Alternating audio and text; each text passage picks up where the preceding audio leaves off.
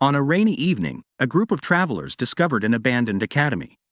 A man from the group checked to see if anyone was inside when a young boy unexpectedly appeared. The group was surprised, and the man, addressing the boy as young warrior, politely asked if they could stay overnight to avoid the rain. The boy, intrigued by their politeness, assumed they might see him as a Taoist guarding the academy. He agreed to let them stay but warned them not to approach the pavilion he was using, suggesting they settle elsewhere.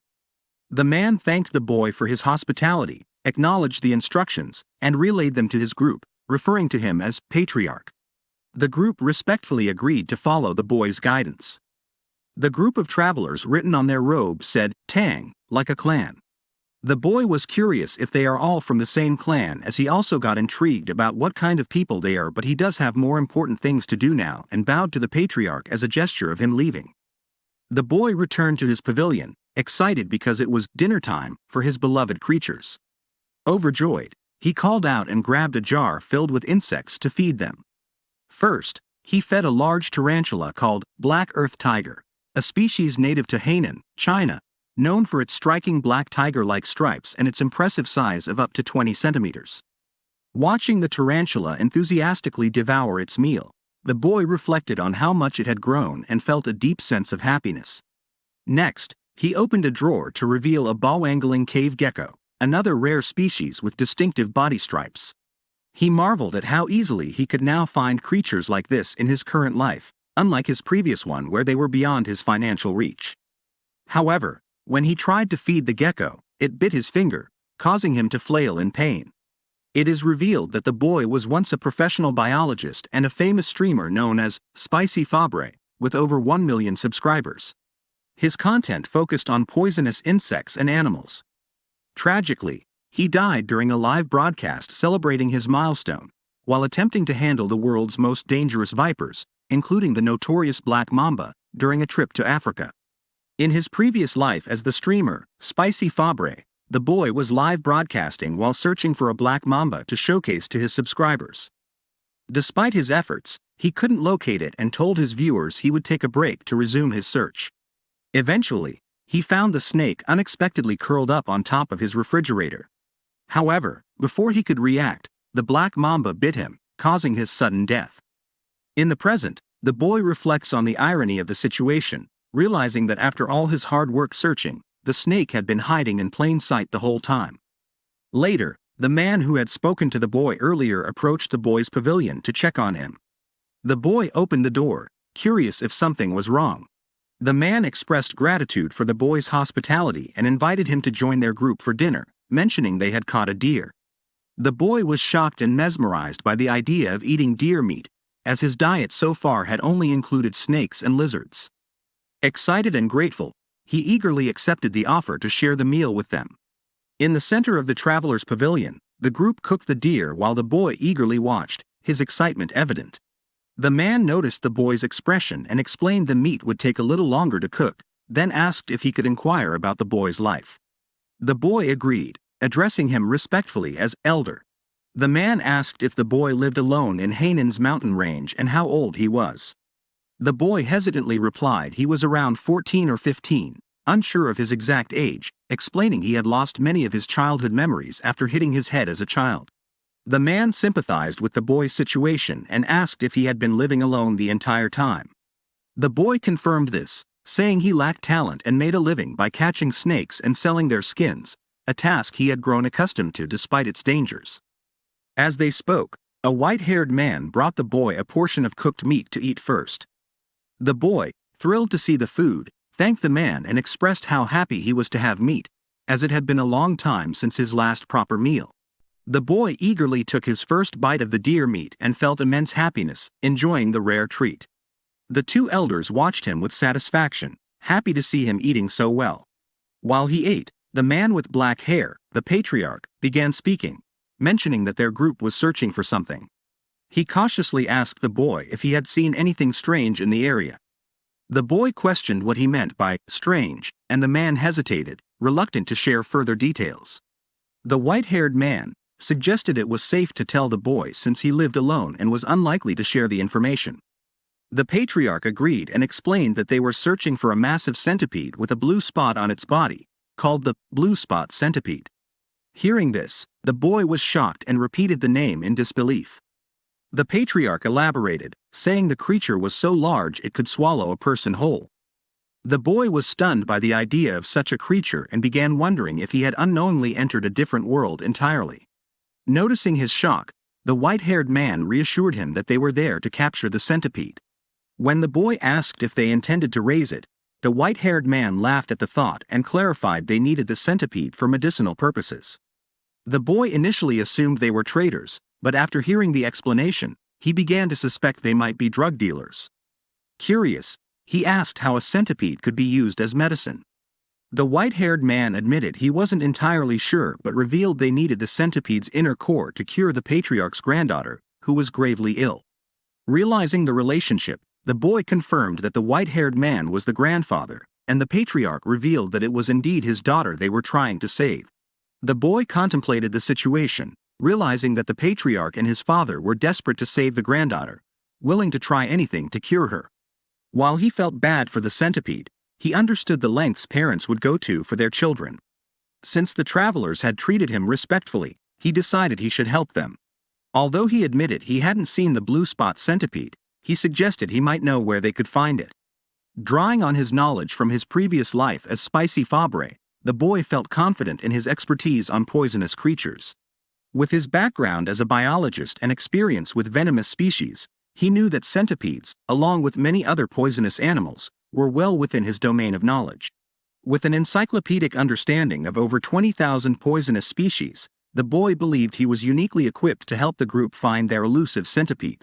The young warrior recalled his knowledge from his previous life being a spicy Fabre, gathering the idea they needed to find the centipede.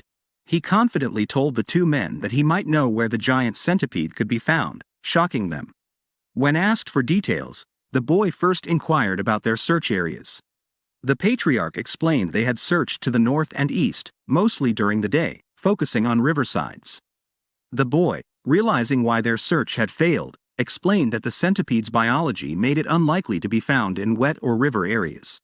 He elaborated on the centipede's behavior. Being a cold-blooded creature, it requires specific environments for temperature and humidity regulation. Unlike other insects, centipedes have weak waterproofing and avoid overly wet areas, preferring places with high humidity but no excessive moisture. Furthermore, he clarified that while small centipedes might hide in cracks in wood or near rivers, a giant centipede, such as the blue spot centipede, would not hide in such exposed areas due to its size and need for better camouflage. He suggested they search in the Rocky Mountains to the west, where centipedes might rest under warm rocks during the day and roam at night. The Tang Clan travelers, led by the patriarch and his father, followed the boy's advice and searched the western Rocky Mountains. However, after some time, they found no sign of the centipede. One clan member suggested the boy might have been mistaken, but the patriarch called off the search for the day, signaling his team to regroup. Exhausted and discouraged, the group discussed their failure, with one traveler expressing hope that the young warrior's advice might still prove accurate. The patriarch began to lose faith, reflecting on the dire situation of Yuan, his daughter, who was hailed as the most exceptional talent in the history of the Tang Clan. He lamented whether the heavens had given up on her, as her condition was critical, with only 3 months left to live. The patriarch and his father admitted they had found no trace of the centipede and doubted whether they could locate it within the next 10 days, the time frame they had left to act.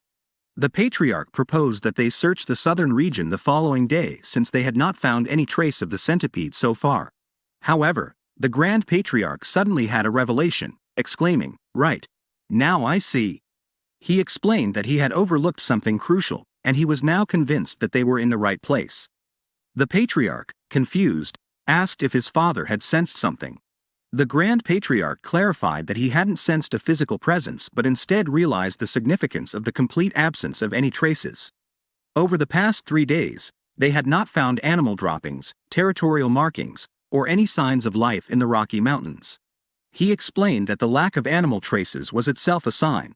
A giant territorial predator like the blue spot centipede must be in the area, as all other animals would have fled or been eaten. Hearing this, the Patriarch began to sense the same eerie absence his father noticed. The Grand Patriarch confidently concluded that the blue spot centipede must be in the Rocky Mountains, asserting that its dominance over the area was the reason no other animals were present. The Grand Patriarch reassured his son, the Patriarch, that they would be able to save Yuan. Shortly after, the group experienced a sudden earthquake.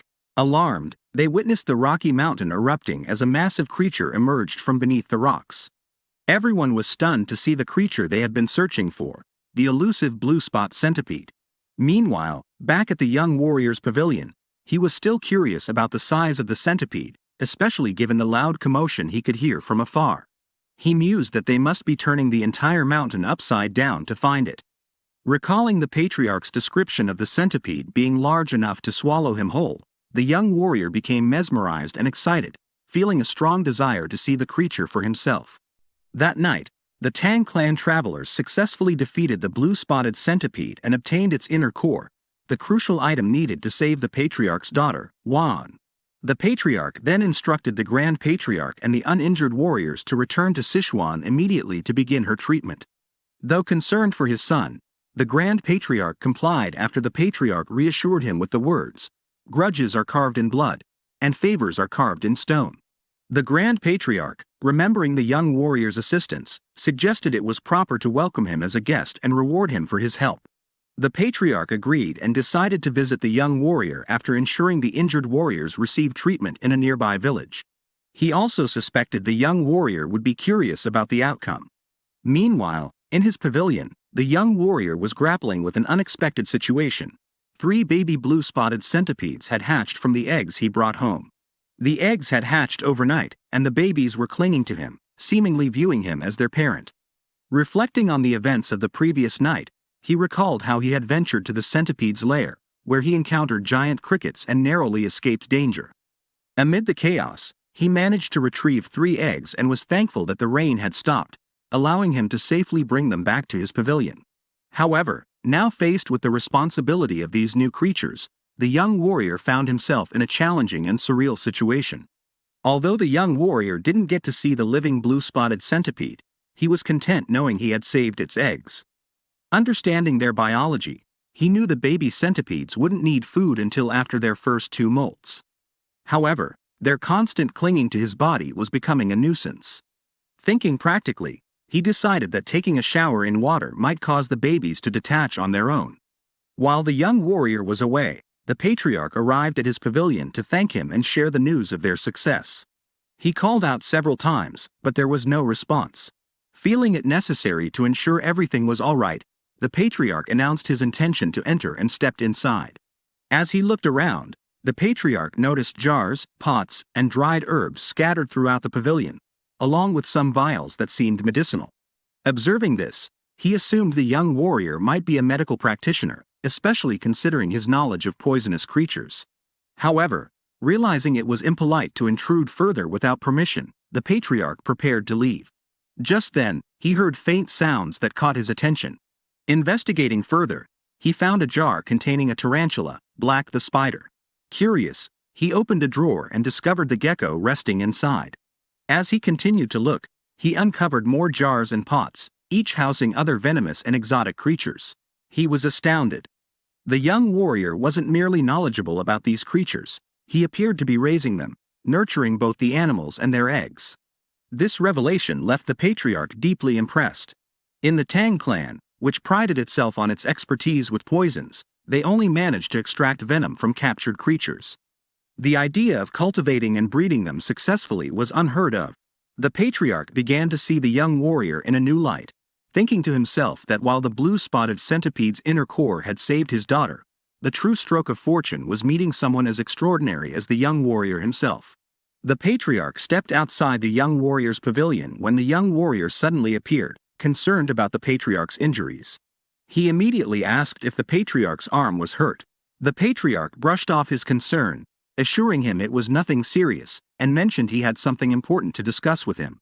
Before the Patriarch could continue, a powerful and oppressive energy suddenly filled the air, causing a wave of fear. In the blink of an eye, a creature with a red fist appeared at the entrance of the abandoned academy. Alarmed, the Patriarch instantly pulled the young warrior behind him and urged him to run. The red-fisted creature, moving with incredible speed, closed the gap in an instant. It attacked the patriarch with a devastating claw strike, which the patriarch managed to block. However, the creature unleashed a second, powerful attack, a searing beam-like strike, that knocked the patriarch to the ground, leaving him breathless. Gritting his teeth, the patriarch realized the creature's power rivaled even that of his father, the myriad poison's divine sovereign.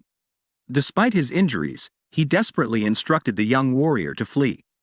But before the young warrior could escape, the creature was too fast. It grabbed him by the neck, lifting him into the air and choking him. Struggling to breathe, the young warrior could only dangle helplessly in its grip. The creature, introducing itself as Rakshasa the Bloodhand, Tak Unyang, sneered and mocked the patriarch, taunting him about his injuries and isolation. He claimed his grudge was personal, his hatred stemming from the patriarch's father, who had disfigured him with a poison palm strike and left him for dead. Despite falling off a cliff, Tak Unyang had survived and was now seeking revenge, determined to slaughter anyone connected to the Tang Clan. The patriarch pleaded with Tak Unyang, stating that the young warrior was uninvolved and urging him to let him go, even offering his own life in exchange. However, Rakshasa coldly declared that anyone even brushing past the Tang Clan's robes would meet their end. His refusal to spare the young warrior filled the patriarch with rage, though he was too injured to intervene. As the young warrior continued to struggle for air, begging for his life, an unexpected turn of events unfolded. The three baby centipedes, sensing their parent figure in danger, emerged and lunged at Rakshasa, biting into him. Though he initially scoffed at the centipedes, declaring they couldn't harm him, Rakshasa's expression soon turned to panic as the venom spread rapidly through his body. Within moments, the powerful poison overwhelmed him, and he collapsed to the ground, lifeless. Both the young warrior and the patriarch were left stunned. The young warrior coughed and gasped for air, still in shock at what had just occurred. The patriarch, now fully realizing the young warrior's potential and the power of his creatures, was astounded. In that moment, the patriarch's perspective shifted. No longer did he see the young warrior as just a helpful guide or an outsider. They had a connection now, forged in blood and survival. To the patriarch, it became clear. The young warrior must become a member of the Tang Clan.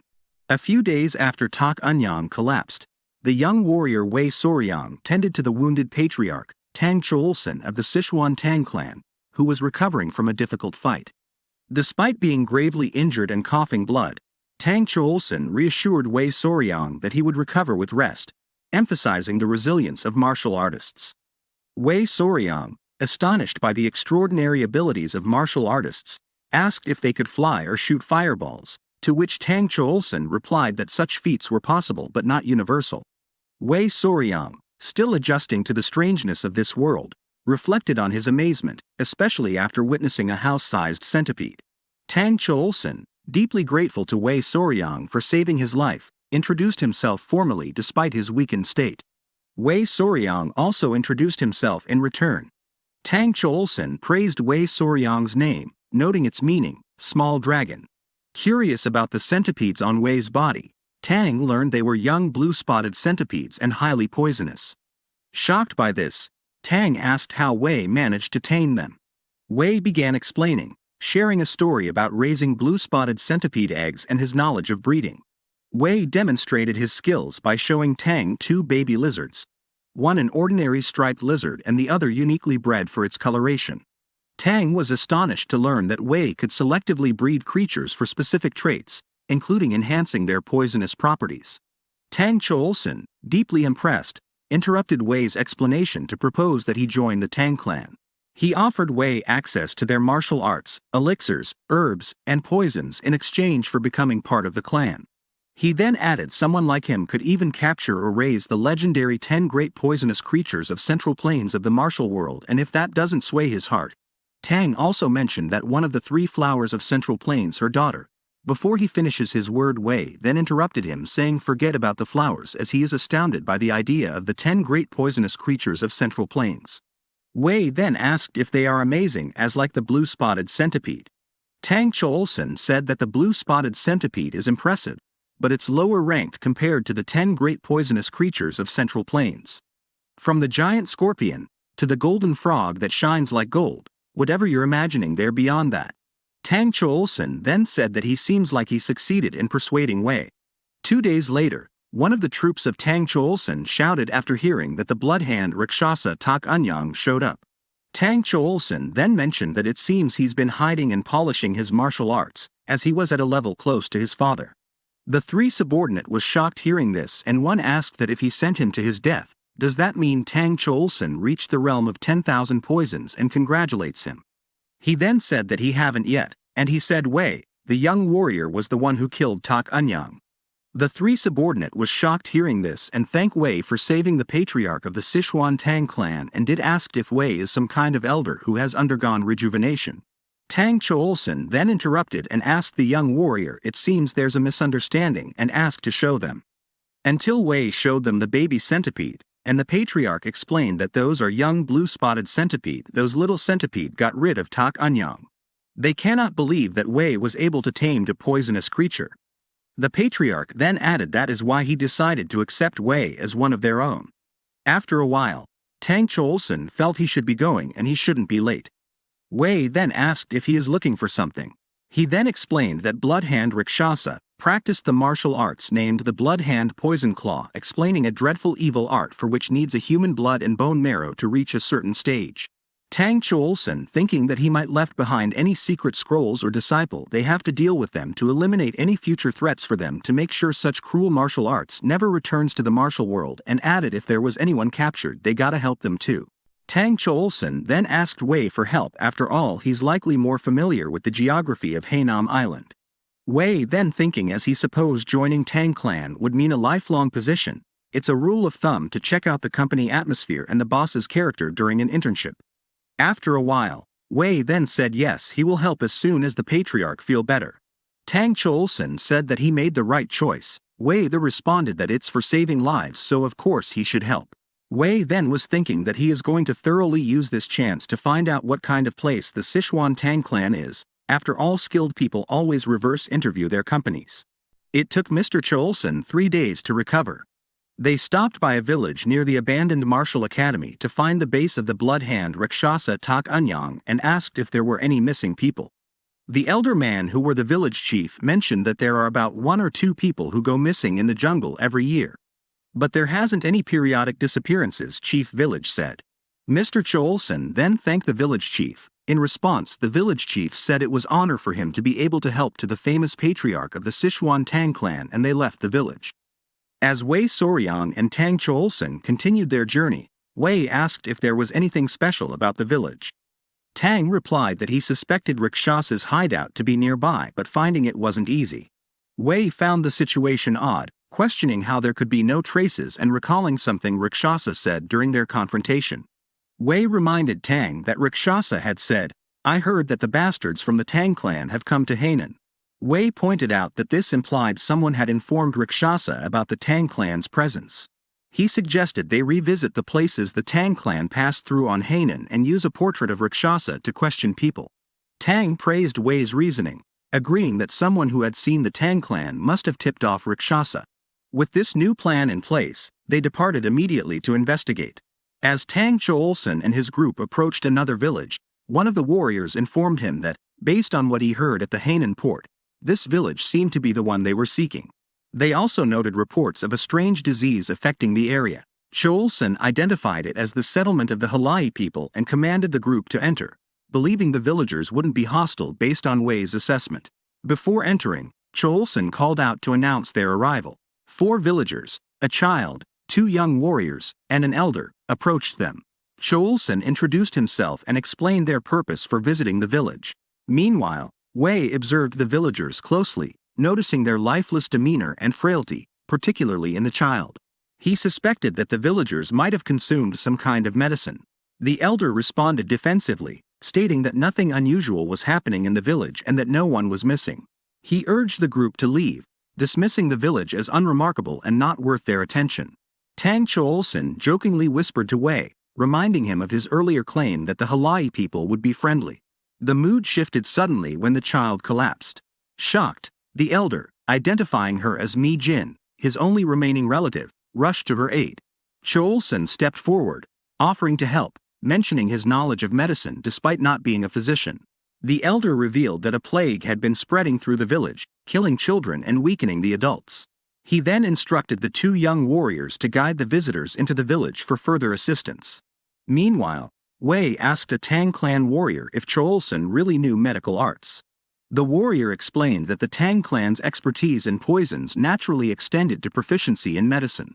He added that mastering martial arts required understanding one's own body, which included some medical knowledge.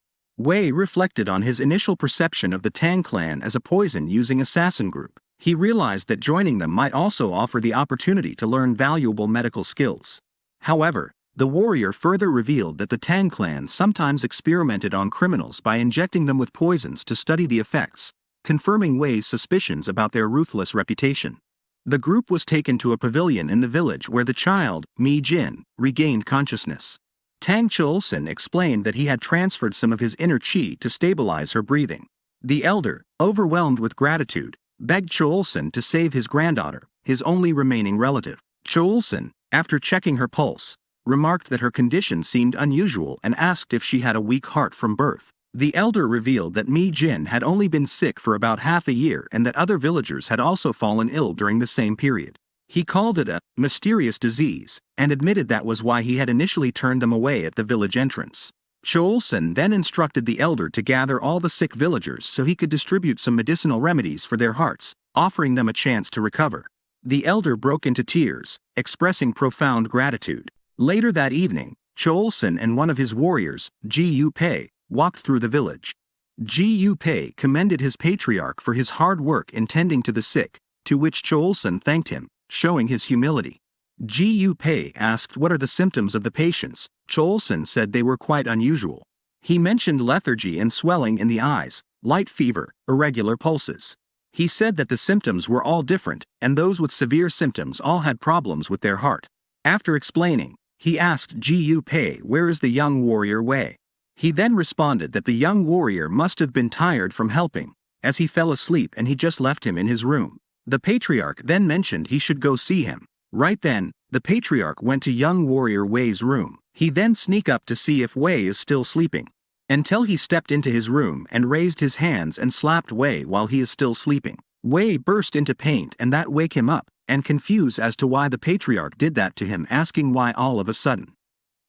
I need 1,000 warriors to like and comment, next part. That way, I'll know you stood strong, till the end. Until next time, stay sharp and take care. Soryong wakes in shock after being slapped, clutching his burning cheek and tears filling his eyes, crying out in disbelief at Keel-san. Keel-san quickly apologizes, explaining he acted instinctively after seeing a dangerous-looking insect on Soryong's face. Curious, Soryong asks what kind of insect it was, and when Keel-san shows it, his eyes widen in recognition, though he cannot understand how it appeared there. He questions Keel-san about the patient's symptoms, especially irregular heartbeats, and with confidence identifies the cause, the kissing bug, an assassin bug that feeds near the mouth or eyes during sleep and carries parasites capable of causing deadly trypanosomiasis. The next day, he explains this to everyone, asking the elder if village dogs showed similar symptoms. Shocked, the elder asks if dogs can be infected too, and Soryong confirms, revealing the true cause of the illness. Stunned and speechless, the elder asks if his granddaughter can still be saved, and Soryong reassures him that with proper treatment, recovery is possible. At this point, Keel-san chuckles lightly and asks Gyupi what he thinks of Soryong, to which Gyupi replies that he now understands why the leader holds Soryong in such high regard. As Soryong listens, he feels confused and uneasy by the unexpected praise from Keel-san and Gyupi. Seeing this, Keel-san changes the topic and begins explaining about Gyupi, a mysterious being that some call a poisonous parasite while others believe it to be a magical force. It is said to have originated in China and was used by evil people to control or harm others. Soryong is shocked to hear that Gyupi can control humans and struggles to believe it, but Keel-san assures him that Gyupi has taken many lives, forcing warriors to kill their own children or betray their families. Hearing this, the elder breaks down in tears, fearing the same fate for his granddaughter. Ignoring the despair, Keel-san explains that many treatments have been tried against Gyupi, either forcing it out of the host's body or destroying it inside. Though hesitant, Soryong suggests that defeating such a dangerous creature might not be possible, but Keel-san confidently replies that the Tang Clan is capable of achieving even the impossible. Then Keel-san takes out a small glowing orb from his pocket, introducing it as the cursed dissolving orb. He explains that even a little use of it can completely eliminate the problem. Soryong is impressed by the technique, though he secretly feels the name sounds overly dramatic, as to him it seems more like a simple antiparasitic cure. Keel-san reassures the elder that his granddaughter will be saved, and once treatment begins, the villagers slowly start to recover. The elder's granddaughter fully heals, filling the village with joy, and during a grand feast honoring Keel-san and his team, Keel-san praises Soryong, publicly crediting his knowledge for identifying the illness and earning the villagers' gratitude, making Soryong feel truly respected. Later, the elder mentions mysterious disappearances to the west, recalling an old story of an entire settlement vanishing. Curious, Keel-san follows the elder's directions and reaches the site, where a foul stench grows as they approach piles of skeletons and corpses. Gyupi warns Soryong not to look, but he snaps he has seen worse. While investigating, a warrior spots a brightly colored bird eating snakes among the corpses, and angrily hurls a stone at it despite Keel-san's warning. The bird's eyes glow terrifyingly, and it releases a dense, strange substance into the air, causing the corpses to rot unnaturally fast. Keel-san quickly covers Soryong's mouth, lifts him, and orders the team to retreat, explaining the creature is Jinyao, a deadly poisonous bird. After escaping safely, Keel-san gathers the team and explains about the bird they encountered. Keel-san describes it as a unique creature with a wingspan of 5 meters, a bronze-colored beak, and shining purple feathers. When angered, it spreads its wings and releases a deadly poison that wipes out everything nearby, leaving the land barren.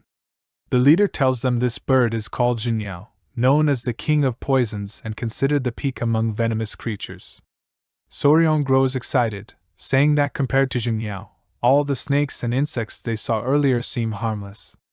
To him, Jinyao is like a flying living weapon. Curious, Soryong asks about its rarity, and the leader explains it is extremely rare, appearing only once in centuries. After some thought, Soryong suddenly asks if it is possible to capture such a bird.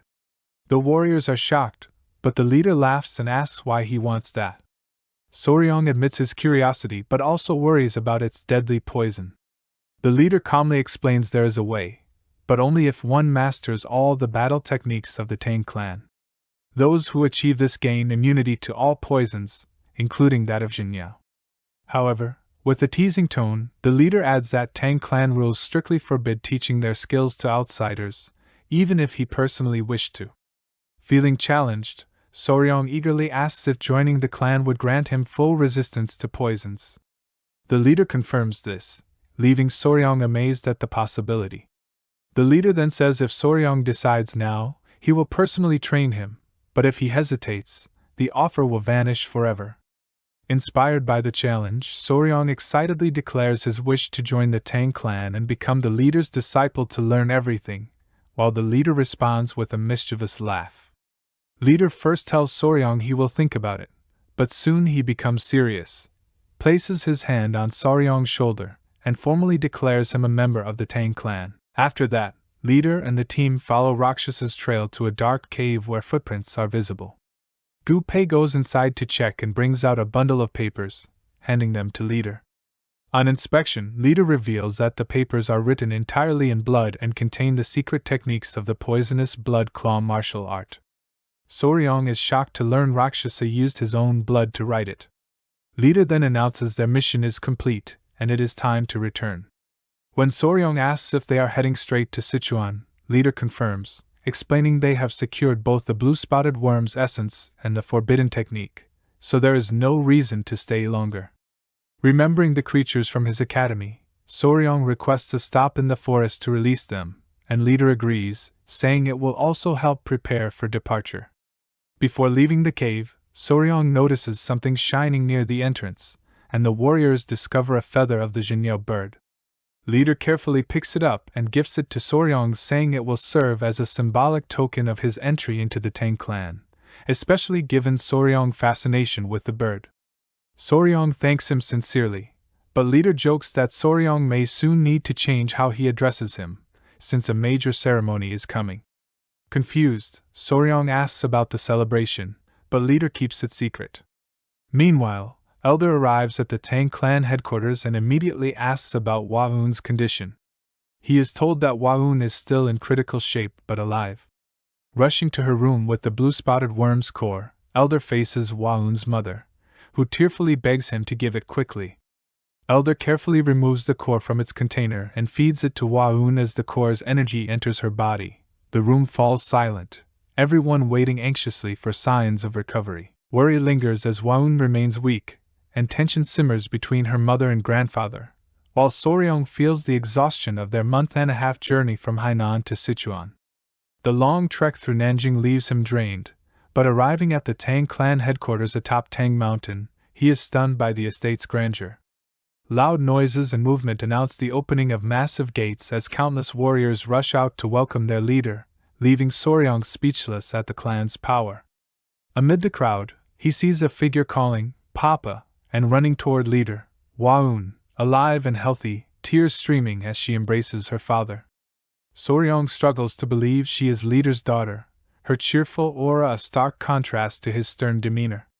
Overjoyed, leader holds her tightly, shouting that she survived while still worrying about her health.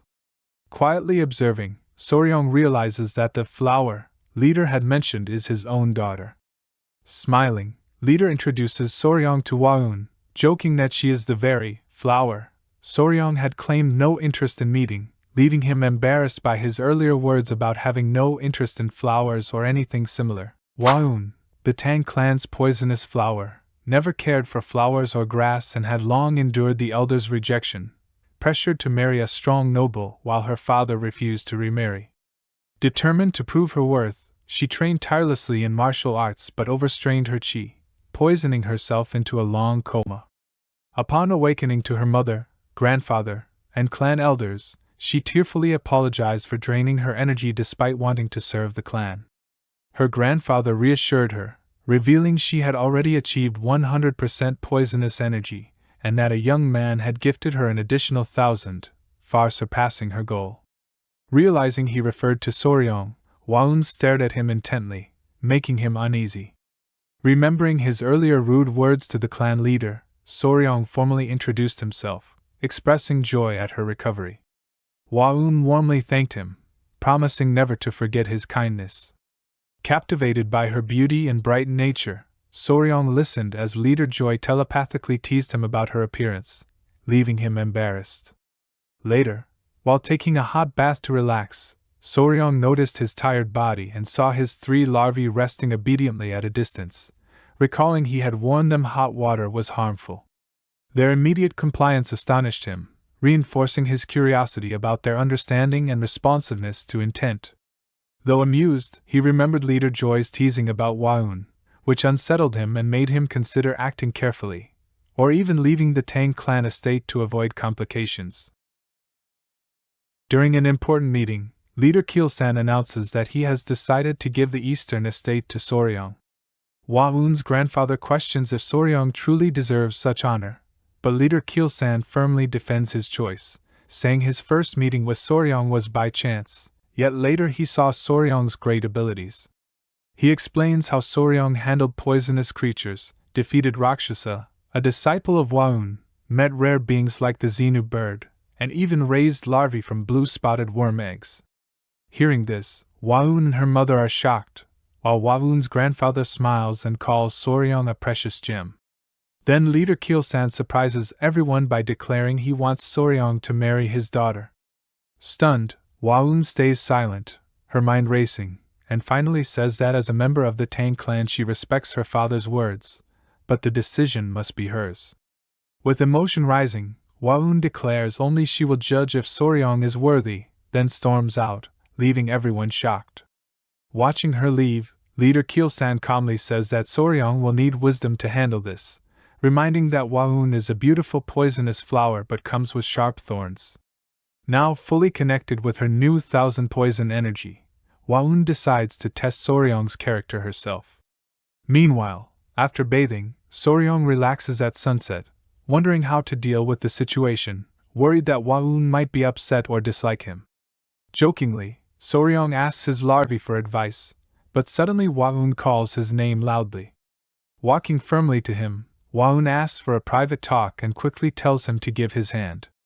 Confused but cooperative, Soryong offers his hand, growing uneasy in the silence until he blurts out that he doesn't understand the rush since they met barely 5 minutes ago, and such matters need time and deep discussion.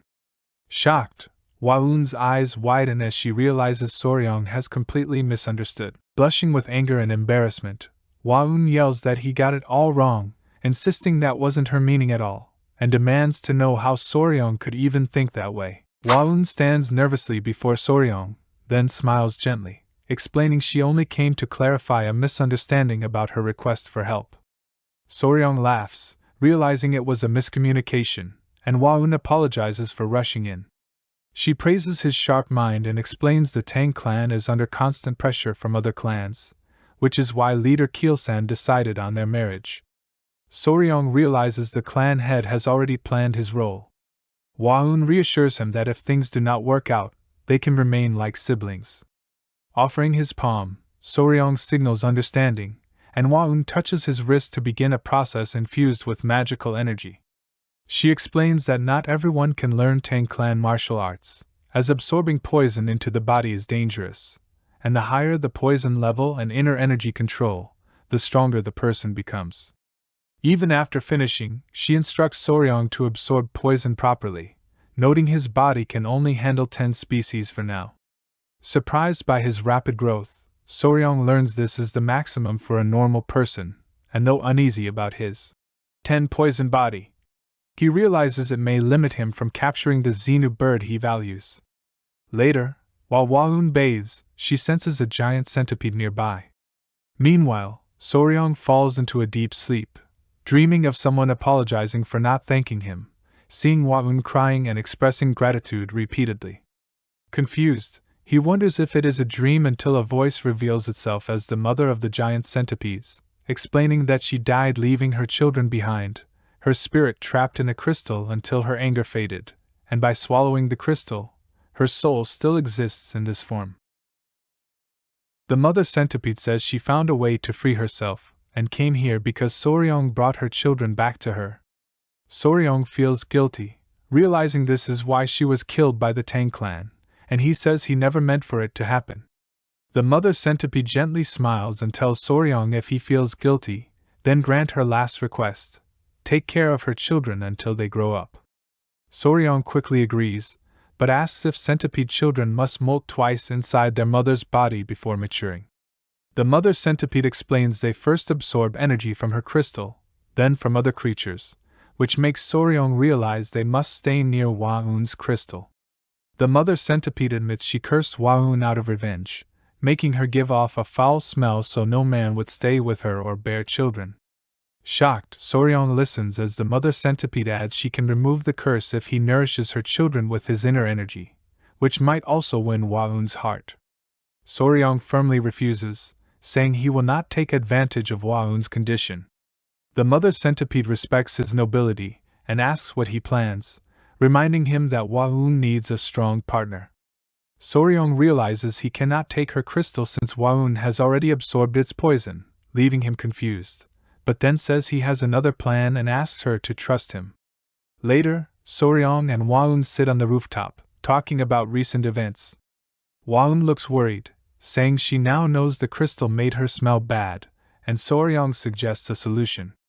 Embarrassed, Waun apologizes, wondering if he will ask something in return, but Soryong smiles and assures her he is not the type to exploit a girl's trouble. Touched, Waun recalls her father's words and realizes there are more valuable things in life than martial arts. Soryong then says he is also thinking of something important. Since he can only absorb 10 poisons, he has decided to take the poisons of 10 legendary beasts. Shocked, Waun asks if he really means legendary creatures' poisons, then wonders why he tries so hard for her.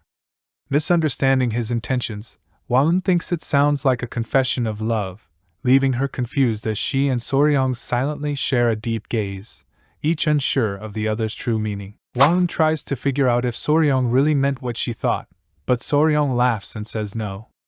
Then Waun warns him that his path ahead will be extremely difficult, possibly taking decades or even a lifetime. Soryong wonders if it is truly that serious, when suddenly Hua-un, embarrassed, hides her face in her hands.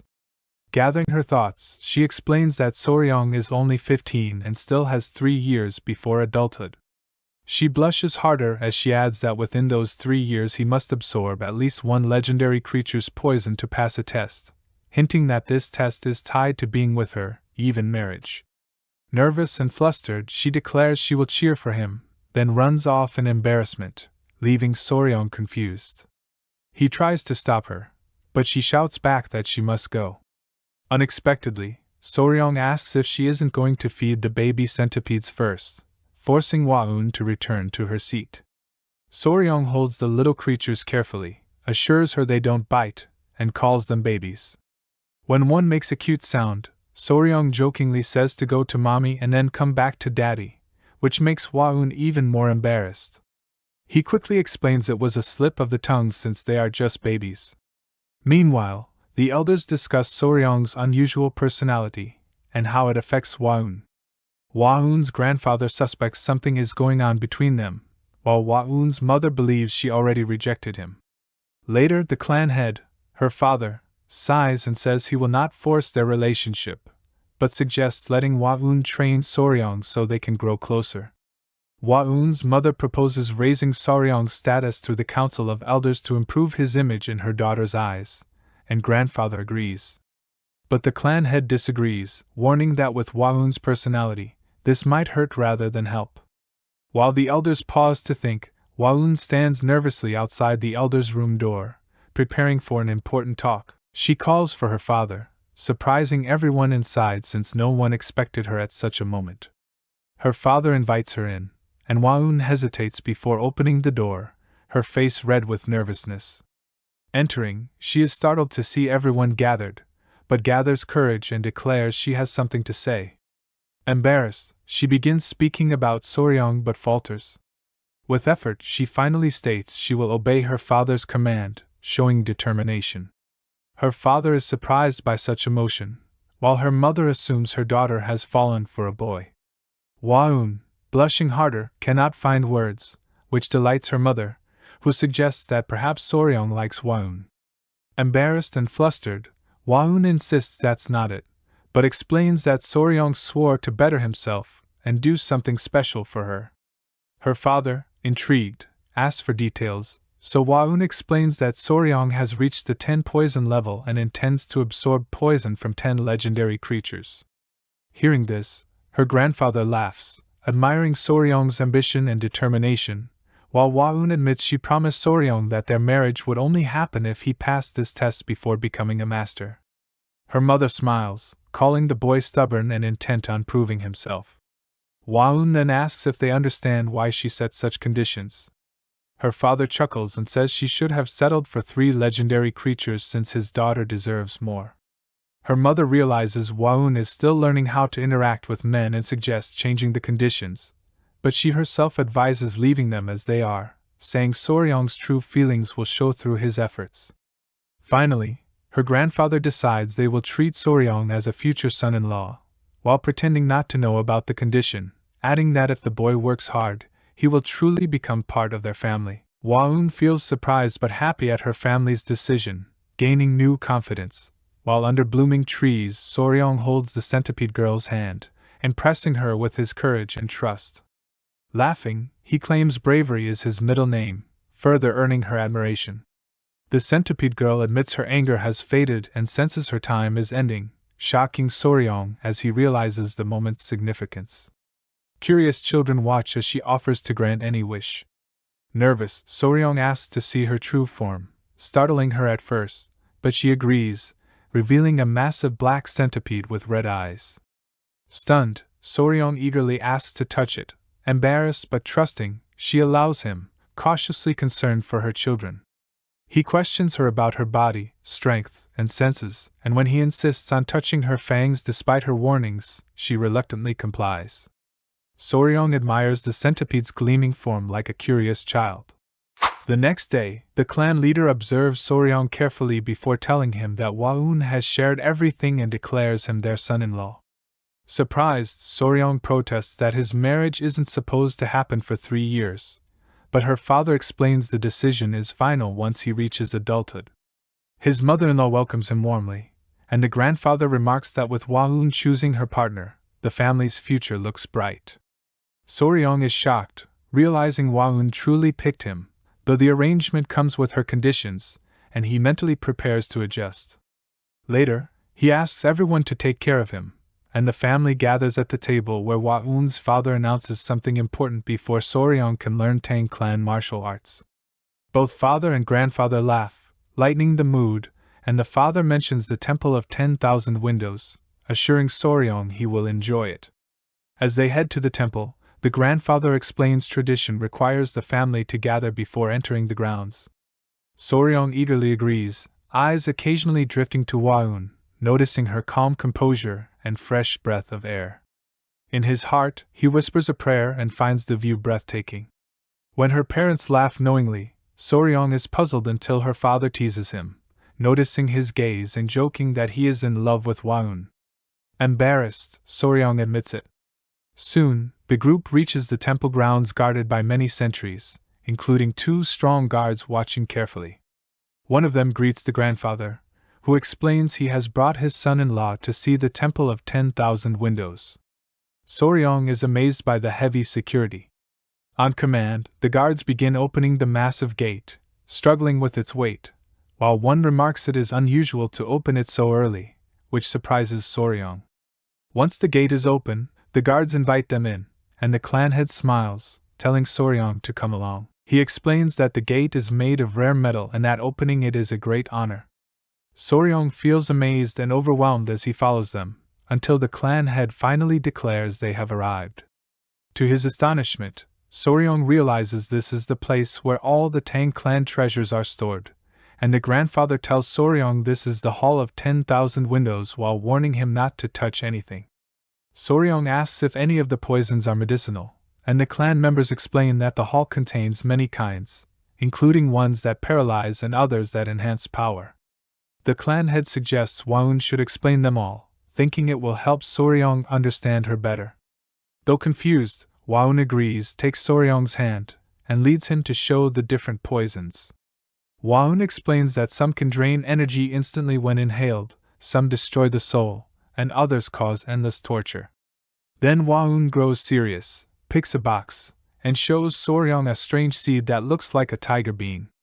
She reveals it is the most dangerous poison of all, the castor seed, deadlier than cyanide, invisible in color, taste, or smell, known as the golden poison and called the golden kill when used for assassination. Soryong is shocked, and Hwaun explains that the deadliest poison is the one that kills silently, just like the golden assassins.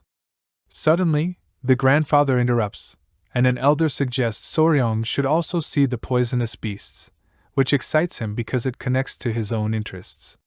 He is told he will get full support to care for them, leaving him amazed.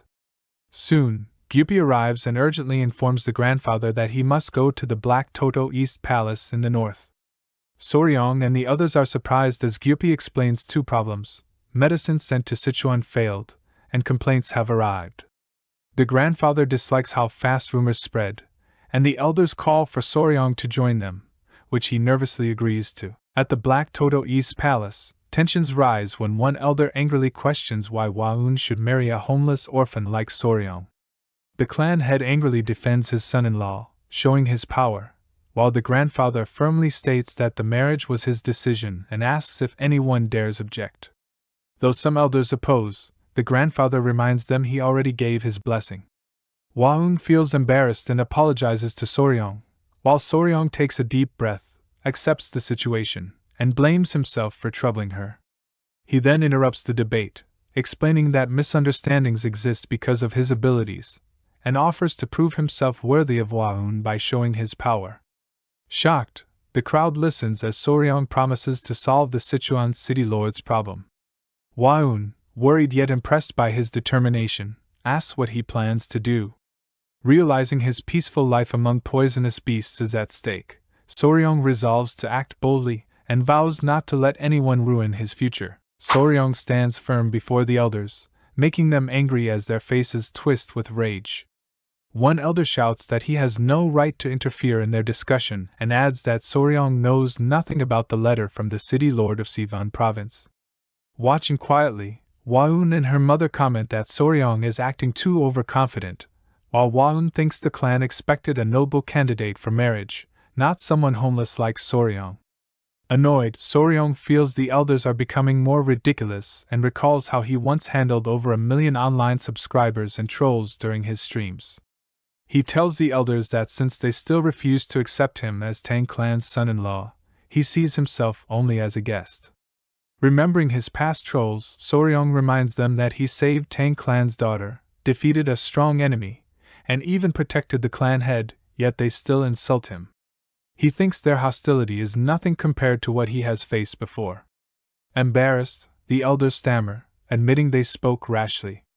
Soryong looks at them with disdain, while the grandfather behind is surprised by his boldness.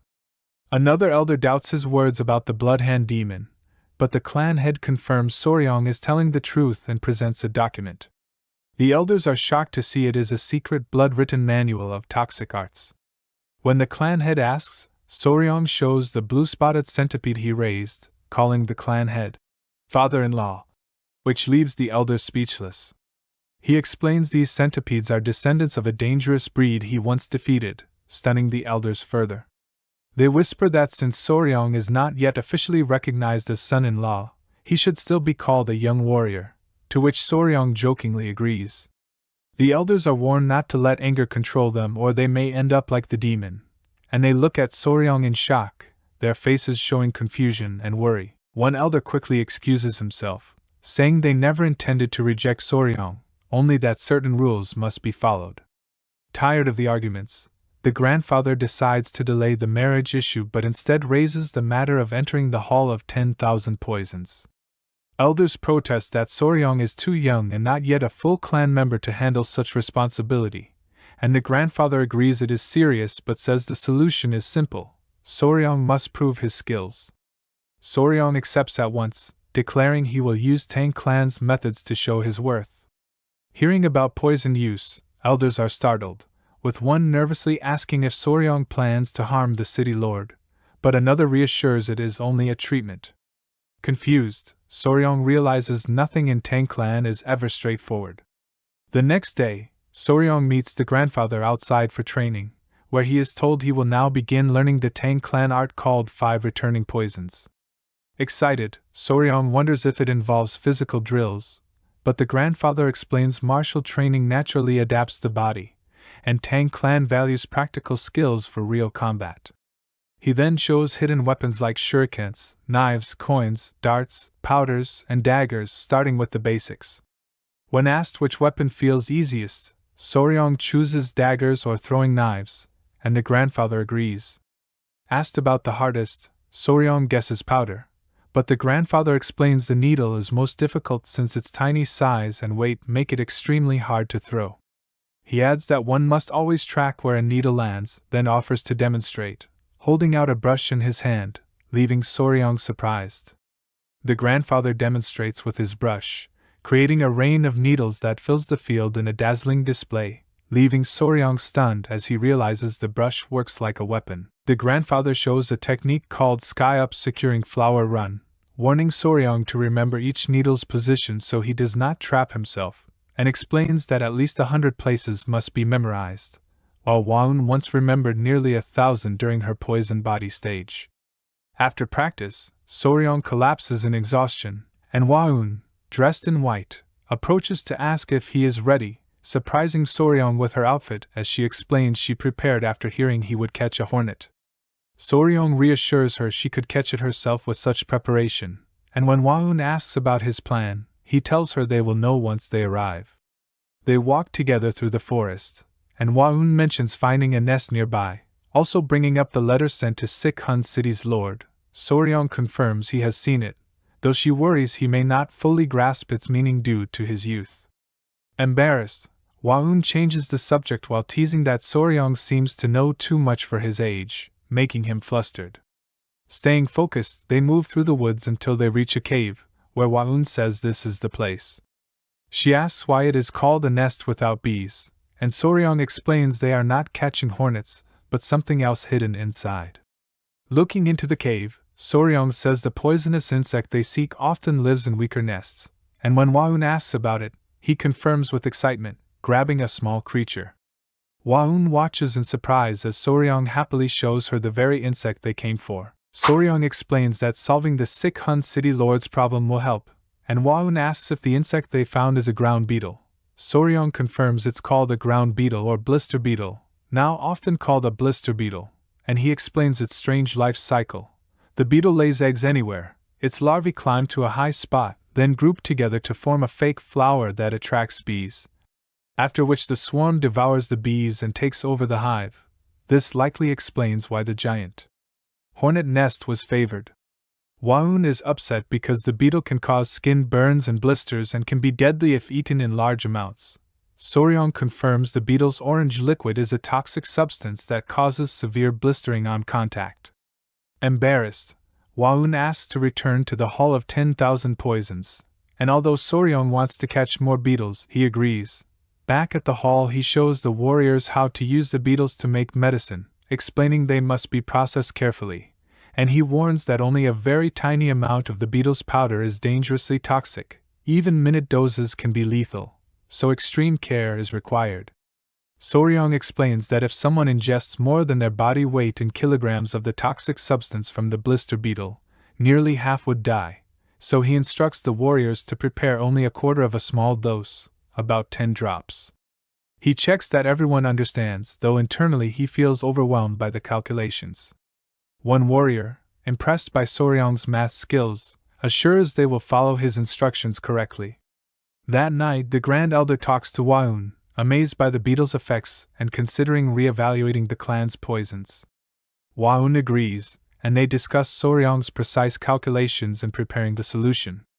The elder realizes that although he considers himself knowledgeable about poisons, Soryong operates on a higher level and is an extraordinary talent. Teasing Waun, he asks if she admires Soryong more now. She shyly admits she initially made a hasty mistake but is reassured by the elder. When discussing testing the medicine, Waun turns red with embarrassment as the elder mentions the branch family doubted Soryong's abilities. Soryong jokingly suggests testing the medicine on those doubtful clan elders, which amuses the Grand Elder greatly. The next day, all gather in the hall, and a warrior delivers a wooden box containing the prepared medicine mixed with licorice powder and honey to make it palatable. Soryong checks that it was made exactly as instructed, which the warrior confirms, while other clan members express disbelief at how perfectly it was prepared. Soryong's clever demonstration showed that elite elders should not fear minor poisons. He split the dose between them, and although they initially denied the effect, the hall soon fell silent as the elders realized the medicine's power, finally accepting the results. The medicine was sent to the city lord of Sichuan, proving highly effective. Soryong noted that provoking the elders with poison was like trapping them, understanding that their pride dominated them, though the Grand Elder acknowledged it reflected their concern for the clan. Suddenly, Waun ran in, panicked, reporting that the children were behaving strangely. Soryong felt embarrassed and confused while the Grand Elder grabbed him by the collar, angrily demanding to know what he meant by the children, and whose children they were, leaving Soryong drenched in cold sweat. Soryong broke out in cold sweat as the Grand Elder grabbed his collar, demanding how he could have children without being married, only for Waun to clarify she meant the blue-spotted centipedes he was raising. Stunned, Soryong realized he'd been so focused on training that he'd forgotten about them and rushed to check on his babies. But Waun panicked, they weren't with her. The elders were shocked when 3 centipedes appeared brown and weak. Soryong inspected them, recalling their funny behavior, while Waun worried over their faded color and odd shells. He reassured her it was just shedding, a process where creatures discard old armor to grow, and the centipedes soon revealed shiny new shells, now nearly twice as large. Realizing he hadn't named them, Soryong initially thought of number 1, 2, and 3 but found it ridiculous, deciding they deserved dignified, dragon-like names due to their potential 1,000-year lifespan. Joking that they'd never become dragons, the Grand Elder teased that they were indeed called dragons, prompting Soryong to finally name them Nova, Myra, and Grace, symbolizing new beginnings, fragrance, and gentleness, which pleased Waun and honored clan tradition, officially naming the blue-spotted centipedes under the father's responsibility. A full day had passed, and the centipedes had returned, clinging to Soryong, whose body now felt completely dry and able to move freely, though he still felt slightly odd. The centipedes had grown heavy, expanding from a thick sausage-like shape to the size of his entire arms, gripping him tightly, and wrapping comfortably around his arms and waist. Soryong lay there, affectionately holding the centipedes, when he overheard a conversation between two passing people, one carrying a filled pouch, talking about how the Sichuan Tang Clan had always been unusually swift and how easy it was to earn money. Curious, Soryong listened while, elsewhere in the pavilion, exciting news arrived. Keel-san reported that the medicine they had sent to the Sichuan city lord had performed exceptionally well. The city lord not only sent a thank you message but also a large reward. Soryong and Waun were delighted, and Cole-sun was pleased that so much benefit came immediately after Soryong was accepted as the clan's son-in-law, noting that something incredible had been achieved. As a result, Keel-san suggested giving Soryong an elixir, knowing that if offered as a reward, he might politely refuse. Soryong remembered his grandfather's advice that an elixir could enhance internal energy. Curious, Waun asked which elixir it was, and Keel-san replied that it was nothing special, just honey from the golden-haired king bee. While it seemed ordinary, Soryong accepted it, knowing how crucial internal energy was for becoming a martial master. As he was about to thank his father-in-law, Waun interjected, questioning why Keel-san would offer only honey as a reward. Surprised by Waun's confident reaction, Keel-san hesitated, while Waun insisted that Soryong's achievement was no small feat, even if the golden-haired king bee was a mid-level venom source. The golden-haired king bee's honey, though an elixir, was considered the lowest tier, prompting Waun to scold her father for being stingy and insist that Soryong receive a reward sufficient to boost a year's worth of internal energy, rather than a mere 2-month meditation equivalent. Soryong felt hesitant at her insistence, while Keel-san became disheartened and tried to explain that even this elixir had cost a lot. Waun, however, only grew more determined, arguing that the reward was far too modest compared to Soryong's achievements. Curious, Soryong asked about the golden-haired king bee, and Keel-san explained that it was a mid-year venom creature sometimes found in forests, roughly the size of a small dog, whose honey granted internal energy equivalent to 2 months of meditation. Imagining its size, Soryong felt excited and entertained, but Waun remained deep in thought, expressing mild frustration. Keel-san clarified that she meant no disrespect to Soryong, only that he would enjoy seeing the golden-haired king bee. This thrilled Soryong, who immediately saw it as an invitation to collect the honey himself, reminiscent of similar tasks from his youth. As they headed toward the door, he proudly remarked on his near expertise in handling bees. Keel-san had anticipated Soryong's excitement, and when he asked what the golden-haired king bee looked like, Keel-san simply replied that it looked like a bee, taking a deep breath before their honey harvesting journey began. Since Keel-san had provided premium information, they expected no competition, yet upon arrival, they found 2 clans fighting over the same intel. One clan asked if the informant was the scruffy-haired man with a large mole, and the other confirmed, insisting they would not back down. Soryong recognized them as the 2 men he had overheard earlier selling information everywhere. One of them shouted angrily, challenging how they dared insult the Sichuan Tang Clan. The peaceful honey harvesting trip turned tense, as Soryong remembered Keel-san's warning to always stay alert as a member of the Tang Clan and to never forget his position, which he politely agreed to. Keel-san then pointed out a group of people ahead, explaining that Soryong would lead them to learn how to manage others. Nervous, Soryong thought it should be Waun's responsibility, but Cole-sun said since Waun was his partner, he naturally held the highest authority. Soryong blushed but promised to try his best, though he was unsure how to proceed. He asked Wolgang, the leader of the Venom Blood Unit, for advice on sharing information, but they were angered that Tang Clan secrets had been shared. Waun agreed, impressed by the courage but visibly upset.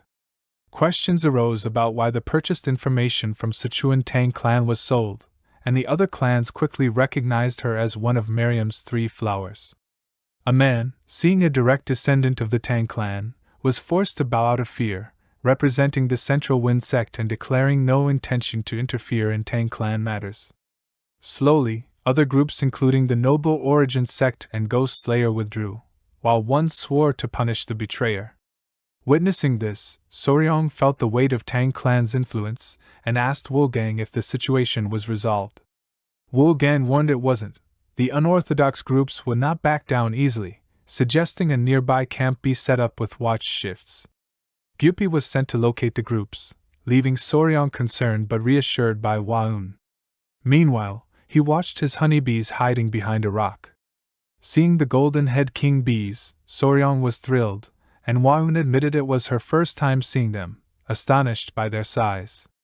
Soryong found them adorable, Waun was impressed by their fluffy fur, and Wolgang was satisfied. Though the colony seemed small with only a few hundred bees, their size justified it. When Soryong asked about the colony, he was told it consisted of groups of 20 bees each. The normally peaceful honey harvesting trip turned dangerous. Soryong guessed the hive size without entering, noticing how many bees went in and out, which amazed Waun.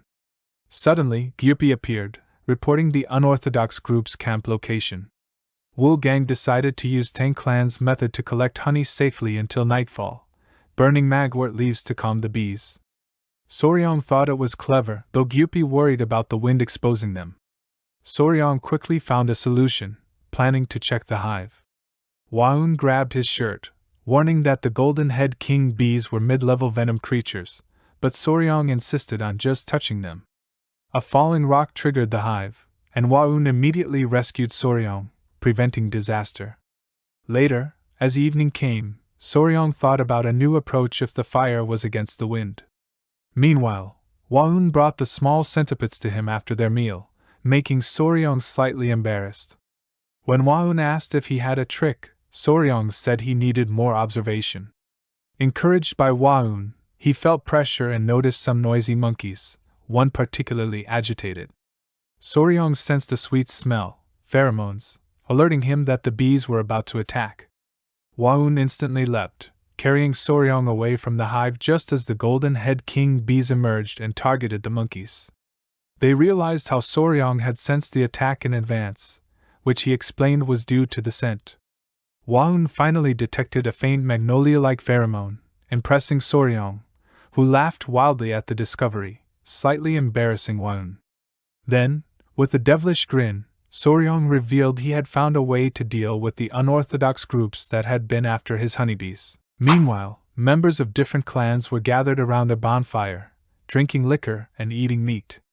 One asked when Tang Clan would collect honey, another said it was hard to say since she had been wandering recently, but things were quiet now. They speculated she might act soon and debated the value of the hives. One explained that golden-head king bee honey is used for imperial candles, making it extremely valuable, and that Tang Clan would take only the honey, leaving the hives intact, while the men planned something dangerous. They mentioned Waun, noting they would watch her, revealing their bad intentions. Suddenly, a sweet, pleasant scent filled the air, which one guessed was Waun's natural pheromones. Then, a massive swarm of golden-head king bees appeared in the sky, heading straight for them. The men panicked and ran, leaving a scented trail behind. Soryong, Waun, and Wolgang watched from the bushes, amazed that the bees followed only that trail. Waun asked Soryong what he did to provoke such an attack. Soryong smiled and said he had triggered it with a simple trick, crushing flowers and fruits to release pheromones, which are chemical signals social insects use to communicate. He had used the same pheromones that bees release as an attack signal, called isoamyl acetate. Waun was excited by this, and even more impressed by Soryong's ability to recognize scents. She explained that Tang Clan is highly skilled in poisons and sensitive to scents. With the golden-head king bees busy attacking, Soryong decided it was the right time to enter the hive and collect honey, carefully preparing incense wrapped in leaves to proceed safely. Wolgang warned that it could be dangerous and offered to go first, but as Soryong, Waun, and Woolgang entered.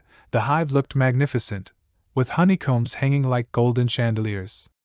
Luckily, all the bees had left, giving them a chance to explore, but Soryong noticed the honeycombs were empty. Woolgang confirmed it and was shocked, realizing all the honey was gone. Soryong explained that the bees were preparing for migration, eating all the honey and stopping egg laying since they couldn't care for larvae mid-migration. Waun agreed.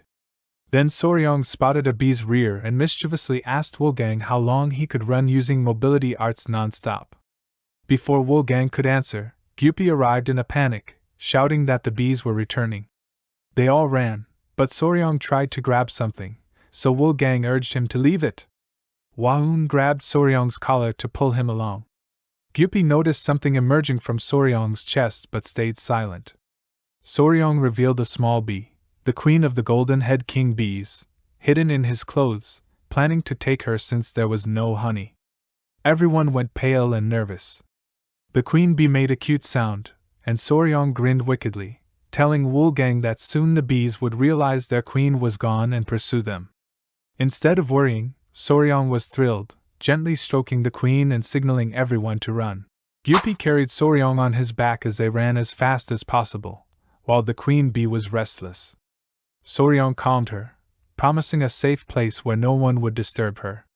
The deadly honey race began, and over several days the group pushed their limits, using mobility arts non-stop and sleeping very little. Some warriors of the Venom blood unit had already fallen behind, and Soryong promised himself he would learn mobility arts once they returned. One warrior, Duryong, collapsed, barely conscious with dark circles and drool streaming, and another soon followed. Gyupi began losing hope, asking Soryong if they could really escape, but he gave no clear answer. Then Waun decided to carry Soryong, despite being exhausted herself, insisting that a Tang Clan member never gives up.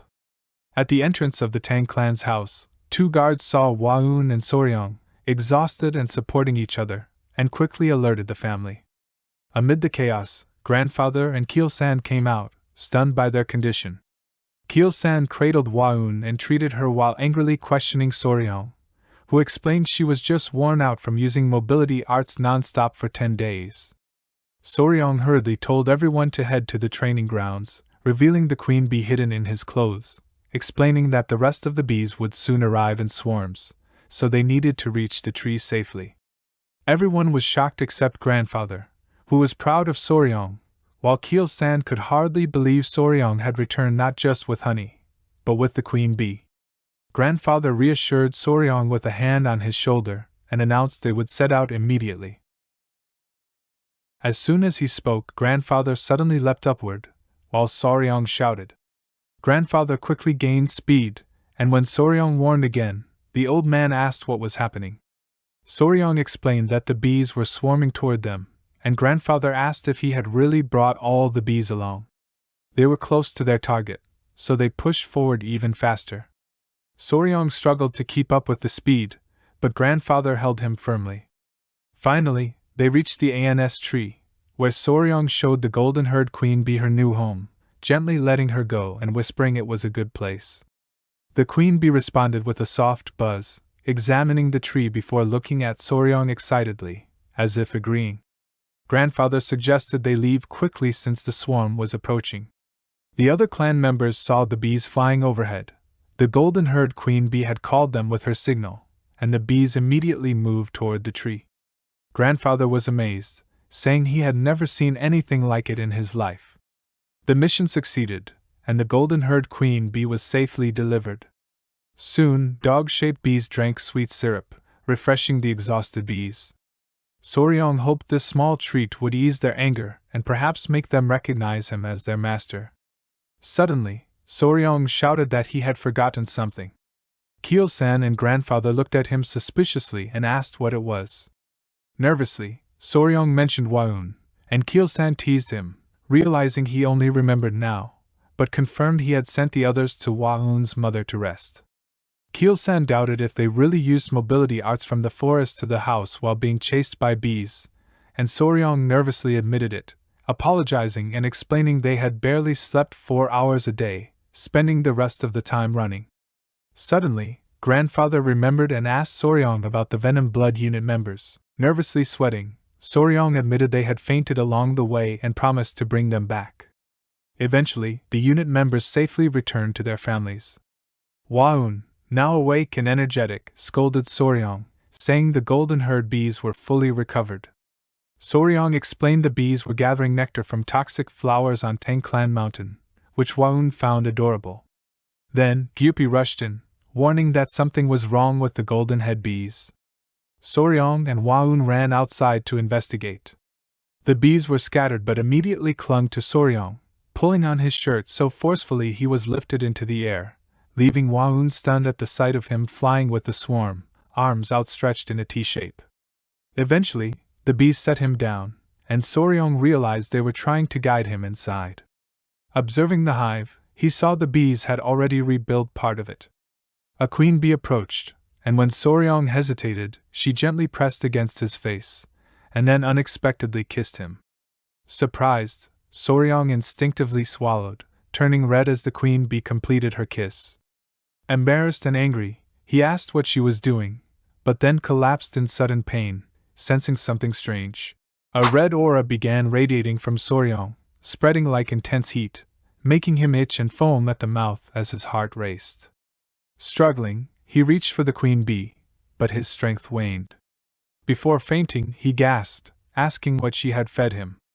Waun anxiously called to grandfather, who deduced that Soryong must have ingested an extremely potent elixir. Using his life energy, grandfather stabilized him, while Waun tended him with a warm, damp towel. When Soryong awoke in the clan's medical wing, disheveled, he recalled being dragged by the golden herd queen bee and carried to safety. Feeling unsettled, he revealed that the queen bee had fed him what she herself consumed, what he dubbed the king bee elixir. Waun learned that worker bees eat nectar and pollen, while the queen bee depends entirely on this special elixir prepared by workers throughout her life. Soryong explained the elixir's extraordinary effect, leaving Waun astonished, realizing this was the queen bee's lifelong royal nourishment, which was why he had experienced such overwhelming sensations. Waun learned that the queen bee, who survives on the king bee elixir, can live 60 times longer than normal bees, which amazed her. She took a deep breath as Soryong explained that although he had practiced only a beginner's internal technique, the 2 months' worth of internal energy in the golden herd king bee's honey allowed him to absorb the equivalent of 10 years' energy. Waun congratulated him on this extraordinary stroke of luck, and he slowly felt the surge of power within him. She suggested he check himself in the silver mirror, and to his surprise, his skin had become extraordinarily smooth and silky, almost feminine, likely an unintended effect of the queen bee's elixir. Relieved after confirming everything was normal, he lay down, remembering that without grandfather's control, things could have ended disastrously, and silently thanked him for saving his life. Leaving the medical wing, he walked through the clan's corridors, feeling the curious gazes of everyone around him and wondering if it was his increased internal energy that drew their attention. To avoid scrutiny, he headed to the clan's restaurant, peeking in to see his future in-laws and grandfather dining. His mother-in-law noticed him immediately and, smiling, complimented his appearance and asked how he was feeling. Soryong greeted everyone respectfully, apologized for causing worry, and reassured them he was fine, while she laughed and told him not to worry. The mother-in-law laughed, telling Waun that Soryong had been incredibly lucky, teasing her daughter that she must be jealous of his glowing skin. Waun, blushing, invited him to sit, and he accepted, joining the family for a lavish feast. His father-in-law, Keel-san, asked how he felt after everything, and Soryong nodded, apologized for causing worry, and expressed gratitude to his grandfather for looking after him, who smiled and congratulated him on his extraordinary experience. Curiosity bubbling around the table, his father-in-law asked for the full story, wanting to know more about the queen bee elixir than they had heard. Soryong explained how the queen bee had pulled him into the hive and fed him the king bee elixir, which had caused all the commotion. His mother-in-law chuckled, remarking that even mid-level creatures could show gratitude, while grandfather marveled and asked if the elixir could be obtained again. Keel-san noted that even the golden herd king bee's honey was a precious treasure, but the queen bee elixir was almost like a blessing. Excited, his mother-in-law asked if he could bring more, surprising everyone at the table, and Waun also asked if it was really possible. Soryong pondered that ordinary bees might be able to trick worker bees into producing royal jelly, but the golden-haired queen bee was too clever, and royal jelly is naturally for her offspring, whereas he had received it directly from the queen herself. After a moment's thought, he admitted that he didn't think it could be obtained again. Concerned, grandfather and his mother-in-law pressed why, and Soryong explained, with a cold sweat, that it wasn't the taste or scent, it came directly from the queen bee's mouth. The only way to receive it was through direct contact, via kiss, with the queen transferring the elixir with her tongue. The room fell silent in shock. His mother-in-law gawked, and Keel-san was even more astonished. Only Soryong could receive the elixir because the queen had chosen him. No one else could. Waun finally understood the full truth, dropping her chopsticks, face flushed and eyes wide with a mix of anger and disbelief. She asked if he kissed Queen Bee. By the river, shining under the light, a temple stood where a man with hands full of scars admired the beautiful view. This was Ju Junghak, the leader of the Meriam Alliance and Emperor of the Fist. Deep in thought, Ju Junghak's concentration was broken by a knock at the door. A maid entered with tea, explaining it was the famous Sichuan white tea. Curious, Ju Junghak waited to be served and thanked her, calling it a taste of his hometown. As he took his first sip, another knock interrupted him. At the door stood military advisor Jean, who respectfully greeted Emperor Ju Junghak, apologizing for disturbing him but said he had urgent news. He placed a red scroll on the table, revealing that the Blood Hand Defense's Satyakam had been killed, and his secret manual of poisonous techniques was seized by Takla.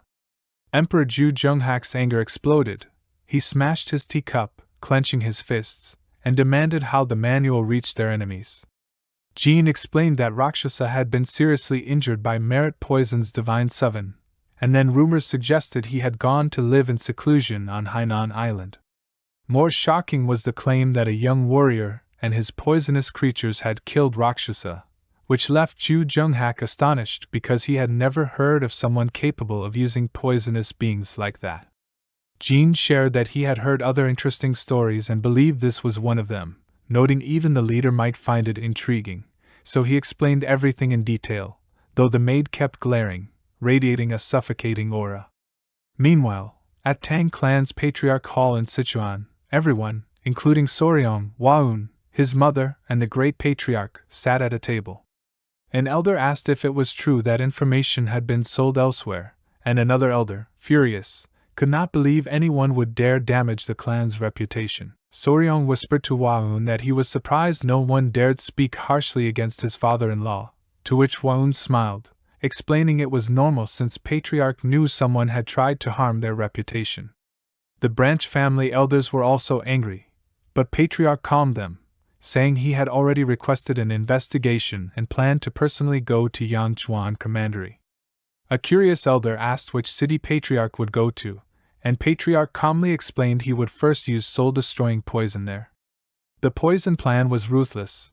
Patriarch's eyes shone with cruelty as the victims would feel their blood burning, organs melting, and souls destroyed by 7-step soul-snatching poison. Soryong was shocked because this was a killer's method, a deadly mix.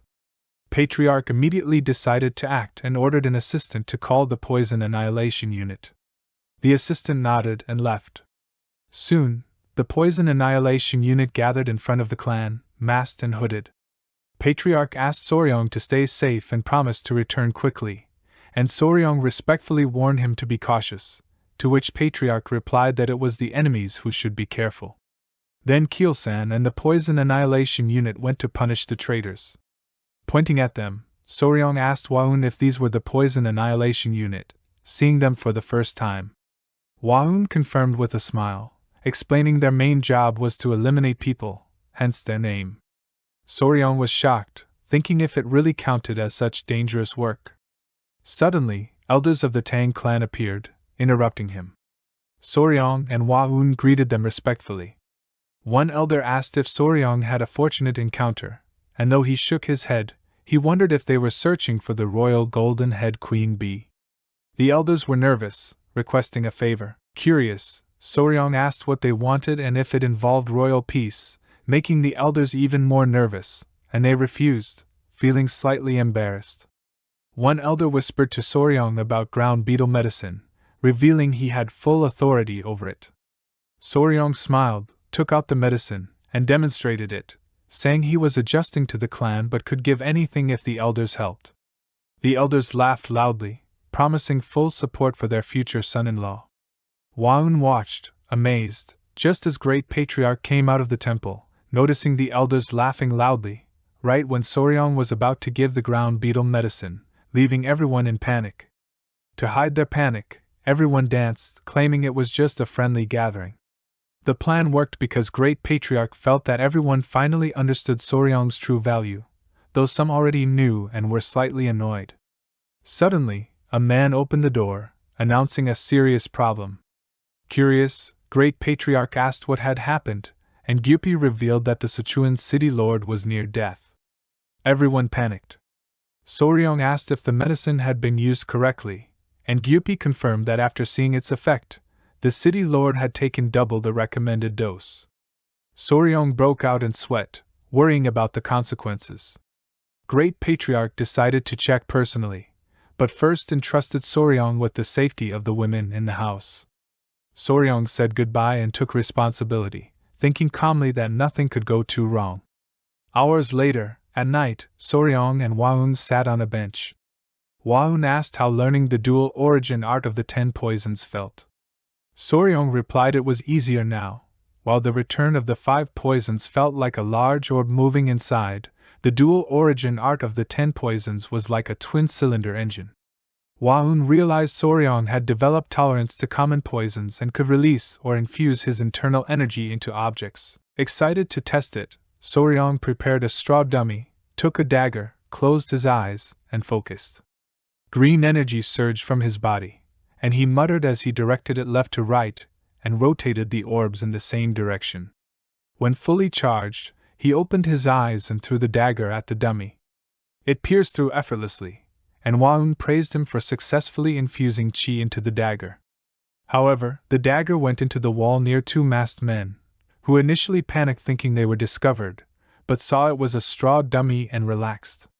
One held a copy of the Blood Hand Poison Art Secret Manual, having completed their task, so they fled, thinking the Tang Clan guards were unaware. Then a strange sweet pink aroma filled the air. They didn't know its source until they noticed the royal golden-head queen bee glaring at them. Rain poured outside, and screams echoed across the area. Soryong watched, curious about what was happening. Waun looked toward the direction of the screams and noticed someone there. In the bushes, 3 people dressed as ninjas appeared, 2 hiding, 1 standing, while a bee attacked the standing intruder, leaving him confused at how a bee was in the training wing.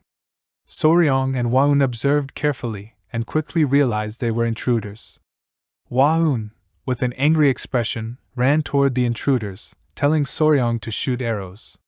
She ran so fast that dust rose in her path. Soryong, shocked, covered his face, unsure what she would do.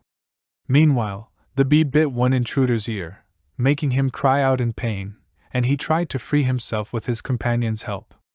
One ninja saw Soryong and panicked as Waun approached, ordering his partner to retreat. The bee still clung to the first intruder, while the other 2 jumped away in different directions. Waun ran after them, shouting to stop them. When she saw 2 intruders trying to escape, she readied her whip, struck the ground with full force, creating a small explosion, but the intruders jumped in time to avoid it. The intruder attacked by the bee drew his stick in anger while the bee clung to him, making the scene almost comical. Soryong, panicked, shouted for Waun to be careful. The intruder struck, but Waun blocked it effortlessly with her whip, staring into his eyes, putting him under pressure. Before he could react, she counterattacked with a strike so fast that it caused a small explosion on his body, sending the bee flying. Waun moved gracefully, and suddenly the intruder behind her collapsed unconscious. Soryong watched, astonished and a little worried. Waun looked at him calmly and said not to worry, he was fine. Then, evil energy started to leak from the intruder's body, causing him immense pain. The bee flew onto Soryong's shoulder, and he looked confused, still trying to understand the situation. Waun stored her whip and studied the strange energy coming from the intruder. Within seconds, the intruder died, apparently because he had ingested poison. Trying to stay hidden, the intruders were soon detected by someone nearby who shouted to alert the guards. Waun quickly turned and decided to organize the team to hunt them down. Soryong was a little surprised by Waun's sudden change in attitude but followed her as night fell, and the forest glowed under the moonlight. Other members of the Soryong's group chased the intruders, with Gyupi leading, determined to catch them at all costs. Soryong focused on his dual-cylinder engine technique, stamping the ground so hard that it cracked, releasing small centipedes from his clothes, startling Gyupi, who asked if he was okay. Soryong made a big hole in the ground, and with Gyupi and others' help, he climbed out, thankful for their assistance. Looking back, he noticed hundreds of green snakes staring at him, causing sweat and fear, though Gyupi explained that snakes gather where internal energy is strong and can be aggressive during this season, warning Soryong to stay alert. Suddenly, one snake opened its mouth to attack, which surprised Soryong because tiger-striped water snakes were normally not aggressive. Black clouds filled the sky, signaling approaching rain, so Soryong suggested moving quickly. Gyupi and the others agreed, and they ran, knowing losing the intruders was not an option. Soon, a light appeared, and Gyupi informed Soryong that the intruders had been located. The masked intruders were trapped in a dead end near a rocky mountain as lightning flashed above. Gyupi and the others surrounded them, hands hidden in their clothes, declaring their escape was over. Soryong stood quietly while Gyupi ordered the team to tighten the circle. The Venom blood unit drew their weapons, and the intruders followed suit. The lead intruder stepped forward with his sword as the standoff began. While the intruder's two companions threw kunai, a ninja blocked them with his dagger. The man attacked with full force, but his sword clashed with the ninja's dagger, leaving him surprised at the ninja's skill. The ninja quickly kicked the man's face, dropping his weapon and forcing him aside, which startled the Venom blood unit members. As the ninjas were distracted, Gyupi moved fast, attempting an attack while quietly observing the situation. One ninja tried to escape with small jumps, but Gyupi used his triple mirage kill skill, throwing a kunai that split into three, wounding the ninja on the shoulder. The other two ninjas were already taken down, leaving only one injured.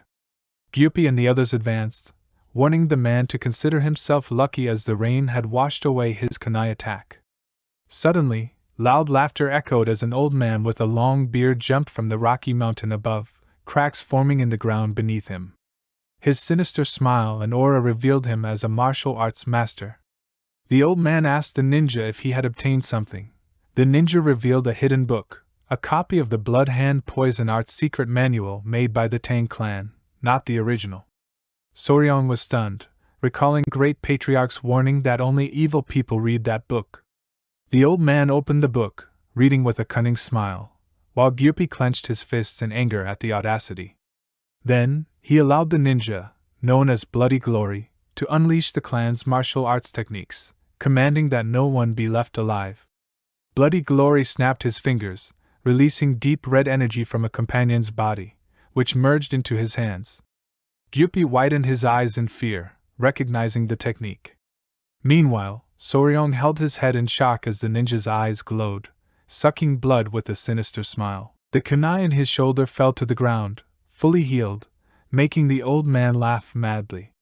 He summoned a ball of energy, revealing himself as an elder of the blood cult. With a sinister glare, it was revealed that the man was none other than an elder of the blood cult, named Gu Chianak, also known as Bloodhawk Tigerclaw. Soryong gritted his teeth angrily and drew his kunai. Gu Chianak's gaze fell on Soryong, sensing he was in the strongest position among them, making his excitement rise. His eyes gleamed, lips licked, and he thought it had been a long time since he tasted young, pure blood. He ordered his men to capture Hyolying, claiming that nothing could aid their recovery better than that child's blood. They both launched an attack together. Meanwhile, Gyupi, seeing the severity of the situation, quickly commanded the 5 poison Anin formation to protect Soryong. But before they could act, Gu Chianak launched a deadly strike, saying, "Let's see how you survive this." The attack was so dangerous that smoke and flying rocks surrounded them. Soryong raised his hands to shield himself, but as he tried to open his eyes, the same ninja grabbed him from behind, pressing his throat and warning him to stay still for the elder. Pressure on his neck made Soryong nearly lose consciousness, so he ordered his centipedes to bite, forcing the ninja to release him. Regaining his stance, Soryong checked his hands and the larva nearby. Suddenly, a kunai flew toward his head but was deflected by his speed, while all the centipedes returned to him. His eyes lit up with joy as Lady Waun, the elders, and Venom Blood Unit leader Wulgang arrived. Waun was surprised, and Soryong, teeth clenched in anger, shouted at the formation, seeing the Tang Clan warriors fighting with full strength. Deputy Leader Gyupi quickly turned to report to Lady Waun that a blood cult elder had attacked. Waun, drenched in sweat, murmured in shock.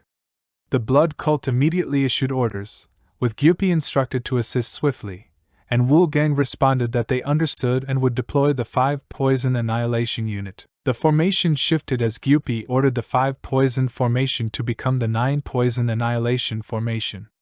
Tang Clan warriors moved swiftly, surrounding the blood cult elder, but he laughed, mocking, noting this was the boy who defeated Bloodhand Rakshasa, though he had been exaggerated. Just some centipedes had done it. Wulgang interrupted, warning him to stay quiet, claiming his end would not come so easily. A massive strike shook the battlefield. Soryong knelt beside a wounded man, tending his injuries while the man coughed in pain.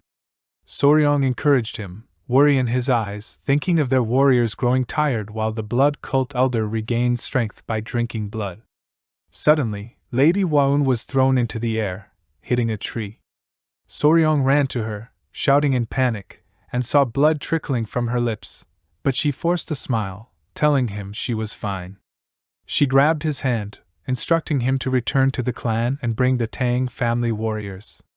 Soryong clenched his teeth, frustrated and helpless, realizing the blood cult elder still dominated the battlefield. Wulgang urged him to go immediately, promising support from a Tang Clan elder. Reluctantly, Soryong nodded, questioning if he would reach in time.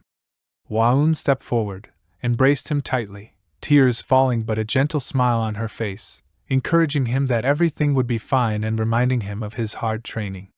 She let go and returned to the fight, trusting him. Watching her go, Soryong felt an anxious stir, realizing the challenge ahead. He ran toward the Tang Clan, panting and sweating, his legs faltering, falling briefly as centipedes tried to revive him. Thoughts of being sent only to survive and feeling weak haunted him, until he remembered the Tang family leader's words, that from now he was part of their family.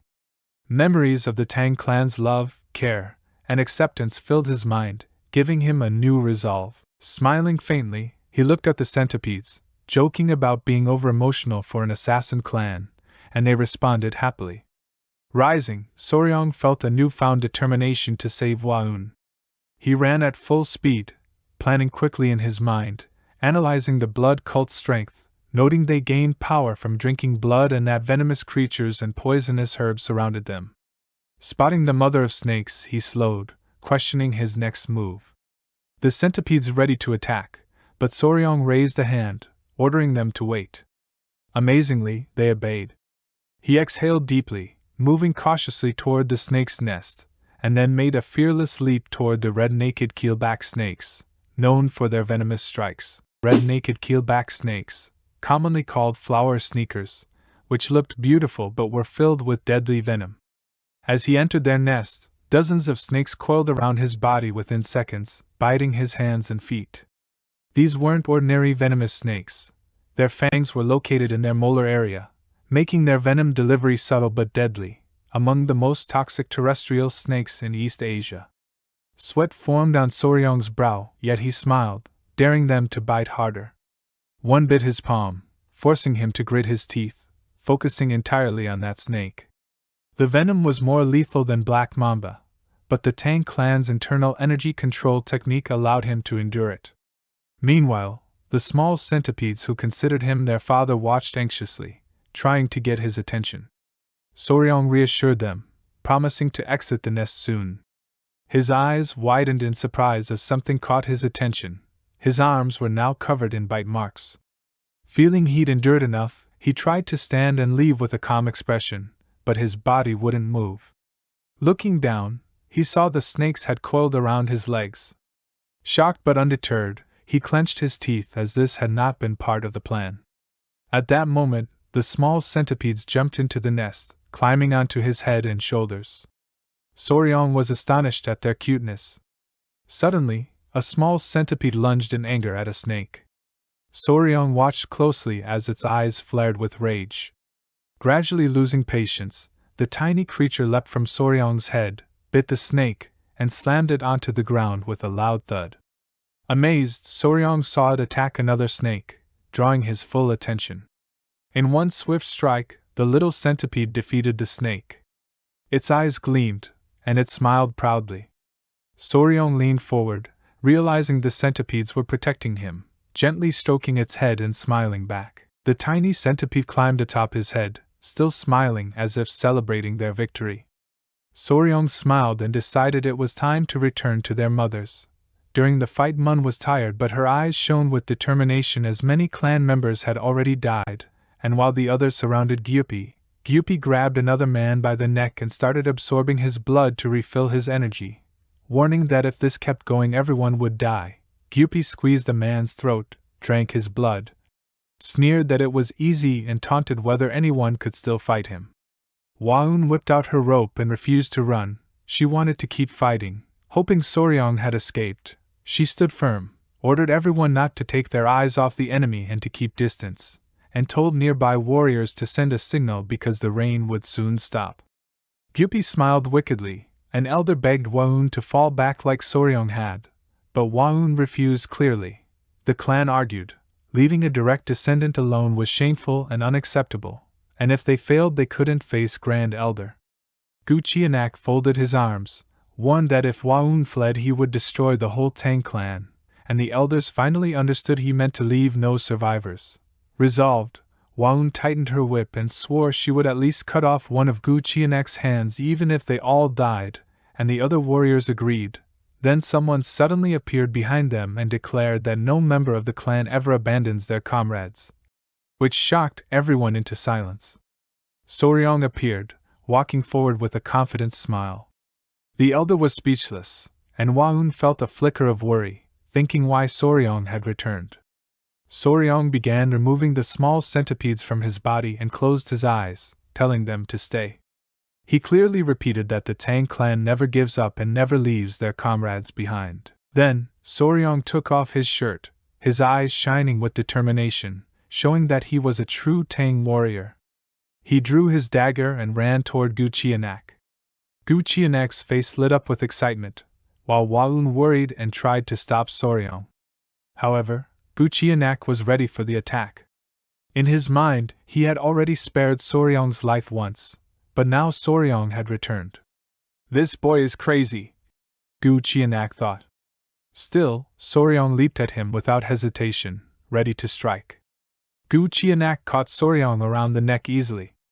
Happiness shone in Guchianak's eyes, but then, with a wicked smile, Guchianak placed his hand on Soryong's stomach to drink his blood. Soryong gritted his teeth and reacted in time, blocking the attack with his hands, but Guchianak used his power anyway and began sucking blood from Soryong's hand. Soryong screamed in terrible pain. Seeing this, Waun panicked and shouted for everyone to help Soryong. Guchianak enjoyed it, saying, "After many years, I finally get the blood of a young warrior." Gyupi and the other warriors ran to rescue Soryong, but just before they could reach him, Guchianak stomped the ground, releasing the blood field wave technique. The ground shattered into pieces, sending a powerful shockwave that threw everyone into the air. Gyupi and the others fell to the ground, but Waun reacted in time and caught Soryong midair. Guchianak, now stronger than before, smiled. He threw hidden weapons like a swarm of flies, trying to attack, but because of Soryong's blood, he could now handle them all at once. Soryong had collapsed, unconscious. Waun panicked and tried to wake him. A nearby centipede said it could give Soryong a painless death, but Waun hugged him tightly, shouting angrily that she would never allow it. At that moment, Soryong slowly began to regain consciousness. His attention immediately went to Gu Qianak, whose mouth began foaming. In anger, Gu Qianak screamed, "What have you done to me?" His hair fell like dry leaves, and he began aging rapidly. Terrified, he realized this was the effect of the internal energy dissipator poison, which was weakening his body and making his hands shake. "This is impossible. The blood cult's internal energy techniques are supposed to resist this poison," Gu Qianak said, holding his face and panicking. His eyes locked onto Soryong. Soryong, smiling calmly, raised a finger and said in a quiet voice, "I am your natural enemy." Hwaun felt a bit relaxed seeing Soryong was okay, but the poison started affecting him slowly, making him tremble in fear. Soryong's energy was nearly gone, yet he looked toward Hwaun, trying to communicate with his tired eyes, shocking Hwaun. Meanwhile, Gu Qianak stared at Soryong with rage, pulling his fangs and sweating, panicking because he had no control over the blood that Soryong had flowed into his body. Gu Qianak stepped forward, showing the blood cult's domination was now under Soryong's command. Furious, Gu Qianak charged at Soryong, determined not to lose, but Soryong and Hwaun were ready. Hwaun swung her whip just as Gu Qianak lunged to strike Soryong, wrapping it around his neck and causing excruciating pain. Gu Qianak tried to free himself, astonished that his attack had failed. He became furious as he realized Soryong had disrupted his blood art, unable to recover even by destroying Soryong's bones. He ran at Soryong like a madman, swearing to kill everyone and declare the blood cult's return. Before Gu Qianak could take another step, Hwaun swung her whip and decapitated him. His head fell near Gyupi, who watched, confused but smiling, understanding they had won. Gu Qianak was dead. The clan's elder ran to check on Soryong and Hwaun, while clan members celebrated Hwaun's decisive action. Shocked, the elder asked Soryong how he had weakened Gu Qianak, and Soryong called her big sis, making her blush and feel a little embarrassed. Soryong was sweating heavily, dark circles under his eyes, yet smiling, saying he needed a tiger-striped water snake to treat the poison. Hwaun grew anxious and confused seeing Soryong's pale face, realizing tiger-striped water snakes were non-venomous. After a few hours, Soryong woke up, eyes wide in surprise, not knowing where he was. Seeing him awake, Great Patriarch focused entirely on Soryong, advising him not to move. Hwaun was also in the room, shocked to see Soryong unable to move, and asked what was happening. Great Patriarch concentrated his energy on Soryong's back, helping him feel a little relief. He explained that 10 days had passed since Soryong had fallen unconscious, and it was why Hwaun had managed to decapitate the blood cult elder. Soryong's poisoned state had been so severe that survival was impossible without Great Patriarch's timely intervention. Relieved, Soryong realized he had narrowly survived a deadly snake bite. After completing the treatment, Soryong sat up with help, thanked them sincerely, and Great Patriarch decided to discuss an important matter. He asked Soryong if the tiger-striped water snake was truly venomous, and how he defeated the blood cult elder. Hwaun panicked and told her grandfather to stay calm while Soryong explained, using 2 fingers, that tiger-striped water snakes are venomous with 2 types of venom, one in the mouth and one from the gland behind the neck.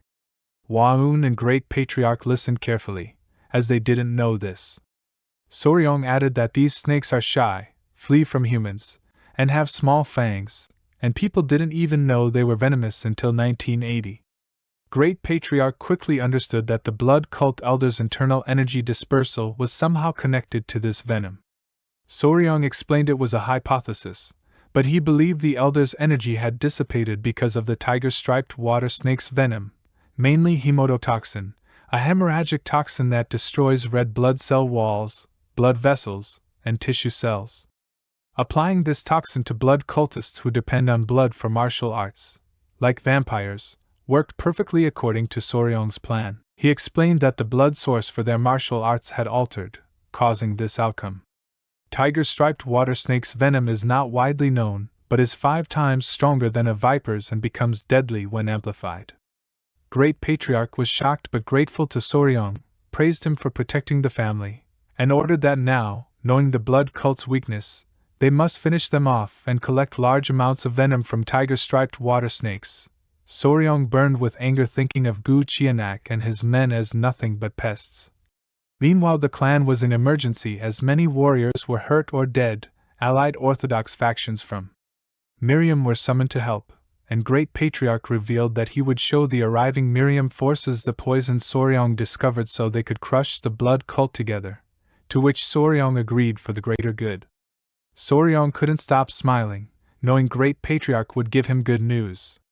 Before Soryong left, Great Patriarch revealed with a kind smile that all the modifications in the Hall of 10,000 Poisons were complete, and from now on Soryong would officially manage the hall. Soryong was thrilled, imagining himself surrounded by poisonous creatures, his eyes sparkling with excitement. Great Patriarch also mentioned that, as Soryong suggested, a sunlit pavilion had been prepared to properly raise the tiger-striped water snakes, giving them a solid foundation.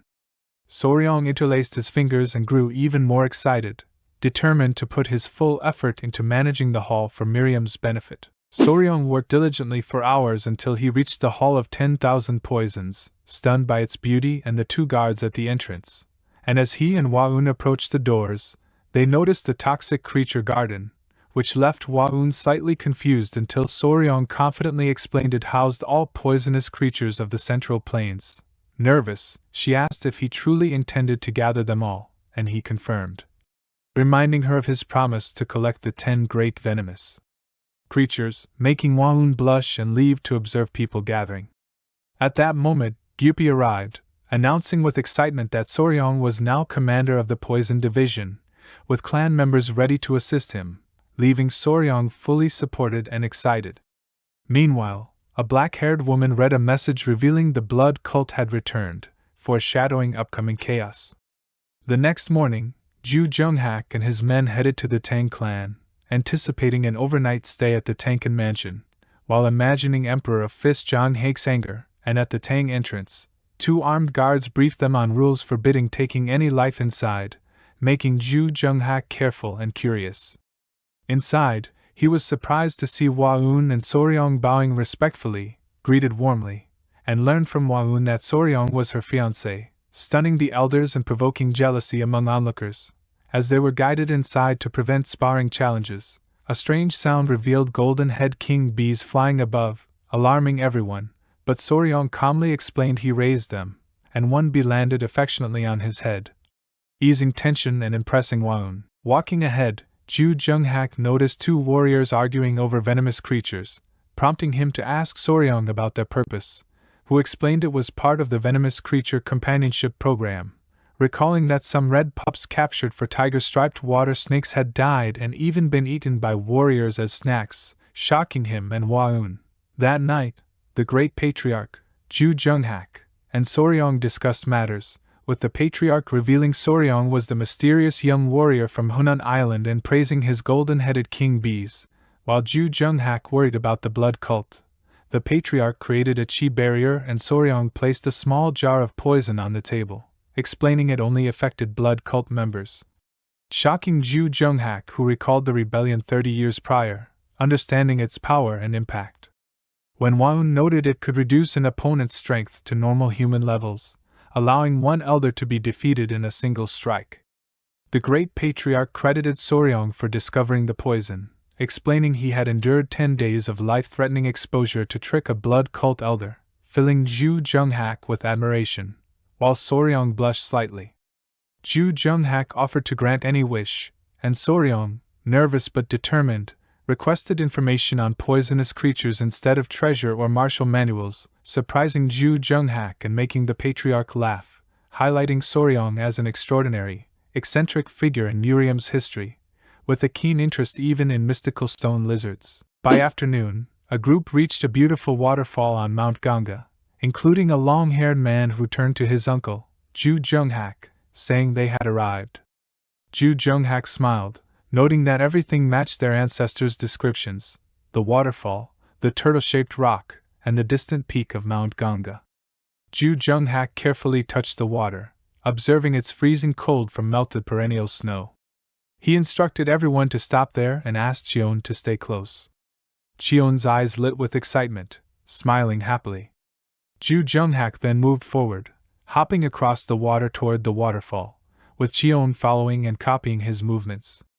Soon, they reached the waterfall, and Ju Junghak discovered that climbing the cliff past the turtle-shaped rock would lead to a cave near the fist-shaped rock. Cheon expressed surprise, remarking it was exactly like the records, and they found the entrance. Entering the cave, the walls were covered with herbs. Ju Junghak moved carefully with a serious expression, while Cheon stared in awe at the mystical view.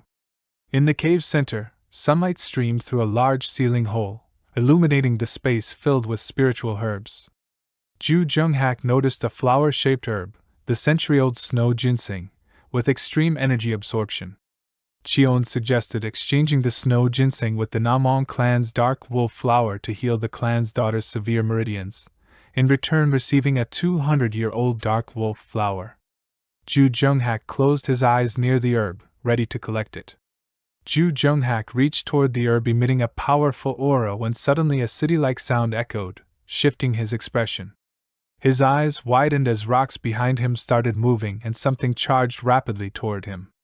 Ju Junghak bared his teeth, realizing danger, and with a swift move, blocked the attack with his fan just in time. The creature bounced off the rocks, alarming Cheon, who rushed forward, asking if he was okay. The creature kept bouncing wildly, and Ju Junghak warned him to stay alert. Another attack came from behind, which Ju Junghak again blocked, but this time the tip of his fan froze. Surprised, he asked why it was freezing, and Cheon asked what kind of creature was attacking. After a pause, Ju Junghak calmly said it was a lizard. Cheon's eyes widened, unable to believe such danger could come from a lizard. A blue lizard appeared from behind the rocks, ready to attack. Ju Junghak narrated the entire incident to Soryong, whose eyes widened in excitement. Great Patriarch smiled knowingly, understanding Soryong's attachment to poisonous creatures, and assured him that these lizards were non-venomous. Soryong, thrilled, explained that it was safe because the lizards carried poisonous energy in their eyes. The Patriarch was slightly surprised but nodded in approval, praising Soryong, while Ju Junghak gave a forced smile, recognizing Soryong's eccentric nature. As night fell, the sky looked beautiful. Patriarch returned, visibly worried, and went straight to the mansion to check on Soryong. Inside, Soryong, Waun, Ju Junghak, and Great Patriarch were having tea. Upon seeing Patriarch, all eyes turned toward him. Soryong asked if there was a problem, but instead, Coulson grabbed his face and head, examining him intently for injuries, asking if he was okay, leaving everyone, while Soryong laughed, trying to reassure him. Soryong showed his arms, marked with snake bites, and explained he had recovered after 10 days, still bearing minor wounds but alive. Patriarch's eyes blazed with fury, smoke seeming to rise from his nostrils, thinking of the blood cult scoundrels who harmed Soryong. Then, noticing Wa, his anger mixed with concern, he asked if she was okay. Wa quickly reassured him, smiling, and praised Soryong and the clan for saving her life. Great Patriarch cleared his throat, drawing everyone's attention, and proudly praised Soryong's achievement, mentioning how after defeating an elder, Soryong had boldly declared himself the elder's natural enemy, making Soryong blush and fidget. Patriarch's face showed pride while Soryong modestly admitted all went according to plan, which revealed the blood cult's weaknesses. Ju Junghak, sitting nearby, smiled and asked the Patriarch how he was, and they exchanged pleasantries, noting that their previous meeting had been brief due to Ju Junghak's high position. Soryong and Waun watched with mild smiles, Waun adjusting a childhood habit. Ju Junghak invited Patriarch to sit for a detailed discussion on the blood cult, including Soryong and Waun, who both complied, Soryong slightly nervous. As they settled, Patriarch asked about the progress in finding the secret agent. Soryong, curious, interrupted, asking which secret agent was meant, spy or something else. Patriarch, smiling and then serious, reminded Soryong that he had revealed their mission to steal the Blood and Poison clan's secret manual, which Soryong admitted was valuable. Patriarch then asked how they discovered the manual was near the Sichuan. Soryong, alarmed, bared his teeth, stood, and declared this a serious problem, There must be someone in the clan leaking information to the blood cult. Both Waun and Patriarch were surprised, and Ju Junghak, placing a hand on the Patriarch's shoulder, chuckled, advising him to educate his soon-to-be son-in-law about family matters, noting that while Soryong was new, the unfolding revelations were fascinating. Patriarch relaxed slightly, smoothing his mood. Soryong felt a wave of disappointment and started sweating, realizing he might have taken things too seriously. Waun, with a soft voice and kind smile, reassured her soon-to-be fiancé that secret agents were simply impossible in the Tang Clan. Soryong was astonished and asked how that could be. Patriarch, with a serious expression, explained that even ordinary servants undergo a full family background check, extending to distant relatives, and only if everything is clear are their direct relatives brought into the clan. Smiling confidently, he added that all children grow up inside the Tang Clan, so betrayal is impossible. Soryong was left in shock at the extreme precautions. Elsewhere, tension flared as a powerful man grabbed a woman's neck so hard that her fear and pain showed. She struggled, but it was futile. That man was none other than the Murim Alliance leader, his eyes full of fury, and the woman was a clan servant. Ju Junghak raised a finger and, smiling confidently, noted that only 3 people in the alliance knew about this, and he was sure the leader had already apprehended her. Outside, the sun shone bright as the Tang Manor slowly stabilized, when an unexpected guest arrived at the main gate. The guard shivered in fear at the sight. The guest smiled, exclaiming that he had finally arrived, enjoying the run from Hebei to Sichuan without mobility arts. With a chest-thumping show of energy, he instructed someone to inform Ping Muan head Oji Ping clan had arrived. A signal arrow shot into the air, prompting Soryong and Waun to dash off immediately. Curious, Soryong asked if they should welcome the guests, and Waun smiled gently, explaining her father and others were in an important discussion, adding nervously that he should feel confident as the future son-in-law of the Tang Clan. Soryong, slightly tense, opened the gate expecting ordinary guests, but the guard froze. Pengwin and his entourage stood there seriously, and Soryong's breath quickened. Pengwin's eyes widened at Waun, who greeted him respectfully. He smiled, noting how much she had grown in 5 years. Then his attention shifted to Soryong. Nervous, Soryong introduced himself as Waun's future husband. Pengwin studied him, touched his cheek curiously, and asked if he was really her fiancé, causing Soryong to panic while Waun covered her mouth, smiling. When Pengwin touched his head, Soryong flushed bright red. Laughing, Pengwin remarked that though he wondered if the boy was small, he was a grown man who would make an impact. Soryong reminded himself that the Peng clan had informal ways, and Pengwin laughed, placing a hand on his shoulder, as his followers examined him curiously. Feeling slightly depressed, Soryong realized this was their way of judging men, then saluted and smiled, thanking Pengwin, who patted him hard on the back. Waun observed, sweating lightly, and asked if they had come from Hebei to help. Pengwin's expression turned serious. They were not here to help, asking if the Tang clan had a problem. He inspected Soryong's hair, leaving both confused. At the Tang clan mansion, Pengwin was surprised the blood cult had reached so far. They all sat for tea, and Waun explained the blood cult was eradicated. Pengwin sighed, wishing he had come earlier. The elder quietly observed, smiling. Patriarch asked why he had come, and Pengwin admitted he had been distracted by blood cult matters, forgetting his main purpose, seeking help from the Tang clan. Everyone focused on him as he signaled for someone to meet the elders.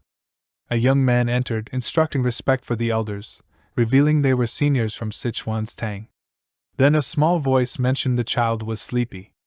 A little girl in white appeared, holding a lollipop. Silence fell as she greeted the elders sweetly and ate cookies. Pengwin proudly lifted her, revealing she was his daughter Ying. Both Soryong and Waun were slightly confused, noting her uncanny resemblance to Pengwin. He laughed at their reactions, explaining she was the reason he came. Placing a hand on her shoulder, he asked Patriarch to examine her, saying she wasn't feeling well. Patriarch's face turned serious, questioning if she was sick. Soryong observed something unusual in her energy. That night, Soryong felt tiny centipedes crawling on him, recalling Yingying's earlier symptoms but finding no cause. She sometimes struggled to breathe, developed red patches, or fainted then recovered. Patriarch examined her, while Penguin grew frustrated that disciples and medical tools found her healthy. One disciple suggested the symptoms might be deliberate, angering Penguin, who trusted no one in his clan could harm her. Soryong and Waun were shocked. Patriarch concluded Yingying was poisoned, possibly from within the clan. Penguin swore no one in his clan could do it. Patriarch reminded them not to jump to conclusions and decided to place Yingying in the guest residence courtyard for observation. Penguin entrusted her care to the Tang Clan. Soryong, lying in bed, considered if Yingying might have childhood diabetes but doubted it due to the red patches. Suddenly, a maid knocked, worried that Yingying had fainted. Soryong dressed quickly and ran to the pavilion, finding Waun, Penguin, and others tense. Yingying lay unconscious, face red, breathing heavily. Penguin held her, panicked, explaining she had been coughing then collapsed. Patriarch calmly noted that since she fainted here, no spy was present. Penguin's face hardened. He punched himself violently, losing a tooth, realizing he had doubted his people unnecessarily. Soryong was stunned. Patriarch urged calm, and Penguin, losing another tooth, asked Soryong what to do. Soryong, sincere, suggested a way to uncover the cause, commanding everyone to stay calm. All attention turned to him as he explained they could find the true reason and prove no one at fault.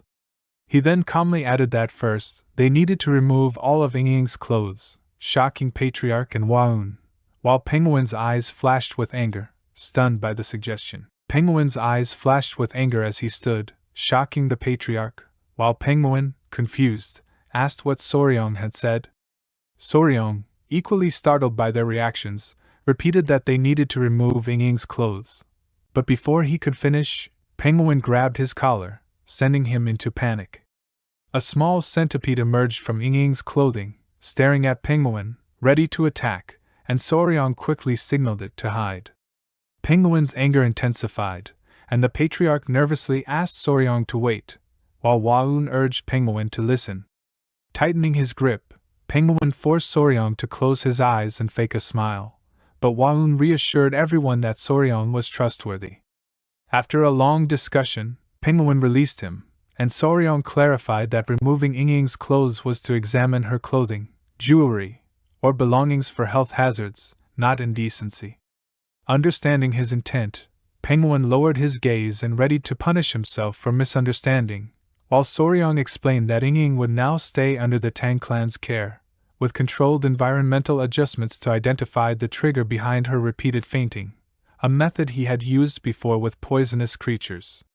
The Patriarch, impressed, praised the approach, and Penguin, tearful, hugged Yingying tightly, entrusting her to Soryong's care, who confidently reassured him. The next day, Yingying awoke crying, prompting Soryong to calmly assess her energy, asking if she was sleepy or hungry, while explaining that rice porridge must come first and promising candied fruits later. Yingying obediently agreed, making a small fist and promise, which made Soryong quietly note the strictness of the Tang Clan's upbringing.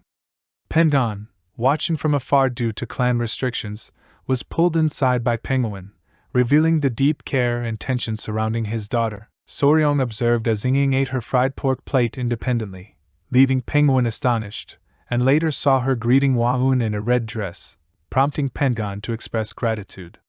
Yet Yingying kept calling Soryong Big Brother, infuriating Penguin, and Soryong, sensing the tension, remained calm. At the training ground, he watched Yingying play with bees, realizing her attachment was due to sugar syrup she had eaten while he was present. When a queen bee appeared, Soryong advised against calling it, but suddenly, a bee stung Yingying, making her scream.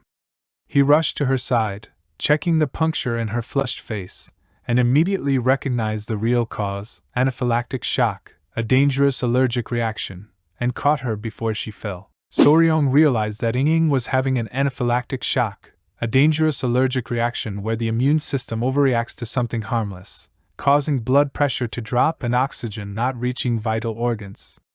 Acting fast, Soryong lifted Ying onto his back and ran, praying she would survive. Using his incredible mobility skills, he reached Patriarch's residence gate in no time, shouting that Ying had collapsed. Patriarch immediately opened the door to see Ying, bright red and struggling to breathe. Soryong held her, unsure if she would recover. Penguin arrived and transferred his internal energy to stabilize Ying, while Patriarch silently observed. Slowly, her breathing returned to normal and the red rashes disappeared. Soryong sat down, relieved, noting that internal energy was the key treatment for anaphylaxis, maintaining blood pressure and open airways. Modern medicine uses epinephrine, steroids, or antihistamines for this. Patriarch noticed the symptoms matched previous incidents and asked Soryong if he saw what caused it. Soryong raised a finger and explained that a bee had stung Ying, causing her to faint, surprising both Penguin and Patriarch as they never expected a bee to trigger such a reaction. Patriarch considered that although rare, fainting after stings could happen, yet it didn't explain why Ying had collapsed multiple times before. Penguin realized the same, understanding the real cause was still unknown. Soryong smiled with his eyes closed and declared he had finally discovered the true reason. Soryong explained to Penguin and Patriarch that he had finally understood the real cause of Ying's repeated collapses. She was stung by a bee, which triggered anaphylactic shock. Penguin was shocked and demanded all the details. Soryong nodded and began explaining. First, he checked Ying's clothes properly and found old and new marks hidden under the fabric. Juan confirmed everything matched Soryong's observations. Patriarch instructed everyone to stay quiet as Ying was still unconscious. Slowly, Soryong revealed that the allergic reaction was caused by bee venom poisoning, not any other reason, which confused Penguin because Patriarch had earlier said there was no such cause. Soryong explained that all her symptoms perfectly matched anaphylaxis caused by bee venom.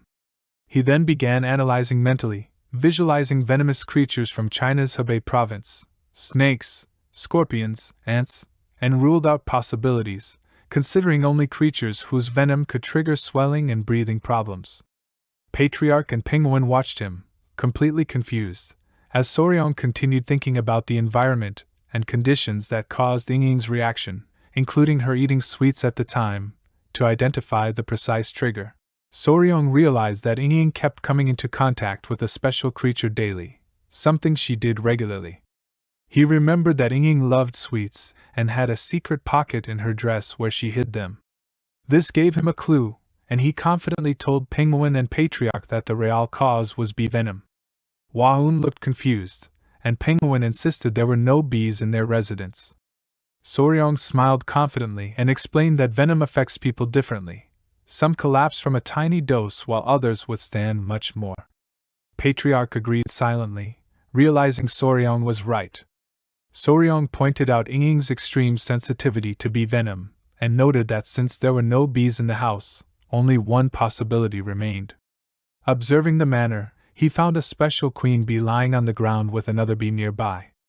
Later, Soryong, crouched near stones, observed some small ants eating candy he placed there. One ant stung another, revealing a massive stinger, shocking both Penguin and Patriarch. Soryong explained that this ant, called culprit, was a collateral relative of the bee, and this was the real creature causing Ying's repeated unconsciousness. Penguin was stunned, and Patriarch was still in shock as Soryong revealed the final culprit behind Ying's condition. Patriarch was stunned. The tiny ant was the real cause of Ying's sickness. It belonged to the Hymenoptera order, Formicidae family, specifically the Asian needle ant, or king stinger ant. Though tiny, its venom affected those sensitive to bee stings, explaining Ying's severe reactions. Soryong held the ant with chopsticks, noting it seemed aggressive but likely hunted demonic creatures in the Tang household rather than targeting her. Previously, Penguin's people misinterpreted the stings as a rash, and Ying assumed it minor. Shocked, Penguin realized the tiny ant had caused such serious reactions and asked Patriarch if an antidote could help. Patriarch explained that while antidotes exist, highly sensitive cases like Ying's may not respond fully, but knowing the cause prevents future incidents. Grateful, Penguin thanked Soryong, who humbly noted treatment was possible, slow but hopeful. He then suggested desensitization therapy. Waun's attention fixed on Soryong, worried about the plan, while Penguin wondered if Yingying's clothes would need removing again. Soryong quickly reassured them nothing extreme was required. The method involved gradually injecting tiny amounts of bee venom to build tolerance and reduce sensitivity. Waun bristled, ready to lecture, but Soryong confidently promised that after treatment, Yingying would no longer faint. Patriarch recalled the Tang Clan had used similar methods successfully. Penguin asked if she would fully recover. Patriarch nodded, saying it would take time. Penguin's face lit up, he closed his eyes in relief, patted Soryong, and thanked him. Soryong, embarrassed, scratched his head, while Patriarch and Waun smiled. Penguin offered him any reward, but Soryong politely declined, calling Yingying like a little sister. Penguin laughed, joking about the Tang Clan's lack of modesty, and slapped him, making Soryong yelp. Excited, Soryong asked if Penguin would join him on a mountain tour. Slightly confused, he agreed. The next day, Penguin, Soryong, Waun, and Gyupi arrived at Mount Kanga in Sichuan province, marveling at a stunning waterfall. Penguin called it an amazing mountain. Soryong pointed out a nearby stone cliff, and Waun led the way, confirming the general's directions. Soryong recognized the waterfall and cliff but wondered how to reach the cave behind it. Penguin realized Soryong lacked advanced mobility skills, like wave stepping or swallow flight. Curious, Soryong asked about them. Penguin grabbed his shirt, lifted him, and said he'd teach practically. Soryong's eyes widened. Suddenly, Penguin hurled him toward the waterfall. Waun panicked as he hit the ground hard near the rushing water, gasping, while Penguin laughed, impressed by his agility. Kneeling, Soryong thought Penguin was crazy. Waun helped him up, spotting the hidden cave entrance. Soryong's eyes lit up, and Penguin shared his excitement. Inside the cave, the group was awestruck. Small crystal-studded stones and dead plants littered the floor. Soryong observed the place described by the Murim Alliance's general. A ray of light fell at the center, illuminating hidden flowers, but the plants were dead, suggesting a secret beast disturbed the area. Waun noticed cold mist rising from a rock. Soryong confirmed the elder's warning. Penguin drew his sword, instructing the group to follow. A sudden creature cry startled Soryong and Waun. Penguin tensed, announcing it was ahead. A small gecko, about a foot long with a chubby tail and glowing yellow eyes, emerged. Soryong beamed, overwhelmed by its cuteness, while Waun admired it quietly. Penguin noticed another hidden gecko, and Soryong speculated they might have babies, stressing to Commander Gyupi the need to capture them alive. The first gecko emitted cold mist aggressively. The second appeared injured. Waun asked if there was a problem. Soryong studied the rocks, noting a faint glow and worrying the second gecko might not be breathing. He left it under Gyupi's watch, instructing that any unusual behavior be reported immediately. They left the injured gecko under Commander Gyupi's watch, instructing him to report anything unusual. The angry gecko stared at the cavern entrance, and Gyupi, hiding, promised to alert them if it moved. Soryong retreated, and the group lit a campfire by the waterfall. Waun and Penguin watched him near the cave mouth, aware that any reckless action could harm the injured creature. Centipedes crawled over Waun, and she called Soryong to eat. Closing his eyes, he pictured Waun as his wife cooking and blushed. They began preparing food while Penguin sat on a log, asking about progress. Soryong explained the gecko hadn't moved, surprising Penguin, who wondered how it could survive so long without food. Soryong noted that fat-tailed geckos store energy and suggested first checking the injured gecko for wounds before capturing it, and quietly removing the one guarding the entrance. Penguin offered to knock it out to take both, but Soryong warned a strike might kill it or damage the protective rock. Lord Pang laughed, agreed, and they decided to subdue it gently. Soryong picked up a stick and prepared the plan. He explained that Penguin would lure the active gecko while he and Waun attended to the injured one. Vun placed stones to block the gecko's path, preventing attacks. Lord Pang nodded, approving the strategy. Smiling, Penguin asked for other precautions. Soryong cautioned against letting the gecko reach the walls, where it could climb. Excited, Penguin punched his chest and sprinted toward the cavern. Soryong called him to slow down, both smiling. With the sick gecko, time was short. Sword at the ready, Penguin entered the cavern with the team. The gecko's eyes flared as it realized they returned. Soryong signaled Penguin to begin. The gecko attacked fiercely, leaping and striking with its tail, but Penguin blocked, impressed by its power, sensing it might be a first great warrior of the Pag family. The gecko retreated and regrouped. Penguin misdirected it with a missed strike, allowing the team to surround it. The gecko roared, Soryong's eyes filled with concern, and Hua-un urged him on. They pushed it toward the rocks, where Soryong examined it, noting a necrotized tail tip and pus-filled eyes. Hua-un asked the next steps. Soryong pressed the rock, stating immediate treatment was needed, but no medicine was available. Smiling, he declared the gecko must have everything removed, prompting Van's frown and scolding him for haste. Stepping forward, Soryong gently spoke to the stirring gecko, which seemed to understand and closed its eyes. He explained how wild fat-tailed geckos eat their shed skin, making tracking shading marks difficult. Placing the gecko on the rock, he drew his kunai and carefully peeled the tough, stone-like skin, revealing a shiny, beautiful color beneath. He moved cautiously near inflamed eyes, removing skin without harm. The gecko trembled slightly when asked if it felt better and opened its eyes, delighting Hua-un. Soryong assessed the tail necrosis, knowing amputation could be deadly. Suddenly, Penguin shouted. The gecko had vanished and appeared behind them, glaring with hatred. Startled, Soryong raised his kunai, explaining he only wanted to help, but the gecko reacted with fury at the weapon. As soon as the gecko saw the weapon, it exploded with anger, releasing an intense frozen aura that pushed Soryong back. Realizing the gecko was extremely angry, Hua-un quickly stepped in front of Soryong and warned him to be careful, even pushing him back just as the aggressive gecko struck down with full force.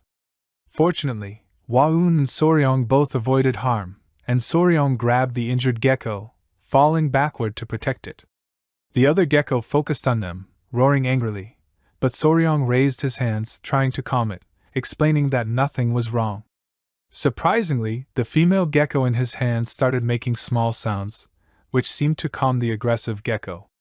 Both gecko then communicated in their way and even smiled, leaving Soryong shocked. Just then, Penguin and his team returned to the cave. Concerned, Penguin asked if Soryong was okay, holding his sword tightly, noting how fast and tricky the gecko was. As the tension rose again, Soryong intervened, confidently asking everyone to step back, stating he wanted to talk to the gecko, believing it could understand some human language.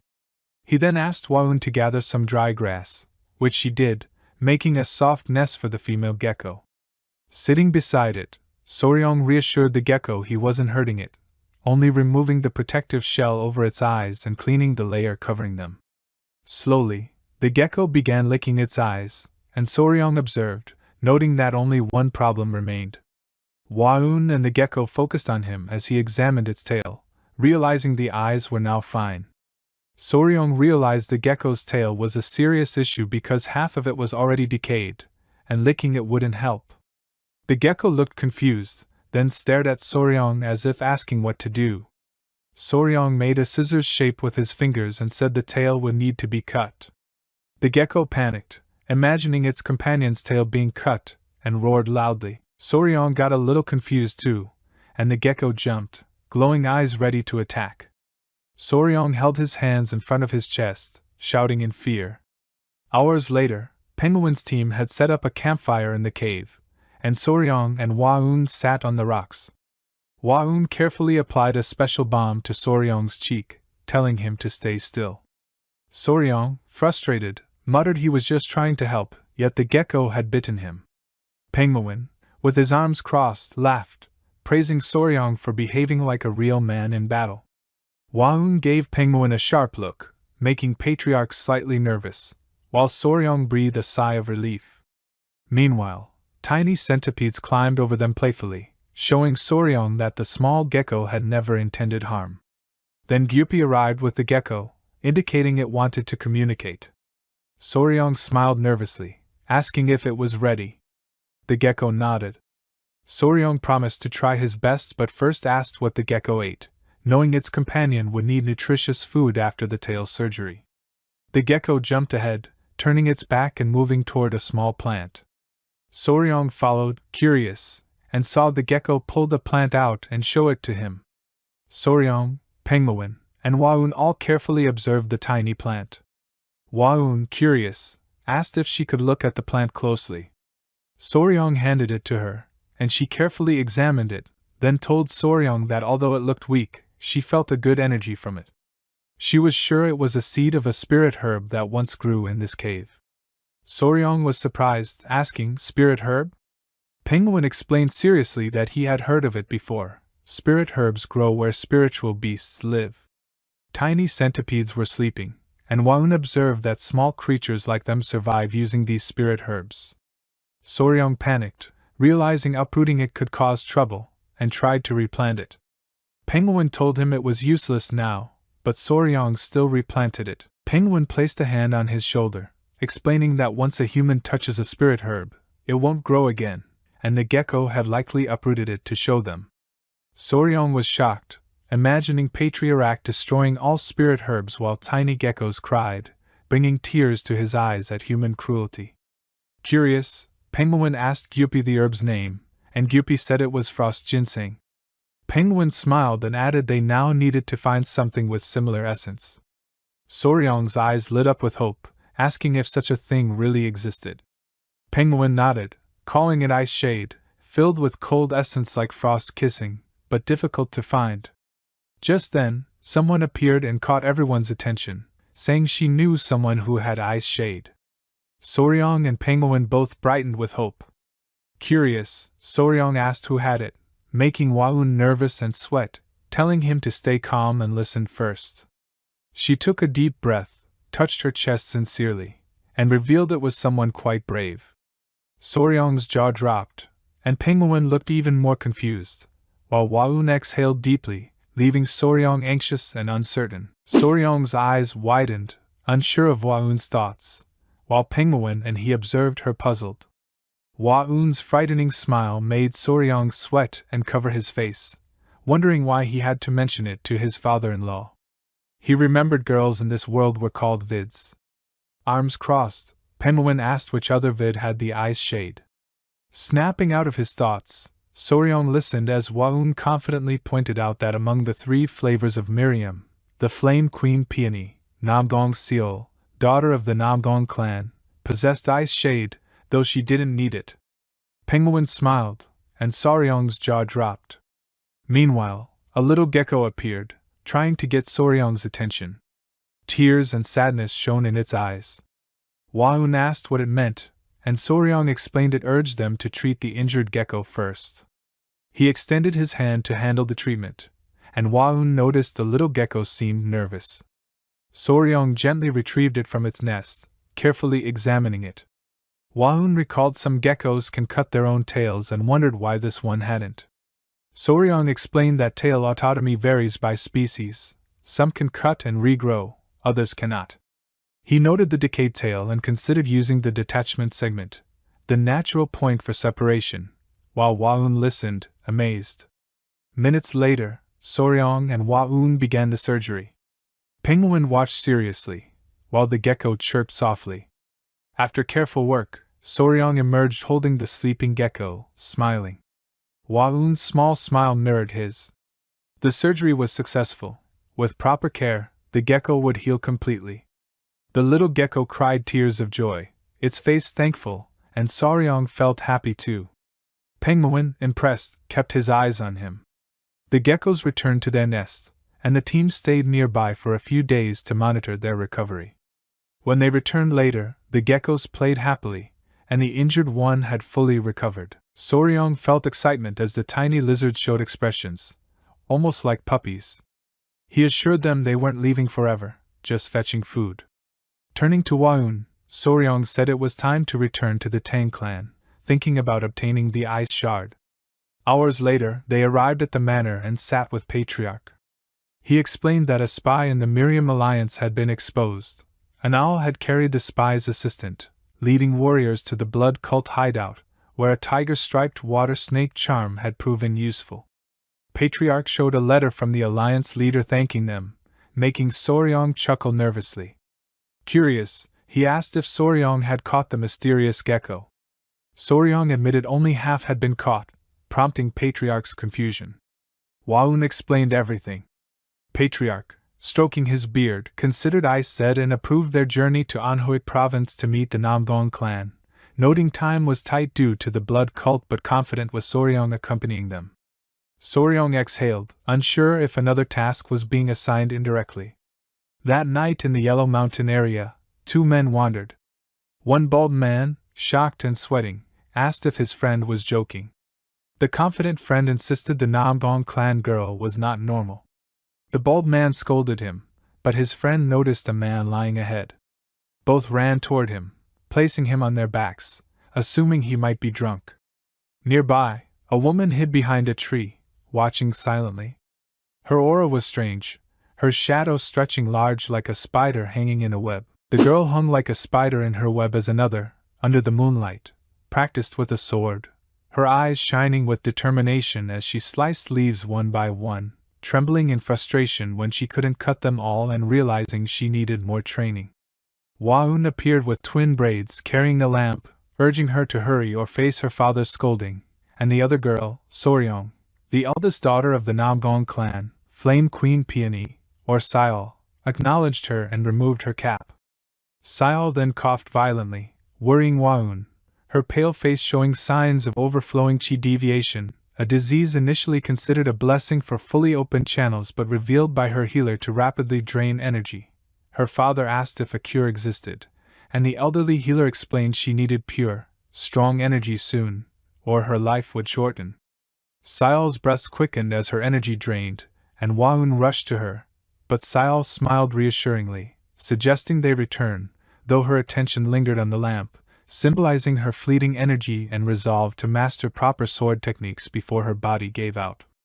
During the day, Soryong, Waun, and Gyupi traveled the Yangtze River by boat, spotting a beiji dolphin, an extinct species, surprising Soryong.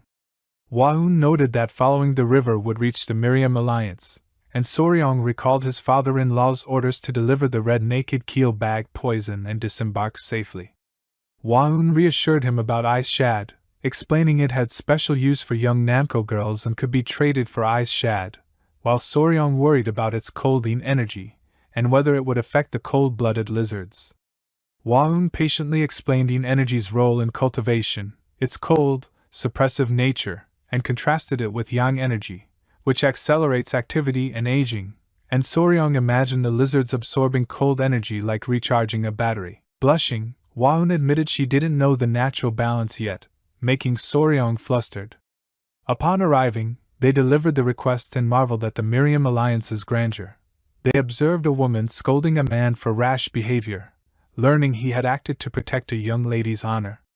Waun recognized slaying dragon Xianggu and spear dragon, exchanging greetings and recalling their first meeting at the Dragon Phoenix assembly. Sword Phoenix confronted Waun about a rumor claiming she had a lover. Soryong froze as she asked if it was true, and Xianggu hesitated, explaining the gossip among warriors, revealing his own crush, while Waun firmly declared it false and, taking Soryong's hand, proudly announced he was her fiancé. Shock spread through the group. Sword Phoenix commented on his youth. Waun awkwardly apologized for the late introduction, and everyone exchanged greetings. Xianggu glared at Soryong, confirmed his name, then knelt and challenged him to a duel, leaving Soryong sweating and everyone stunned while Sword Phoenix and Slaying Dragon shared disappointed glances. Everyone was shocked, while Sword Phoenix and Slaying Dragon looked disappointed as Soryong nervously asked if Xianggu truly wanted a duel, and the anger-filled Xianggu confirmed it was a man-to-man challenge, prompting Sword Phoenix to grab his collar and pull him back, leaving Xianggu confused and demanding why the duel had suddenly arisen, while Soryong wondered why strange people always confronted him. At that moment, a man in white clothes approached, military advisor Ju, and Soryong respectfully greeted him with eyes closed, earning acknowledgement from Xianggu.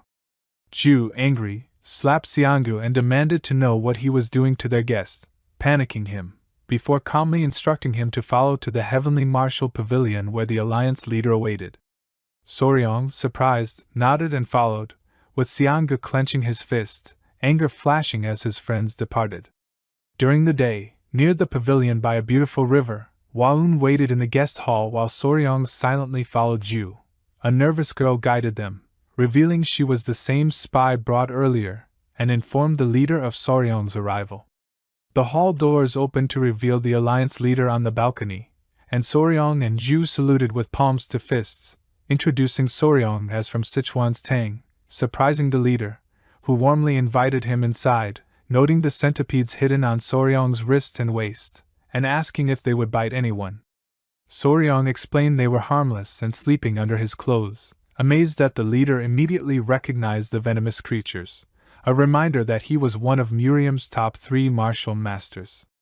Everyone sat to talk, and the leader asked about the tiger-striped water snake Venom, which Soryong confirmed he had prepared 3 bottles of, earning Ju's admiration. The leader inquired about Soryong's family.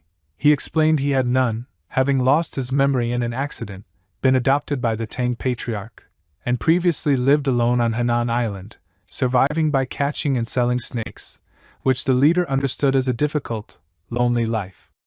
Soryong smiled, noting he wasn't completely alone, then shifted to the blood cult case, with the leader acknowledging Soryong's vital role and wishing to reward him, but Soryong humbly refused, saying saving his people was reward enough. The leader grew serious, revealing he too had lost his clan to the blood cult and had become a martial master through protecting the remaining members, gaining enlightenment on this journey. Impressed by Soryong's bravery in fighting the blood cult elders while poisoned, the leader approached, patted his shoulder, and offered to teach his unique iron cough technique, a martial art he had never taught to a disciple before, ensuring Tang Clan need not worry, leaving Soryong and Ju stunned and grateful, promising never to dishonor the leader's name, earning a proud smile. That night, Soryong carried the heavy secret book containing the leader's personal martial art back to the guest hall, eager to share it with Waun, when Xianggu suddenly appeared, glaring and demanding proof of Soryong's worthiness for marriage. Nervously, Soryong cautioned that dueling could be dangerous, but Xianggu insisted he would guide him. Suddenly, tiny centipedes leaped from Soryong's clothes towards Xianggu, who fell back in fear, while Soryong caught them calmly, warning they would not bite, and sat confidently as Xianggu's breathing quickened, realizing Soryong was serious and had already forgiven him once, the centipedes underscoring his resolute authority. Xianggu realized Soryong wasn't joking, understanding that if the centipedes hadn't been stopped, he could have been seriously hurt, and standing, Soryong's eyes showed a dangerous seriousness, making Xianggu see him as a formidable opponent. Just then, Waun appeared, angry, asking if Xianggu had tried to hurt Soryong, and Soryong quickly laughed, explaining it had been an accident, he had lost his way. And Xianggu had offered help, which made Waun pause, unsure if it was true, noticing the centipedes were restless. She asked Soryong, who smiled, placed one on Xianggu's head, and explained he had instructed them to hold back, jokingly reassuring Xianggu, who laughed and placed a hand on Soryong's shoulder, while Waun remained doubtful but thanked him, suggesting they return to the reception hall. Soryong nervously smiled and ran ahead, turning to remind Xianggu that he had saved his life twice, leaving the latter shocked. The next morning at the port, Soryong, Waun, and Gyupi prepared to depart. Waun bowed, explaining their work, slaying dragon advised care, and Sword Phoenix praised Xianggu for realizing his previous foolishness, leaving his friends proud as he clenched his fists, vowing to improve. Soryong bid farewell warmly, thinking they would meet again at the Phoenix Dragon Conference, and as the ship departed, everyone waved. At night, they stopped at an old inn below Mount Huangshan, ate quietly, and decided to rest due to the rough path ahead. Soryong ate slowly, still amazed by the secret iron cough technique manual he had obtained, recognizing its similarities with him and the potential power it offered, almost bulletproofing him, while Waun offered to assist with training, mentioning the first appearer's harsh methods, making Soryong blush at the thought. An old man, the inn owner, approached, inquiring if they planned to climb Mount Huangshan, explaining that in recent months climbers had either gone missing or returned drained of all yang energy, and those who survived spoke of a girl they had spent the night with, Lady Namgong's Seiel, shocking Waun, who argued it was nonsense and likely a trap, while Soryong tried to calm her. That night, under a bright moon near the Namgong clan mansion, Lady Namgong's Seiel practiced swordsmanship alone when a maid summoned her to the patriarch's hall, surprising her but prompting obedience. Reaching the hall, she saw men kneeling before her father, whose eyes turned serious as he demanded to know if they had seen his daughter, suspecting she had secretly climbed Mount Huangshan and drained yang energy. Frightened, Seiel admitted to practicing swordsmanship in the valleys but denied any wrongdoing, defending herself as the men confirmed nothing improper occurred.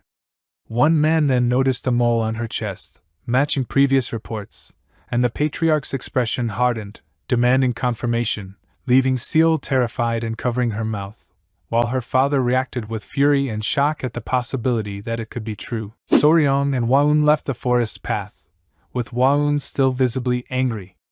Soryong noticed and cautiously asked if she was still upset over the innkeeper's stories.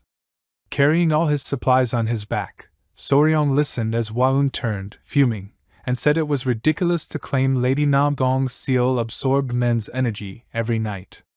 Seeing her upset, Waun took a deep breath and apologized sincerely, explaining the rumors were nonsense. Then she revealed something shocking. Lady Namgong's Seiel had a rare illness. If she didn't receive yang energy regularly, her life expectancy would decrease, and her body naturally formed energy reserves, so it was impossible for her to spend nights with anyone. Soryong thought this sounded like a fantasy heroine's story. Hours later, they reached Namong Manor's gate. A guard asked what they wanted, and Waun whispered that the clan's atmosphere was tense, so they should give a different reason. Soryong confidently told the guards they had come to make a deal. The guards stayed silent, making Waun nervous. Suddenly, the manor doors opened, revealing Namgong-un, whose eyes widened at seeing Waun, and vice versa. She invited the three inside, and both Waun and Un were excited, happy to reunite after so long. Un laughed, recalling their last meeting at the Seven Families gathering 2 years ago, and asked why Soryong had mentioned a deal. Waun explained they needed the ice shard, which was near Lady Seiel, and wanted to see if they could get it. Un smiled kindly, suggesting they visit the patriarch's hall first. Waun then placed her hand on Soryong's shoulder, and said she had brought something in exchange for the ice shard. Soryong was confused. At the Namgong clan patriarch's hall, they explained everything, leaving the patriarch shocked and disbelieving that such a rare energy item, an elixir containing cold energy, was present. Waun encouraged Soryong to show it, and he smiled, reaching inside his clothes to place the elixir on the table, capturing the patriarch's full attention. The patriarch leaned closer, curiosity shining in his eyes, and asked if he could see the elixir up close. Soryong smiled lightly and nodded, though a bead of sweat appeared on his forehead as he carefully handled the elixir, hoping it could complete the exchange. Observing it closely, the patriarch remarked that the purity of the gold was extremely high, enough for Seiel to survive at least 10 more years. Un asked excitedly if it was truly that incredible, and the patriarch confirmed it, explaining why they were willing to trade it for the ice shard. Relief and joy spread across Soryong and Waun's faces. Pointing at the elixir, the patriarch asked what was inside. Soryong forced a smile and said he couldn't reveal it, and the patriarch understood it might be a secret of the place it came from, asking no further questions. Soryong coughed lightly, smiled, and thanked him, though a shadow of worry crossed his face, knowing the real reason. A few days earlier, while walking through the clan with his grandfather, he had felt something cold inside his clothes and leapt back in surprise. Pulling it out, he realized it was a gecko tail resembling ice crystal, which he had kept as a souvenir. His grandfather examined it curiously, feeling the cold energy, and realized it could be a rare material for martial artists using ice or cold techniques. Soryong pondered whether these small geckos stored nutrients in their tails like fat-tailed geckos, unaware it was filled with cold energy. His grandfather smiled and suggested he could turn it into an elixir. Back in the present, Soryong was stunned, knowing a dried gecko tail usually meant nothing special. The patriarch then instructed Yoon to tell her sister to exchange the elixir for the ice shard. Yoon nodded, and the patriarch added that they should rest while he organized a welcome party. He turned to Hwa-eun, noting she was close to Seiel, who had recently suffered a bad experience, and suggested she spend some time comforting her. Hwa-eun smiled and agreed, and the group rose, following Yoon to the guest residence. Walking along, she thanked Hwa-eun, explaining that her father was in a much better mood now, unlike before, when the atmosphere had felt as fragile as walking on ice.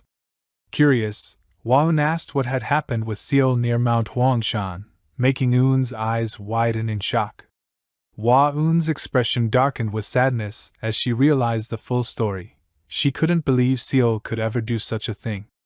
Yet without proper clues, Seiel had been confined and subjected to the virginity test, which involved applying a special powder, made by feeding a gecko cinnabar, turning its body red, then grinding it into powder, on a girl's body to prove her purity.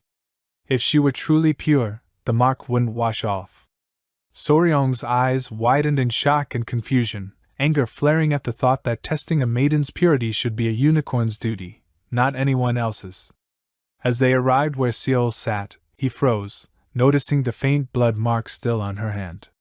Hwa-eun smiled and greeted her, and Seiel, shocked to see her, listened as Eun explained that they had brought a cold elixir for an ice shard exchange, handing it to her. Seil's curiosity flared as the intense cold energy radiated from it, leaving her mouth agape. She thanked them and immediately prepared for the exchange, giving the ice shard to Soryong, who examined it carefully and smiled. Seiel exhaled deeply, her sad gaze drawing everyone's attention, including Hwa-eun and Soryong. Calmly, Hwa-eun reassured her that she had heard the rumors but didn't believe Seiel could have done such a thing, urging her not to feel ashamed. Seiel, sorrowful, explained that all the witnesses knew her secret mark, and Soryong felt a wave of emotion, realizing this was no ordinary scandal but a mysterious case. Hands on his face, he smiled, recalling how in his past life he had solved mysteries like Sherlock Fabre, deducing truths from escape and deduction rooms. He asked Seiel gently if she had ever bathed alone at night in a pond or river. Seiel looked at him, confused, while Hwa-eun calmly asked if he wanted to know whether anyone had secretly watched her. Soryong's jaw dropped. He realized she was telling the truth. Sweating, Seiel admitted she had never bathed outside, and even if someone had seen her, they had no reason to defame her. The villagers were like family, living alongside them for years. Eun glanced at Soryong, laughing, noting how wrong his assumptions had been. Soryong's face burned with shame and disbelief. He fell to his knees, apologizing, when Hwa-eun's eyes caught something, and with folded hands she smiled and declared that she had solved the mystery. All eyes turned to her, curious and puzzled, as she explained that this entire situation could only have one reasonable explanation. Hwa-eun announced calmly that the real culprit was a ghost, which left Eun and Seiel stunned and sweating. Hwa-eun nodded to confirm, while Soryong remembered a blue-spotted centipede spirit he once met and asked Seiel if she had touched anything strange, and Seiel admitted she only touched an acorn and a tree branch, but then recalled many nights feeling watched during her solo training. Just then a breathless maid arrived saying another villager was missing, which made Seiel furious and determined. She swore to catch whoever was responsible and asked Hwa-eun and Soryong to help, while Eun warned that if Seiel went alone again the consequences would be severe, so Seiel promised she would not go by herself, and, holding Hwa-eun's hand, asked both Soryong and Eun to join her, and that night the small group, with an owl watching above, set off into the forest to search. Eun trembling and tearful but resolved that if Seiel were caught again she would face being locked in the closed cultivation room. Seiel revealed that if she were caught again, she could be locked in the closed cultivation room for 6 months, and Hwa-eun nervously smiled, while Eun turned angrily, saying Soryong should have stopped her, leaving Soryong shocked and nervous, remembering Seil's golden ornament, specially designed to carry ice jade, which she split into 2 parts as a symbol for them if they helped her.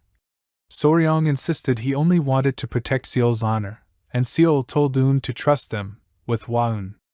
standing resolute. As night fell, they reached the spot where Seiel had felt a presence before, hoping for clues. When Waun nervously asked what if the culprit is really a ghost, Seiel drew her sword confidently, saying she would destroy it if it were, carrying energy to reveal justice. Suddenly, thick fog enveloped the forest, separating Soryong from Seiel, Waun, and Yun. He stumbled into a massive spider web, realizing it was made by a huge spider. A scream from Un sent him into panic, and he released his centipeds Grace and Myra to protect her. As the red fog cleared slightly, Soryong advanced, noticing webs covering the trees, and then saw Un trapped in thick spider silk, clinging to a tree, while Seiel sat atop a giant spider, smiling, her eyes cold and devoid of innocence. Soryong froze in shock as he realized the Seiel he saw was not innocent. Her eyes glowed with evil energy, staring directly at him, making his face pale with fear. The area was covered in webs, and he understood this was a special species, a ground spider that spins webs on the ground rather than in the air. Everything became clear. What he thought was Seiel was actually a generational pulp, an organ spiders used to trap prey and attract mates. Meanwhile, Un struggled in the web, spotting Soryong and burning with anger that he was also trapped. Soryong, with a loving expression, approached the spider, calling it beautiful, and hugged it without thinking. Shocked for a moment, the spider's evil eyes brightened, ready to attack, but Soryong signaled his small centipeds, Grace and Myra, who quickly bit the spider's neck. The spider writhed in agony while Soryong stepped back. Its expression softened, seemingly asking for help, and Soryong realized why so many had fallen into its trap. As it fell to the ground, Soryong panicked, unsure if his centipede's venom had temporarily paralyzed it. He touched the spider cautiously, remembering the centipede venom is a neurotoxin. Since the spider was huge, he relaxed a bit, petting it and saying he saved it from villagers who would have killed it. Excited, he hugged it, noticing its bright red body, for big spots on its back, and soft fur like velvet, calling it a scarlet spider. Curious about its face, he lifted its skirt, only for Waun to suddenly appear, delivering a flying kick to its face. Soryong's eyes widened as the spider flew and crashed into a tree. Waun, furious, shouted that it was a monster and realized Soryong had been hugging it. She covered her mouth, realizing she might have hit too hard. Soryong was still dazed, staring at the sky as if the world was spinning around him. A few minutes later, he got up, and Waun immediately asked if he was okay. Confused, Soryong asked what she meant. Waun explained that the red mist spreading across the forest came from that spider, and anyone who inhaled it uncontrollably felt their desires intensify, almost like an aphrodisiac. She had inhaled a little herself and felt its effect, so she used her internal energy to clear it, and came to find Soryong. Calmly, Soryong said he didn't feel anything unusual, then speculated that the villagers acting strangely earlier were probably influenced by the spider's mist, maybe some kind of pheromone. He touched the spider again, asking Waun what this huge, venomous mist-releasing creature really was. Nervous, Waun watched him and softly apologized, covering her face as she blushed, thinking Soryong had fallen for the spider's seductive vibes. Soryong was slightly affected but explained he was just observing the spider's structure and soft fur. Seeing him touch its legs made Waun panic, sweating and pleading for him to stop moving its legs. Suddenly she remembered its bright red body, for large spots, and velvet-like fur, but couldn't fully recall the details of poisonous creatures.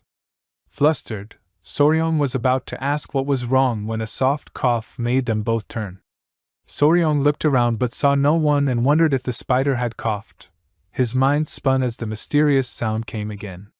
Soryong rushed to Un, who was wrapped in silk and softly crying, laid her gently on the ground and checked her pulse. She was alive but paralyzed and breathing heavily. Waun and Soryong sat by her, and after the mist had cleared, Soryong calmly tied the big ground spider with silk threads so they could take it as proof of what had been attacking people. While Un's sister Seiel arrived furious and ready to kill the spider for hurting her family, Soryong jumped between them and ordered Seiel to stop, saying the creature was already his capture, which stunned Seiel, who paused in anger and confusion as Soryong insisted the spider was evidence they needed. Soryong thought to himself that Seiel had already killed the salamander, and now wanted to attack the spider too.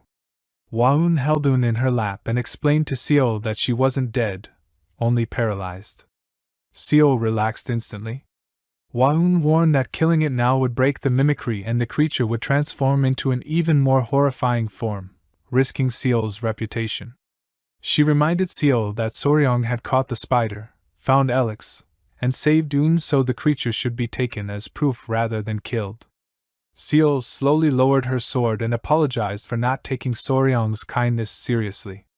Soryong awkwardly waved it off, then gave Hwaun a thumbs up, impressed by her logical thinking in such a tense situation. Soryong decided to forgive the spider for now and take it to the Tang Clan so someone could understand its true nature. Unexpectedly, he gently touched Seiel's head and complimented her, which made her blush deeply, misunderstanding his words as romantic, while Hwaun quickly clarified that he was referring to the red, soft, and unique spider host. The next morning, the spider and Soryong safely delivered Un to the Namdong clan, shocking everyone with the giant spider. Even the patriarch drew his sword in anger, but Soryong calmed him, explaining the truth and assuring him that Seil's honor was preserved. The patriarch acknowledged Soryong's favor and promised the Namdong clan would always respect him, though he worried the creature could take someone else's form, prompting Soryong to consider the implications of its image rights. Soryong quickly ran toward Gyupi and shouted, asking what was happening. Gyupi explained that the crowd was getting restless. Just then 3 angry elders arrived, their faces red, shouting why the clever creature wasn't killed for impersonating their young lady. Gyupi raised his hand seriously and told them to control their tongues, explaining that the creature was now clan property, and harming it would insult the clan. The elders immediately apologized. Soryong instructed that no one else should enter, or the creature could be harmed, and Gyupi ordered the guards to close the gate. As the gate was about to close, a bald old man holding a wooden staff appeared, asking nervously if he could just see the spider. The guards refused, but Soryong smiled and allowed him to approach. The old man moved closer, observing the spider carefully, tears forming in his eyes as he realized it truly took the form of Seiel. The spider looked at him, seemingly recognizing him. The old man then asked Soryong if he really intended to kill it as others suggested. Soryong calmly replied no, explaining the creature was valuable despite being unusual, and he would take it to the Tang clan to care for it. The old man, moved to tears, trusted him and began untying the spider's ropes, petting it gently, which made the spider's eyes shine with happiness. Soryong realized the old man was a kindred spirit and an enthusiast, and the man revealed that the spider's name was Yuvu. Years ago, when the old man lost his entire family to the plague and was broken, he found a tiny spider, no bigger than a fist. They started living together, and it had been 20 years.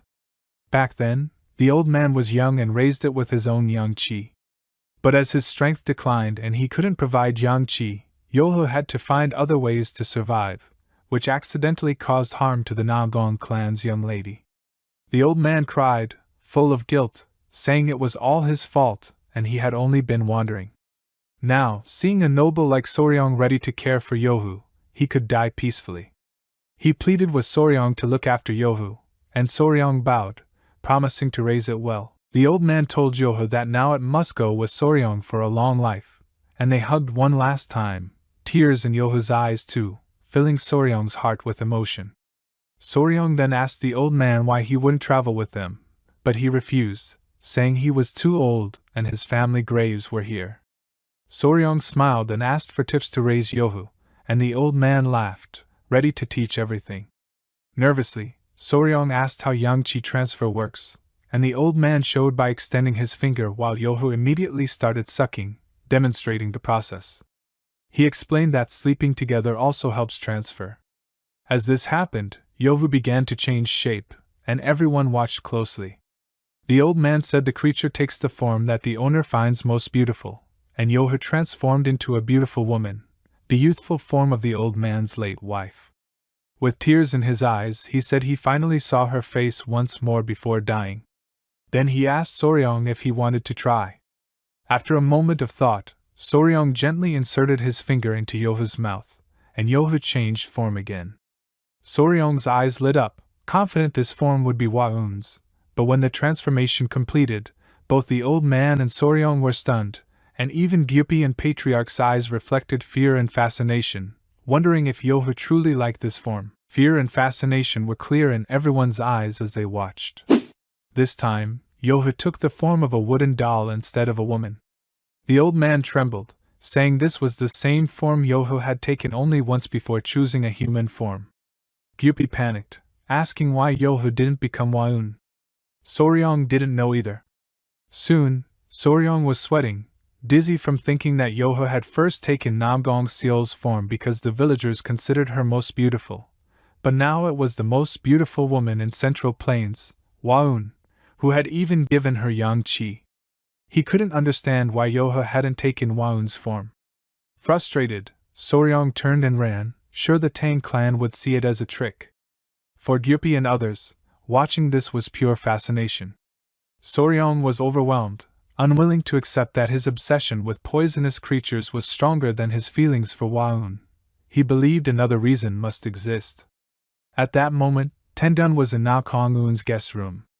Un lay on the bed when Soryong suddenly opened the door and rushed in, surprising and confusing Waun, who didn't understand why Soryong was so flustered. When she asked, Soryong said he needed a favor and asked if he could hug her. Waun turned red like a tomato. Soryong quickly raised his hands, clarifying he didn't mean it that way, and perhaps the misunderstanding wasn't so bad. Nervously, Waun clenched her hands into fists and explained that Yuvu was a human-faced spider, one of the 10 most dangerous venomous creatures in Central Plains. Soryong froze, eyes wide in shock, realizing Yuvu was that spider.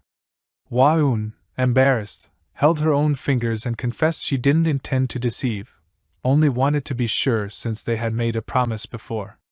Soryong understood why she had hesitated for days. She then approached and hugged Soryong without hesitation, turning his face red like a tomato. At that moment, a cough broke the tension. Soryong looked up to see Un, awake, shyly suggesting they give him some space, making Soryong blush even more while Un smiled, glancing aside. Morning came, the sun shining. 2 days later, Soryong began saying goodbye to Seiel and others, who waved back and thanked him sincerely, promising never to forget his help. The Tang Clan chapter officially ended, and Soryong and his companions departed. Luckily, now that Yuvu had absorbed Soryong's yang qi, she had transformed into Waun's form, avoiding sharp eyes and suspicion. Smiling, Soryong asked if everyone was okay and promised they would soon reach Mount Wan. Yuvu shook her head. No. Surprising Soryong, whose eyes met Yuvu's worried gaze, bringing tears to both. Touched by her care, Soryong promised to reach Mount Wan quickly, then confidently declared their route, straight to Mount Wan, take the geckos, and return together to Tang Line. Gyupi nodded in agreement as they began their journey along the river, the sky above filled with seabirds and the cold air around them. The journey was peaceful as Soryong smiled, enjoying the scenery. On the ship, 2 people were talking.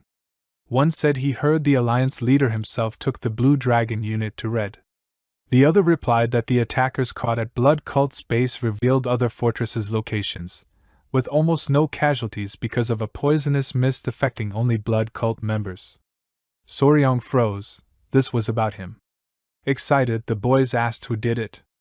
The answer: the Alliance didn't reveal the name, probably fearing retaliation, but whoever it was, he was a hero. Soryong blushed, remembering his YouTube past, where he was just a narrator, not a hero. Lost in compliments, he unknowingly reached Mount Wan. After leaving the ship, they arrived at a large waterfall. Soryong said seriously he couldn't cross alone using light food techniques and asked Waun and Commander Gyupi to bring the small geckos. Smiling, he added that no one could throw him across. Gyupi doubted the geckos would follow Soryong. Perhaps he had to go himself, or someone could try to throw a kutsabel across. Suddenly, a warrior pointed up. Soryong looked and was shocked. Yuvu was climbing the mountain. He panicked, calling for her to come down, but Yuvu ignored him, using her silk to gracefully jump past Soryong and land below. Everyone was stunned.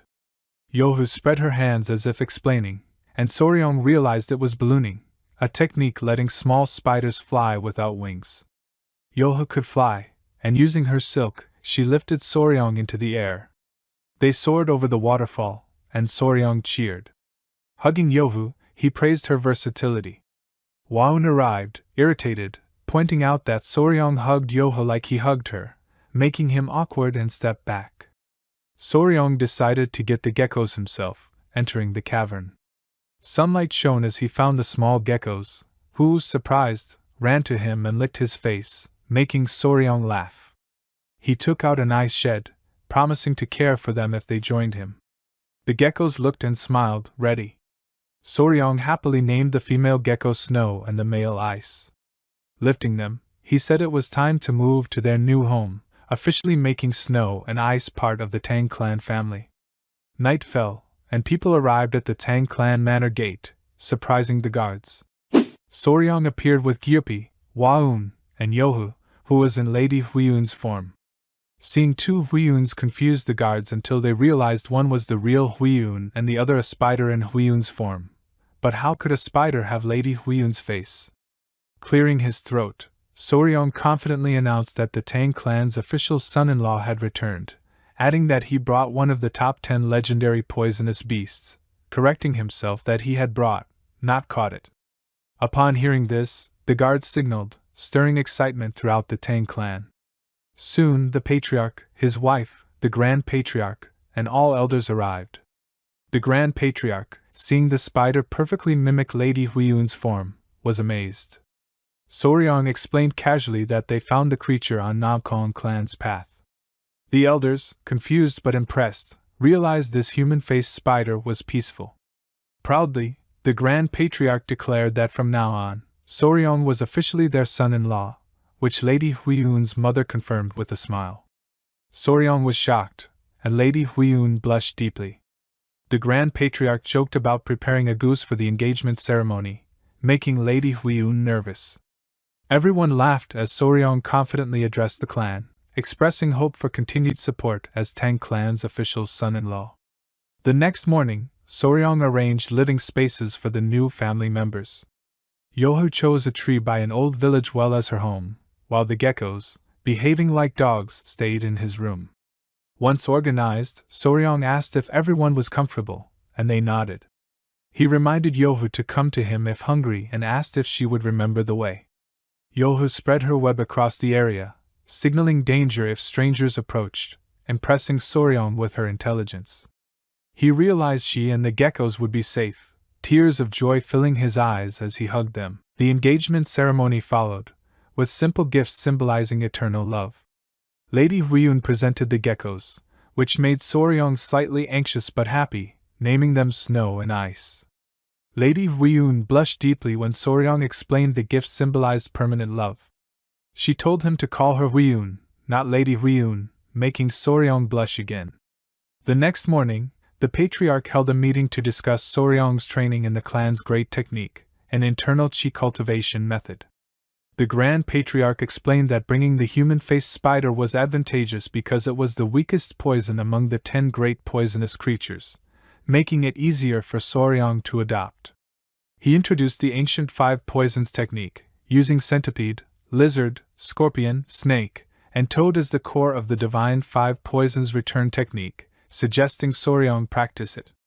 Overwhelmed and sweating, Soryong struggled to respond, realizing the training ahead would be intense. Soryong was drenched in sweat, unsure what to say as the patriarch began explaining the classification of poisonous creatures in Tang Clan, common beasts and spiritual beasts. Common beasts could be found in ordinary places, while spiritual beasts had mystical powers, intelligence, or an internal core. Confused, Soryong asked if the golden-headed fat-tailed geckos, Snow and Ice, the blue-spotted centipedes, and the human-faced spider he had brought were considered spiritual beasts. The patriarch confirmed they were, which explained the new proposal. The Grand Patriarch clarified that the 5 poisons returning technique was limited, able to absorb venom only from ordinary creatures, while its original version, the 5 Venom's true returning technique, could absorb venom from spiritual level beasts too. Since Soryong already had the blue-spotted centipedes and fat-tailed geckos, acquiring the venom from snake, scorpion, and spiritual level toad would allow him to fully master this divine technique.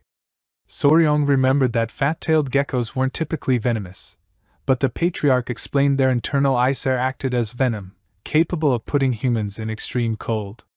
Soryong realized he faced a choice: absorb venom from comparatively lower-class creatures to form a 5-poisoned spiritual beast body, or collect all 10 great venomous creatures' venom to commit fully to the 10 poisons body path, a far more difficult but rewarding route. Waun watched him, trying to gauge his thoughts, while Soryong recalled RPG games from his past life, where skill tree decisions determined a character's potential. The patriarch urged him to think carefully before deciding, explaining that both techniques required similar preparation, with the final poison being the only difference. Days later, Soryong lay in bed, still unable to decide, with the geckos playing nearby. Suddenly, Waun burst into the room, her face showing surprise and worry, reporting that the blue-spotted centipedes were about to shed their skins again. Soryong leapt from the bed, eyes wide, and rushed to the centipede's pavilion with Waun. Together they saw that the centipede's new exoskeleton had already hardened like stone. Soryong realized they were growing rapidly, faster than he had expected, and when Waun asked if their appearance would change again, he nodded with excitement, noticing their blue spots forming, reminding him of how they were becoming like his mother, and his heart raced at the sight.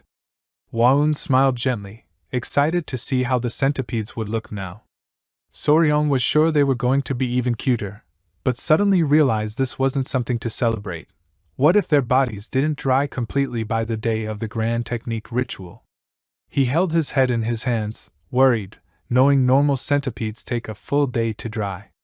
Soryong was debating whether to use the venom of the blue-spotted centipedes or Yuvu's, because if the centipede's venom couldn't be used, he'd be out of options. Imagining Yuvu, the centipedes, and himself in a ring with Yuvu declaring victory made Soryong understand he had been torturing himself for 2 days. Finally, the grand technique began in the Tang Clan's Hall of 10,000 Poisons. Soryong thought he might postpone it because of the centipedes, but preparation was too complex to delay. Hundreds of herbs were boiled in separate cauldrons to extract medicinal essences, cooled, and collected in a large jar.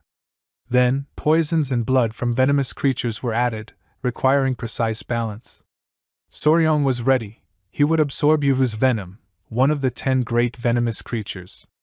Observing the jar, he saw the liquid was dark. The great patriarch approached and announced the grand technique would begin. Soryong stripped and immersed himself in the jar, feeling like he was on an herbal path. The great patriarch added a drop of Yuvu's essence to trigger the reaction, then mixed in the prepared medicinal compound so Soryong's body could start absorbing the root. Luckily, Yuvu's venom was paralyzing type, so pain would be minimal. The great patriarch left to get the remaining ingredients, leaving Soryong alone. Soon, Waun arrived holding the centipedes and Yuvu joined, both smiling at Soryong. The centipede's skins had hardened, now glowing with spots, and they began playing around the jar. Soryong noticed Nova, Myra, and Grace looked even cuter, climbing over the jar, their changes making them resemble plush toys. All centipedes focused on the liquid Soryong was in. When Nova's antenna accidentally touched it, he felt a strong shock, and Soryong yelled to Waun to wash Nova quickly. Waun, worried, grabbed Nova, calling him carefully, as Nova's saliva fell into the liquid, triggering a reaction. Waun realized the poison had started spreading inside the essence, filling her with fear. Soryong writhed in pain as the liquid burned his skin, his face red, feeling like his entire body was on fire. Waun anxiously instructed him to regain control while Soryong struggled not to move, remembering he couldn't during the grand technique. Foam came from his mouth, shocking Yuvu and the geckos. Lady Waun covered her mouth, worried, unsure what to do. The great patriarchs returned, shocked, and ran to Soryong. Soryong explained the centipede accidentally spilled some venom. Soryong was losing strength, eyes slowly closing, feeling like underwater. Soryong noticed Nova beside him. Touching her released strange energy into his body. Hours later, he opened his eyes, giving relief to Lady Waun, who cried seeing him safe. Soryong realized Nova wanted him to master the 5 poisons body. Concerned, he checked Nova, remembering her antenna had touched the substance. Waun assured him she had washed it immediately, worried Soryong might not survive. Soryong focused on her, eyes wide with concern, recalling he should have met his fiancée after the engagement but instinctively ran to the centipedes. Head throbbing, Waun asked if the pain returned. Soryong said protecting Nova was most important, surprising the great patriarchs and Waun. 2 days later, the grand technique finished safely, and Soryong met the great patriarch, confirming he was fine. He began the 5 venoms returning divine art path, learning the 5 poison martial techniques: centipede's poison fling, venomous snake's life-grabbing hand, scorpion tail rapid leg, lizard wall climbing body step, and Tot's explosive palm, each in a specific category: claw, hand, leg, step, and body. This art allowed humans to unite with poison, achieving true harmony. Soryong was thrilled, realizing it wasn't assassination or poison tricks as he expected, but a martial art combining Tang Clan's poison arts with Beast Palace techniques. The great patriarch smiled, explaining this style suited someone with poison affinity like Soryong. Grateful, Soryong promised dedication, stepping fully into the 5 venoms returning divine art. Exiting the poison hall, he stretched, feeling alive in sunlight. A small centipede ran to him, Nova, who, seeing him safe, cried tears of joy. Soryong flexed his biceps, comforting her, assuring her she hadn't done anything wrong. Nova playfully jumped on him, preferring his clothes to skin. She began observing him closely, running over his hands, making Soryong nervous but realizing it was coincidence, though her eyes glimmered with anger, and she climbed on him. Soryong hid behind a tree, pretending to be found, and Nova followed easily. This repeated 3 times, shocking Soryong, and then Nova exhaled confidently, as if their hearts connected through a strange energy. While Soryong was confused about what was happening, Lady Waun, worried about Nova, began searching for her. She approached the centipedes and asked if they knew Nova's whereabouts, learning that since skin shading, Nova had been wandering, making her hard to find. Soryong, carrying Nova on his back, ran toward Waun, breathless and astonished. Kneeling, he caught his breath. Waun asked if he was okay, then scolded Nova for going far without informing her, emphasizing she must tell her mother before leaving. Astonished, Soryong revealed that the real surprise was Nova understanding human speech, even reading his thoughts, something she had always done. Sweat-drenched and confused, he explained this to Waun, who was slightly shocked.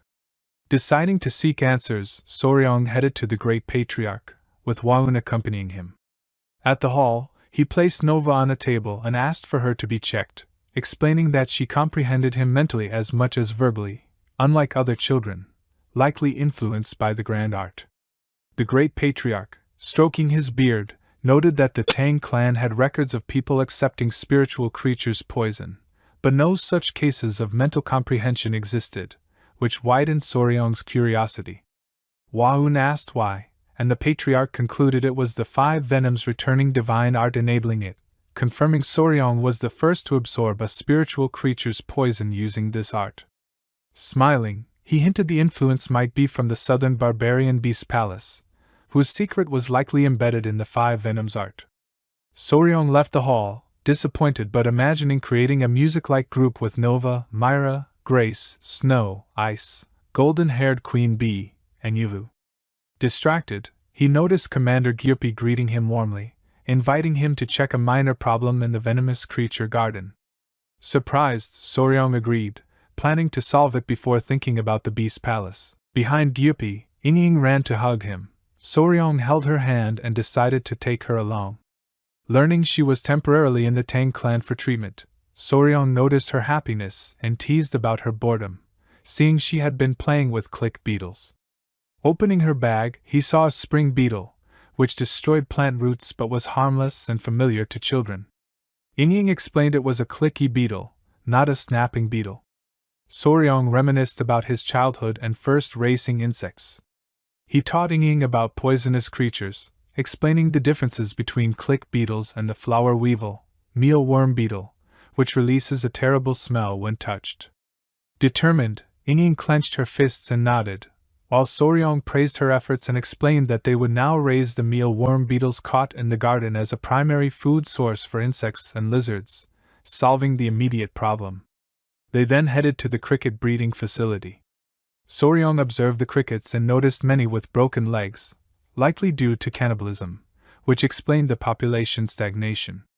Gyupi mentioned feeding them enough, and Soryong, recalling similar issues on Henan Island, realized he lacked extensive knowledge about non-poisonous insect breeding, marking this as a significant problem. At that moment, one of Gyupi's men suggested an expert, Huang Jian, the Tang Clan's second volunteer in the poison division, who occasionally visited cricket fighting arenas for recreation. Soryong was surprised but trusted him. Huang explained the gambling-style cricket fights, with stronger crickets traded at high value, and introduced the caretaker woman who knew everything about the crickets, her long hair tangled, body bandaged, working in near-perfect light conditions while the Tang Clan streets glowed with red lanterns, the night alive with activity. The streets glowed under red lanterns, alive with people enjoying themselves. Women were applying makeup while men drank. Soon, Soryong, Gyupi, Lady Waun, and Huang Jian arrived and made their way toward the gambling den in the capital to meet the cricket caretaker Huang Jian had mentioned. Soryong and Gyupi wore elegant suits, and while Soryong expected they might use light food for the long journey, they were advised to dress properly and take a carriage. Distracted, Soryong was informed they had reached the capital's gambling den. Stepping out of his daze, he saw a man with two muscular guards. Gyupi explained that Lady Waun, a direct descendant of the Tang family, and her fiancé, Soryong, had come seeking directions. Hearing that, the man and his men widened their eyes in fear and greeted them with respect, introducing himself as the owner of the Golden Phoenix gambling house, expressing how honored he was. Soryong was slightly confused by his attitude. Huang Jian, with a faint smile, asked to see the fighting crickets, and the owner nodded, explaining that a general battle was happening that day, signaling them inside. Beyond the curtains, Soryong observed excited warriors around a table where two crickets prepared to fight. A man had bet all his previous winnings on the match. As the crickets glared and attacked, the crowd cheered, surprising Soryong with the intensity of the cricket fights.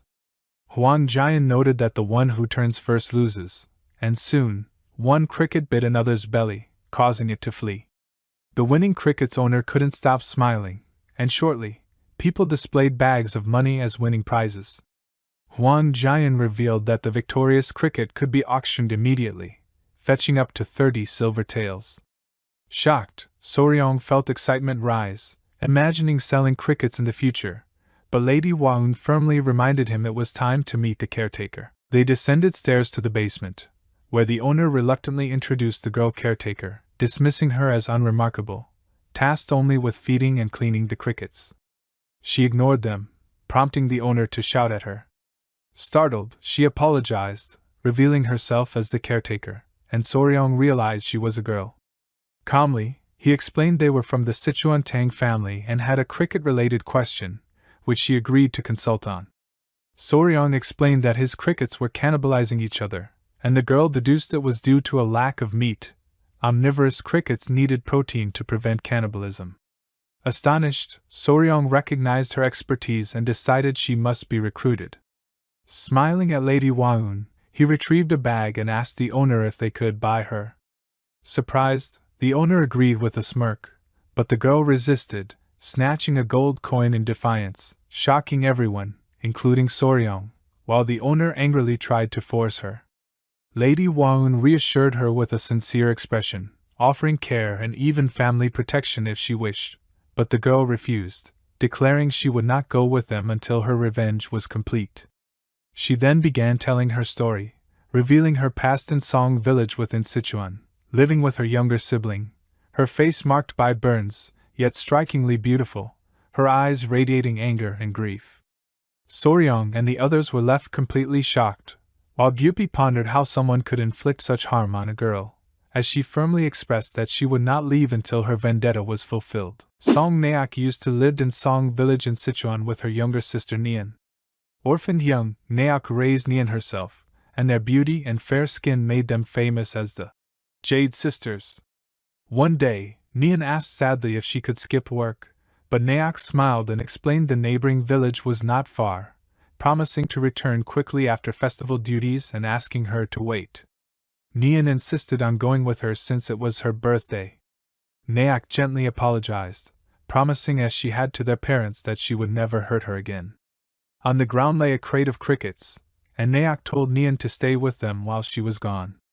Nian's tears remained, noting cricket fights were more fun with two, so Nayak gave her a hidden birthday gift, an incense pouch filled with aromatic herbs, reminding Nian it was what she had wanted before. Nian recognized it immediately and promised to treasure it. Happily, Nayak left, but the festival took longer than expected, and night fell. Workers lit lanterns warning her to be careful, but Nayak rushed out, knowing Nian would be hungry. At midnight, she collided with a man whose scent reminded her of the incense pouch, a strange trail following him. Ignoring it, she returned home, only to find silence and Nian lying bloodied and beaten on the floor. Dropping her candle, Nayak ran to her sister as the house caught fire, and villagers panicked. Carrying Nian, Nayak fainted while trying to explain, waking later after 2 weeks of care from an elderly couple, her body bandaged and burned. The old man cried, saying he couldn't find the pastor, while the old woman advised Nayak to be careful. Gradually, her only connection to the world became the small crickets she tended. Time passed like a river, and when spring arrived, the cricket sounds reminded her of Nian, who had pleaded for revenge. That night, Soryong awoke, determined to find and kill the pastor, clenching her fists as anger burned in her eyes. The next day, she told the old man she could not wait, while her sister suffered, insisting on revenge despite not being fully healed. The elders doubted how a girl could succeed, locking doors to stop her, but each night, the crickets strengthened her determination. Eventually, Soryong secretly escaped the village, holding the incense pouch tightly, telling Nian to wait. She first went to the city in the direction the pastor had gone, her memory of his voice and appearance engraved like a brand. 2 years later, on a rainy night, she reached the Golden Phoenix gambling house, shivering and asking the owner to shelter her briefly, but he yelled at her. A man passed by, irritated by her scent, shocking Nayak as she remembered her sister's abandoned home. She realized he was the pastor, and Nayak and Waun grew curious. Nayak explained that a beggar had told her the pastor frequented the gambling house. Her first plan to follow him stealthily failed. He was a martial artist, making direct revenge impossible. She tried poisoning his drink, which failed as the poison was fake. She then raised crickets in the basement, each cry reminding her of Nian, fueling her anger and obsession. Teeth clenched, tears streaming, Nayak swore to kill the pastor and stay until she did. Soryong whispered to Gyupi and Waun, noting her hatred and obsession, and Lady Waun explained that helping someone so determined would make her loyal and a strong member of the Tang Clan. Gyupi agreed, recalling how Nayak had spoken to herself in the rain until revenge was taken. Observing her, Gyupi realized why he saw himself in her. Nayak nodded at him, gaining confidence, and reassured Soryong that they would help end her grudge if she promised to join their clan. Shocked, Soryong vowed to serve them with her life if they helped, leaving Soryong curious as he asked who the bastard. Nervous and hesitant, she finally decided to reveal that he was the third son of the Great Harmony sect, Jin Disong. With a confident smile, Soryong placed his hand on his chest and said he would completely eliminate Jin Disong, leaving Waun and Gyupi shocked and confused. Waun panicked, asking if he was sure the killer was truly the third son of the Great Harmony sect, and Naoki nodded. Soryong, slightly confused, asked the problem, and Gyupi explained that the Great Harmony sect was one of the most powerful orthodox factions in Sichuan, second only to Tang and Xinjiang. Soryong realized the danger but said they shouldn't worry about the sect, though the real problem lay in the pact between their clan and the Great Harmony sect, as Tang owed a great favor to Jin Disong's grandfather, meaning even a major crime would be forgiven once. Soryong understood that now Jin Disang could do whatever he wanted. Waun added that in the martial world, oaths and promises, especially linked to techniques, clans, or nicknames, must always be upheld. When Nayak asked if there was a problem, Soryong nervously smiled, saying he was just surprised by how powerful the man turned out to be, and assured her to rest while they handled everything. Naoki, filled with tears and gratitude, fell asleep suddenly, prompting Lady Waun to suggest taking her to Tang residence to relax. Gyupi realized it would be more complicated than expected, and Soryong agreed, planning first to consult his grandfather and father-in-law, confident they would understand the matter. The next day, Soryong and Waun went to the patriarch hall of Tang Clan. The great patriarch explained that the Great Harmony sect was prestigious and rich, yet a son born of a tiger father and a dog mother existed. Soryong sincerely asked for permission, but the patriarch refused, stating the clan's lineage or poison could not help Naoki, though Waun cleverly found a loophole allowing Soryong to act alone, as he was not part of the Tang clan bloodline. Soryong planned to prove himself as the son-in-law of the Tang clan by capturing Jin Disang, understanding that initiation ceremonies always involved killing someone. The next morning, Gyupi brought a scroll, saying the clan's name must stay uninvolved, so he would discreetly track Jin Disang's movements. Soryong instructed him to handle it carefully, and later, smiling, Soryong visited Naoki and Waun having tea, asking if Naoki had rested well. She thanked him, now clean, dressed in new clothes, and looking healthier. Soryong brought medicine for her burns, and their conversation shifted to curiosity about cricket, when Gyupi returned, nervous, reporting he met a guest, a man with long hair, a long beard, and a hat, who greeted Waun as Poisonous Flower, introducing himself as Elder Bagger, one of the three Appers. Soryong was shocked, while Naoki recognized him as her grandfather who helped her in the shadows. Elder Apper smiled, explaining he could not directly intervene without proof but would help with information. He revealed that Jin Disang was highly problematic, insulting women and committing murders without being caught due to his sex influence, and that the Song village incident forced him to stay low profile, leaving Naoki to use poison for protection. Soryong realized Jin Disang had a severe crustacean allergy, and with a confident smile, told Gyupi to fetch mealworms from poison storage, planning a brilliant method to defeat Jin Disang. Soryong imagined a brilliant plan called Savory Death using mealworms because he realized Jin Disang's shellfish allergy was due to tropomyosin, a protein present in high amounts in mealworms, more than in shrimp or crab. Gyupi brought a bag of mealworms, and Soryong boiled and lightly stir-fried them into a tasty dish, presenting it to Naoki, Lady Waun, Gyupi, and Elder Bagger, who were horrified but eventually tasted it, and were shocked at how delicious it was. Soryong explained that, just like Lady Yingying's sensitivity to bee venom, mealworms would act as poison for Jin Disang without anyone suspecting. Naoki suggested mixing the mealworm powder into ryotigan, a glutinous rice cake they often ate at the gambling house, which Soryong approved as perfect for the plan. Later, Jin Disang arrived at the Golden Phoenix gambling house with his bodyguards, expecting his usual table with women and alcohol, but found Soryong and Lady Woon already there gambling. His eyes fell on the beautiful Waun, realizing she was the poison flower of Tang Clan, and Soryong confidently greeted her, showing his skills, which impressed her. Jin Disang, confused, asked his bodyguard who Soryong was, and the bodyguard confirmed he might be the famous poison flower's companion. Panic set in Jin Disang, who couldn't believe such a boy could keep such a beautiful woman close while he had failed, and a spark of malice filled his eyes. Jin Disang remembered the girl and realized she wasn't entirely bad, which made his mouth water, but he restrained himself, or he might have killed her by mistake. Unfortunately, his older sister wasn't there, who was said to be even more beautiful.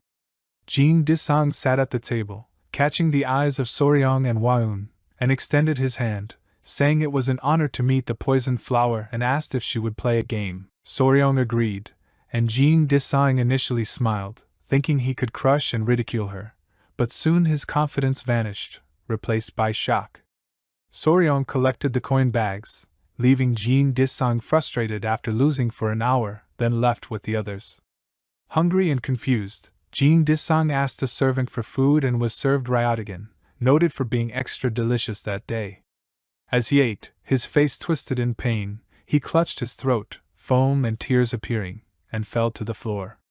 Soryong and the others rushed over as he realized the mealworm powder triggered Jean Disang's severe shellfish allergy. Soryong, coldly calm, reminded him of his crimes in the Song village, and warned that he would feel regret in this life or the afterlife. Despite Jean Disang grabbing Soryong's collar, Soryong easily resisted, instructing others to hold him as he struggled, turning the delicious taste in his mouth into his final memory. The next day, Soryong and Waun met the elderly couple who had cared for Naoki, assuring them she was now part of the Tang Clan. Naoki quietly visited her sister's grave, guilt-stricken and tearful, regretting not reaching home earlier. The sun set, crickets chirped, and Soryong reflected on the weight of the events and the lives touched by his plan, knowing Jean Disang's story had ended without leaving a trace, thanks to careful handling by his family. Naoki feels guilty for not reaching home earlier as the sun sets over the streets of Sichuan's capital. Not far away, Beggar Appa enjoys the meal Soryong prepared, smiling at its surprisingly rich flavor, while two hidden figures watch him. Caught, they step out, revealing themselves as divine thief Kang Chiho and his disciple Zhuang Riyong. Kang Chiho greets Beggar Appa with respect, explaining their visit. He seeks the greatest expert on silkworms in the Central Plains, as his sacred item, the heavenly silk, recently broke and cannot be handed to his disciple yet. Beggar Appa recalls Soryong, realizing he might be the expert. Meanwhile, at Poison Garden, Soryong trains relentlessly in the iron kofor art, enduring strikes from Gyupi's men while Waun and the smaller centipedes watch silently. Each blow strengthens him as his muscles tense, nearing the brink of exhaustion. A small centipede, Nova, playfully leaps into the path of a strike, and Soryong, quick and precise, saves her while absorbing the force himself. Waun scolds Nova, showing the differences in personalities among the three centipedes. Myra, the eldest and disciplined, Grace, quiet but affectionate, and Nova, mischievous and curious. Soryong smiles at their uniqueness, wishing them health and strength to one day become great blue venom savants like their mother. As Waun calls the centipedes over, Gyupi and Naoki arrive, greeting Soryong respectfully. Naoki carries a jar, wearing her poison unit uniform, which fits perfectly, and gives a nervous smile, saying thanks. Curious, Soryong asks about her life in Tang Clan, and she begins to explain how everyone is managing and adapting. Naoki explains that everyone behaves even better than her disciples, and the work is manageable. With a cheerful expression, she opens the jar and reveals its contents, the items Soryong had requested. Soryong comes closer, curious, and smiles at the sight. The jar is full of crickets. Gyupi admits that perhaps there are more than needed, all thanks to Naoki's meticulous handling. Slightly saddened, Naoki listens as Soryong thinks that sometimes being too skilled can cause problems. Confidently, he says he will soon arrange for new members to join Poison Garden. Gyupi, surprised, asks if he will finally go out to capture new poisonous creatures. Soryong explains that while they cannot prevent their upbringing, the best way to use them is as food for other beasts.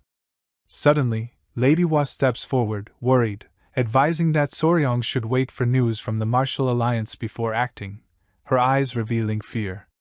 She explains that an official permit is required for expeditions to collect creatures, and due to the blood cult situation, it is currently difficult to obtain permission. She adds that the Alliance leader personally conducted a raid at the Devil Nation border, but no news had come since. Hearing this, anger flashes in Soryong and Gyupi's eyes. At that moment, a servant runs up, drawing curiosity from everyone. Lady Hua immediately asks why she's running so fast. The servant informs them that the clan heads are calling for them in the hall. Slightly confused and surprised, they head to the hall, where Patriarch stands silently, hands folded, lost in thought, while Soryong and Lady Woon watch him closely. Tension fills Soryong as he wonders what this could be about, noting that clan heads are usually busy at this time. Patriarch, smiling oddly, seems ominous. Then he speaks, laughing and handing a scroll to his son-in-law, saying it contains the news he had been waiting for. Pointing to it, he explains that news from the Martial Alliance has finally arrived. The expedition was a huge success. Soryong and Lady Wa's faces light up with joy and surprise. Patriarch continues, recounting that the Alliance leader raided a village at the Devil border, completely destroying the blood cult base. Half the cult members were killed or captured, and the rest fled toward Devil. Both Soryong and Lady Wa become ecstatic, realizing the implications. Now they can capture poisonous creatures exactly as they wanted. Permission is granted for the expedition, and Soryong regrets not having planned his destination in advance. Patriarch, in a serious tone, folds his hands and recommends the ideal location. Soryong turns curious, as Patriarch explains that for the Tang Clan Poison Division's first expedition, no place could be more suitable than this one. It is a land swarming with countless poisonous creatures, where even beasts at the entrance are as strong as Golden Phoenix class. A true paradise for poisonous beasts. That place is Yunan. Many days pass, and the journey brings them to the far southwestern edge of Sichuan, deep into the Yunan tropical jungle. Between the mountains lies a valley called Poison Ravine, where the cries of beasts reach the ears before human voices. Strange stone formations rise like a forest, and mysterious creatures are everywhere. For Soryong, this truly feels like heaven on earth. Soryong lies on his bed, surrounded by his pets, sleeping centipedes, and lizards, happy and eager to see what kinds of creatures await. Picking up a centipede, Soryong assures it to wait a little longer and promises to bring back many new friends. A few days later, as morning breaks, a small unit from the Poison Division is selected to file an expedition form. Lady Naoki is officially appointed as the division's vice-captain, given authority so that her orders carry weight when the team goes out. Soryong, Gyupi, and the rest prepare their equipment. As they are about to leave Tang Clan, one of the small centipedes clings to Soryong's leg and starts crying.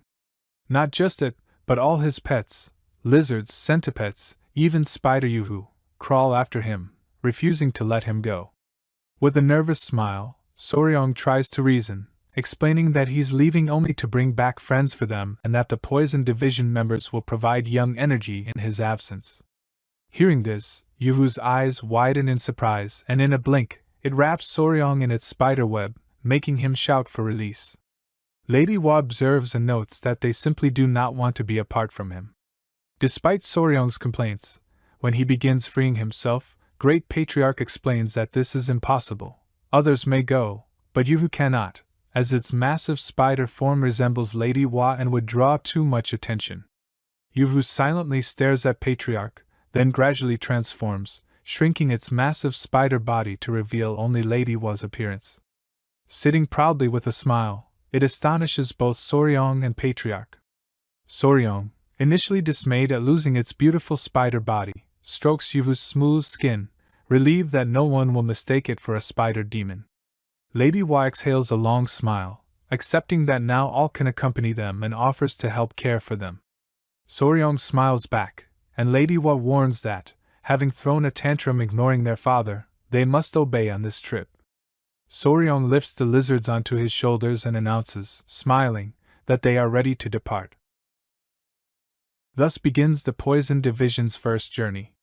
They reach near Mount Amy in Sichuan province, where a long line has formed. Confused, Soryong asks Gyupi why it is so long. Gyupi explains it's a checkpoint, stricter since the blood cult incidents. The worker notices Honorable Elder Mandung Shingan and recognizes Tang Clan members. Great Patriarch requests passage to Yunan, and the girl in charge grants it with a smile. Soryong breathes a sigh of relief, completely free passage, the Tang Clan's influence unmistakable. Suddenly, the girl notices Yuvu floating midair, invisible, and asks them to pause. Soryong panics, realizing Yuvu's body is invisible, seemingly hovering in the air. She assumes this is a sky-leaping void technique, and concludes the young lady has mastered the divine skill, astonishing everyone. Yuvu simply smiles shyly, as Lady Wa grabs her clothing and they continue. Lady Wa tells Soryong to handle Yuvu, or others may misunderstand. To avoid suspicion, Lady Hua dresses as a man, covering her face. On the journey, small incidents occur, but they eventually reach Yunan safely, exhausted. Before them lie beautiful rivers and mountains. Great Patriarch says that Poison Ravine is just ahead. Soryong senses something amiss, noting the eerie calm, no signs of life in caves or trees. Patriarch, slightly confused, confirms it feels familiar, reminiscent of hunting blue venom sovereigns. He explains that insects had vanished there, with prey either fleeing or becoming predators, prompting careful exploration. He instructs the team to retreat to where Yun River and Amuk River meet, where birds are still visible. Soryong notices something odd. No creatures have been seen, yet dragonflies flit about. He realizes that land creatures may be hiding, but dragonflies, free to move, reveal threats momentarily before returning. Soryong concludes that the lack of creatures in previously checked areas isn't due to territory ownership. Evidence of skulls and remains of divorced animals in other jungle sections confirms this. Grand Patriarch warned them that a dense forest lay ahead, and wild animals could appear anytime, so they must be careful. Soryong nodded with an excited smile, his eyes shining with curiosity, knowing he must catch whatever moves ahead, or it would escape. Grand Patriarch worried for Soryong and asked if this would be too hard for him. Soryong, a little surprised, said it was nothing he couldn't handle, a small smile forming since he rarely gave up easily. Suddenly, a strange sound startled everyone. Gupai noted it seemed like a tree branch shaking in the wind, but strangely, there was no forest of hawks ahead. Then 2 tribe men jumped forward, warning of a deep pit below with strange creatures. Soryong and Gupai froze as they saw hundreds of red ants below. Grand Patriarch realized these were not ordinary ants, likely demonic ants, and even the Tang Clan records had nothing like this. Soryong recognized them as army demonic ants, causing Grand Patriarch's eyes to widen in surprise. The army ants, found in Africa and America, move in swarms and can become extremely aggressive when food is scarce. Hidden in the bushes, Soryong warned they should quietly retreat, but a branch was stepped on, alerting the ants. Everyone panicked as the ants charged. Soryong, Gupai, and the others ran as fast as they could, witnessing a small deer being devoured instantly. Remembering demonic ants sense movement through vibrations, Soryong realized they must cross a river since the ants could not swim. Grand Patriarch pointed to the river, and everyone jumped in, escaping just before the ants arrived. Soryong emerged from the water smiling, while Gupai breathed a sigh of relief. Exhausted, Soryong checked on his pet Seiel, promising to dry him quickly, and Seiel smiled in response. Grand Patriarch admitted the ants were truly monstrous, even frightening him, though he had never felt fear before. Soryong warned to stay vigilant, as these creatures devoured anything in their path. As night fell and the area seemed safer, Grand Patriarch suggested resting, which Soryong agreed to, then told Gupai that once night came, they should head back toward the demonic ants. Gupai was stunned, asking what they planned to check. Soryong answered innocently, causing Gupai's eyes to widen in fear. They had barely escaped death, and Soryong seemed deadly serious. Another man asked if he planned to catch them all like he did with the golden phoenix beast. Soryong laughed nervously, waving his hands, saying no, only a few would be caught. Gupai and the man were shocked, thinking Soryong was crazy. Soryong gently petted his pet, who smiled back. The next day, Soryong, Grand Patriarch, and Gupai returned to the blood-red forest for a midnight capture mission, successfully capturing 4 demonic ants and securing them safely. Gupai, out of breath, could hardly believe it, expecting the ants to be asleep, but Soryong laughed, saying demonic ants never sleep.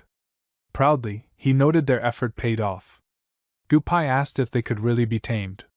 Soryong examined the ants, explaining that training would be nearly impossible due to their 3-day memory span and inability to control them without a queen. Gupai muttered angrily that it was all pointless, but Soryong, smiling calmly, said it wasn't wasted and showing their beauty alone in the Tang Clan would be impressive. Grand Patriarch asked about the next plan. Soryong said he would first meet the Hiyu group and then pursue the demonic ants further, staying ahead. Everyone was amazed as Soryong cracked his fingers and revealed his true plan. The ants would flush out poisonous creatures, making them easier to capture, so he would join the ants' march. Gupai was drenched in sweat, fearing he wouldn't survive, but Soryong's face beamed with determination, thinking of capturing venomous beasts with the ants' help. As night fell, Soryong and the group lit a campfire. Lady Waun was shocked to see that they had captured 4 ants, her eyes fixed on their sharp legs, unable to believe Soryong wanted to run in front of these creatures and catch the poisonous ones escaping from them. She was slightly annoyed, recalling how not long ago she had chased the golden-haired roll beast. Nervously, Soryong smiled, reminding her of their previous success, and Lady Waun widened her eyes in surprise, realizing he was right. Grand Patriarch's earlier advice came to mind, running repeatedly before royal beasts drained their internal energy, leaving the blue-spotted centipedes vulnerable, giving Waun a chance before. Soryong smiled with joy, explaining that since the centipedes had changed shells twice, absorbing their inner core energy wasn't needed, now it was his chance. Grand Patriarch asked if Soryong should run too, and confidently, Waun said yes, as Soryong also had the royal beast Alex and needed to absorb its energy. Sweat forming on Soryong's face, he jokingly suggested that Grand Patriarch should run instead, but Grand Patriarch laughed, saying he had seen Soryong run well and this was a great chance. Lady Waun held Soryong's hand, teasing him that tomorrow he would run with her, her eyes sparkling as she whispered it was his punishment for trying to act on his own. The next day, the ants pursued a wild boar, beginning the operation to capture poisonous creatures. Lady Waun, Soryong, and Gupai ran at full speed, with Soryong explaining the hunting unit of legendary ants was leading, and they needed caution. As ants cut through everything in their path, Soryong's confidence shone, smiling as he explained the plan. Keep about 30 young between themselves and the ants while running, catch any poisonous creatures, and pass them to the main group to place in cages across the river, out of the ants' reach. The hunt continued successfully for about 1.5 hours, and the poisonous creatures were captured. Soryong, Gupai, and Lady Waun collected several creatures, with Soryong catching a snake and tossing it to a man holding a wooden box. As he confirmed he was fine and ready for more, Hai warned him about a huge snake ahead, a real Burmese python, one of the largest and most beautiful snakes in the world. Gupai was nervous, asking if it was venomous, and Soryong smiled, saying yes, but he had to catch it. Confident, he ran toward the python, lifting it onto his shoulders as ants chased him. Lady Waun and Gupai were terrified as he tripped on a branch, falling near the ants. Luckily, Yuvu, who had tied a spider web above, grabbed Soryong's collar and lifted him to safety. The ants' rush was so fierce it felt like a blizzard. Yuvu told him to hold tight, tears in her eyes, and Lady Waun congratulated Yuvu, asking her to place Soryong safely. After the ants destroyed everything in their path, Yuvu finally set Soryong down, and he was panting heavily. Hua said Yuvu needed to scold Soryong properly, and she vowed not to let him near the ants again. A spider-web collar tightened around Soryong's neck, and he begged to be released, but both Yuvu and Lady Waun smiled mischievously. Gupai watched as Soryong crawled on all fours like a dog, confused, and Lady Waun asked about the ants. Gupai explained they had luckily stopped on the other side of the hill. The sun was setting, so they decided to rest and wait for the main group. Suddenly, something moved behind the trees. Hai's eyes filled with curiosity. A spear landed near Soryong, causing panic. Men with spears emerged from the bushes, ordering everyone not to move and declaring that this was the beast's palace grounds and intruders must identify themselves. Gupai drew his dagger cautiously, while Lady Waun calmed him, explaining they were from the Sichuan Tang line. Hearing this, a man stepped forward with a dangerous wolf with glowing eyes.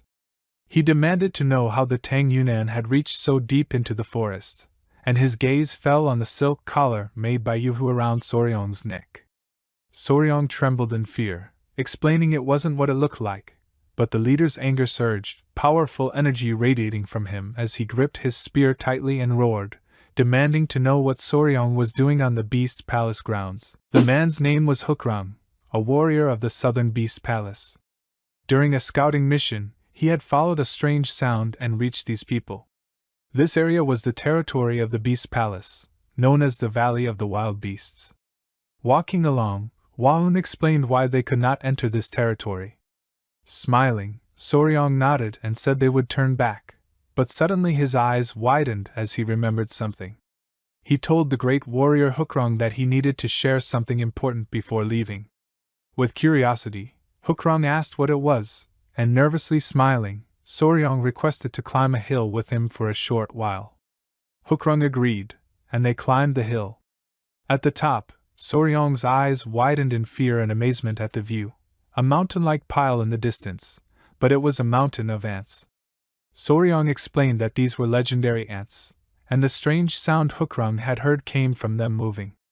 He warned that if the Valley of the Wild Beasts was long and narrow, it could be very dangerous.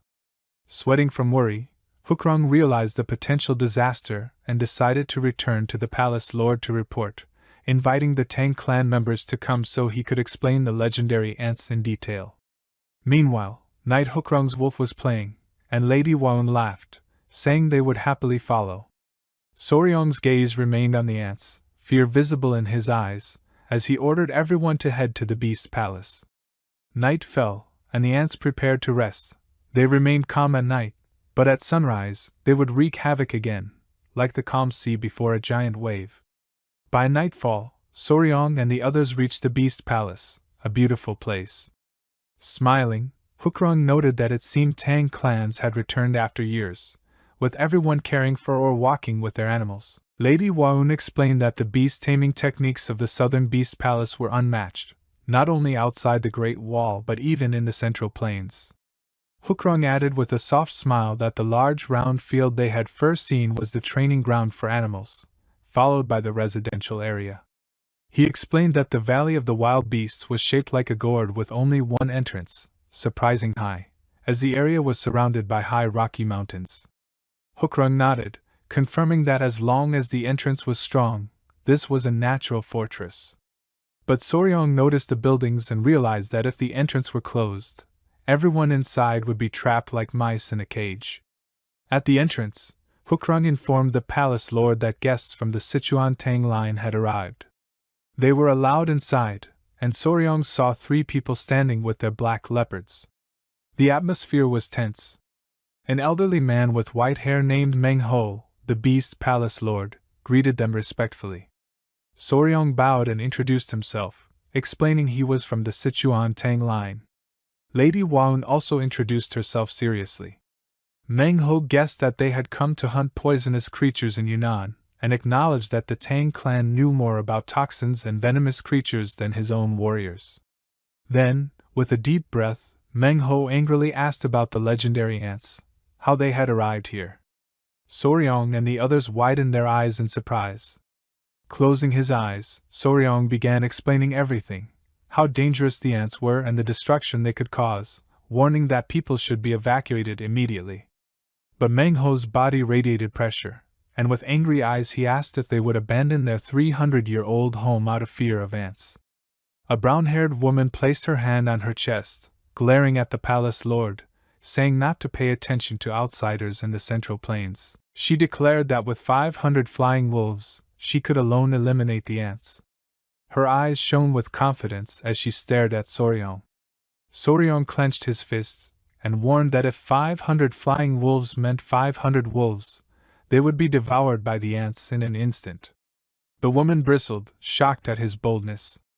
Lady Waun scolded him for rudeness, but Soryong decided to confront her, explaining these were not ordinary ants and they could cause massive harm. He stressed that if animals were injured or killed, it would be a real tragedy. The woman grew furious, mocking the outsiders' understanding of animals, claiming that people here even ate their own dogs. Soryong's blood boiled, his energy surging, scaring Lady Waun and Gupai. He could endure much, but not doubt toward his pets. Determined, he commanded his pets to appear. 3 centipedes emerged from his clothes, Nayak revealing his true spider-like form, followed by lizards. Everyone stared in amazement as Soryong proudly displayed all his beasts. They recognized the centipedes and lizards and realized the woman was not a twin. Gently stroking the centipedes, Soryong explained that her comments were disrespectful because these were his venomous companions, and he cared deeply for them. The woman was stunned at the number of beasts Soryong possessed. An old man with a parrot asked if they would stay with him for life, and another elder noted that even in the beast's palace, animals were not usually called companions. Meng Ho's angry face softened, and he laughed, praising the bond, realizing Soryong truly cared for his creatures. Soryong and Lady Waun exchanged a small smile, relieved that his plan had succeeded. Meng Ho ordered everyone to gather in the main courtyard to prepare for evacuation. Hours later, the crowd assembled. Hukrang and Meng Ho approached Soryong, placing a hand on his shoulder to thank him, apologizing that in the rush they could neither properly bid farewell nor give his reward. Soryong humbly said it was nothing, he had only done what anyone should. The aggressive woman from yesterday apologized for underestimating him, admitting her mistake. Soryong reassured Miss Silpio not to worry. It was revealed she was not only a strict elder but also the palace lord's daughter. She stroked a small centipede on Soryong's head, asking if she could keep one of its future offspring. Suddenly, a terrifying roar erupted. Silpio asked if it was an elephant. Soryong's eyes widened as he turned to see the ants attacking an elephant that was running in their direction, devoured before it could escape. Panic surged through him. There was no time to waste. Everyone had to evacuate immediately as the ants were heading straight toward them, but Meng Ho gritted his teeth, stating it was already too late. The ants had reached the Valley of the Wild Beast entrance, devouring the elephant, while the rest of the group advanced toward the beast palace, only 100 meters away. Now escape was no longer an option. In the blink of an eye, the ants devoured the elephant, leaving only bones behind. Soryong and the others panicked at how fast it had vanished. Meng Ho's face turned serious. He realized there was no choice but to fight. An elder clenched his fist, worried that if such a huge elephant disappeared instantly, how long could they survive? Lady Waun asked nervously if the Grand Patriarch and the poisonous creature squad were safe. The boy, full of confidence, assured her that knowing the legendary ants were coming, they had surely crossed the river. The ants advanced, and Gyup's gaze fixed on them, sweat dripping from his forehead, worried for his own team because breaking through the ants seemed impossible. Soryong rested his hand on his chin, thinking. The situation was dire. If nothing was done, the ants would trap them in the Valley of Wild Beasts. Then, a spider web descended from the mountaintop, capturing everyone's attention. It was Yua. Soryong was surprised, but Lady Waun smiled, remembering that using Yua's web to cross the mountain could save them all. Nearby, Meng Ho stood with folded arms. Soryong wondered what the Southern Beast Palace warriors would do. With only his team, it would be simpler, but now the stakes were higher. Meng Ho smiled, reassuring them not to worry. In the animal world, eating or being eaten was natural. If these creatures were not defeated, being consumed would simply be fate. Soryong and Lady Waun were taken aback. The boy clenched his fist, determination shining in his eyes. He could not abandon them. He loved the animals as much as they did. Resolving to find a way to save everyone, he, as a spicy Fabre, had to think fast. Carefully observing the legendary ant's habits and migration routes, his eyes lit up and he smiled, announcing that he had an idea. Meng Ho and the others were intrigued. When asked if there was a way to deal with the ants, he nodded, warning that it would require some effort. Hand on his chin, smiling, he asked if they wanted to hear it. The next day, after the ants had completely devoured the elephant, they began moving toward the Valley of Wild Beasts in search of more food. Following the plan, everyone positioned themselves in the grassy field and waited. From afar, Lady Waun closed her eyes and prayed that no one would be hurt. All were armed and ready. With a serious gaze, Soryong told Meng Ho to prepare. Meng Ho shouted orders to the Beast Palace disciples to hold firm like mountains and not break formation. They would protect their home even at the cost of their lives. The ants advanced. Soryong watched intently, waiting for them to get closer. As they reached the liquid on the grass, he ordered everyone to throw their torches. Following his command, Hukrung threw his burning torch onto the liquid. Flames erupted, and in an instant many ants were trapped in the fire. Soryong was thrilled. His plan worked.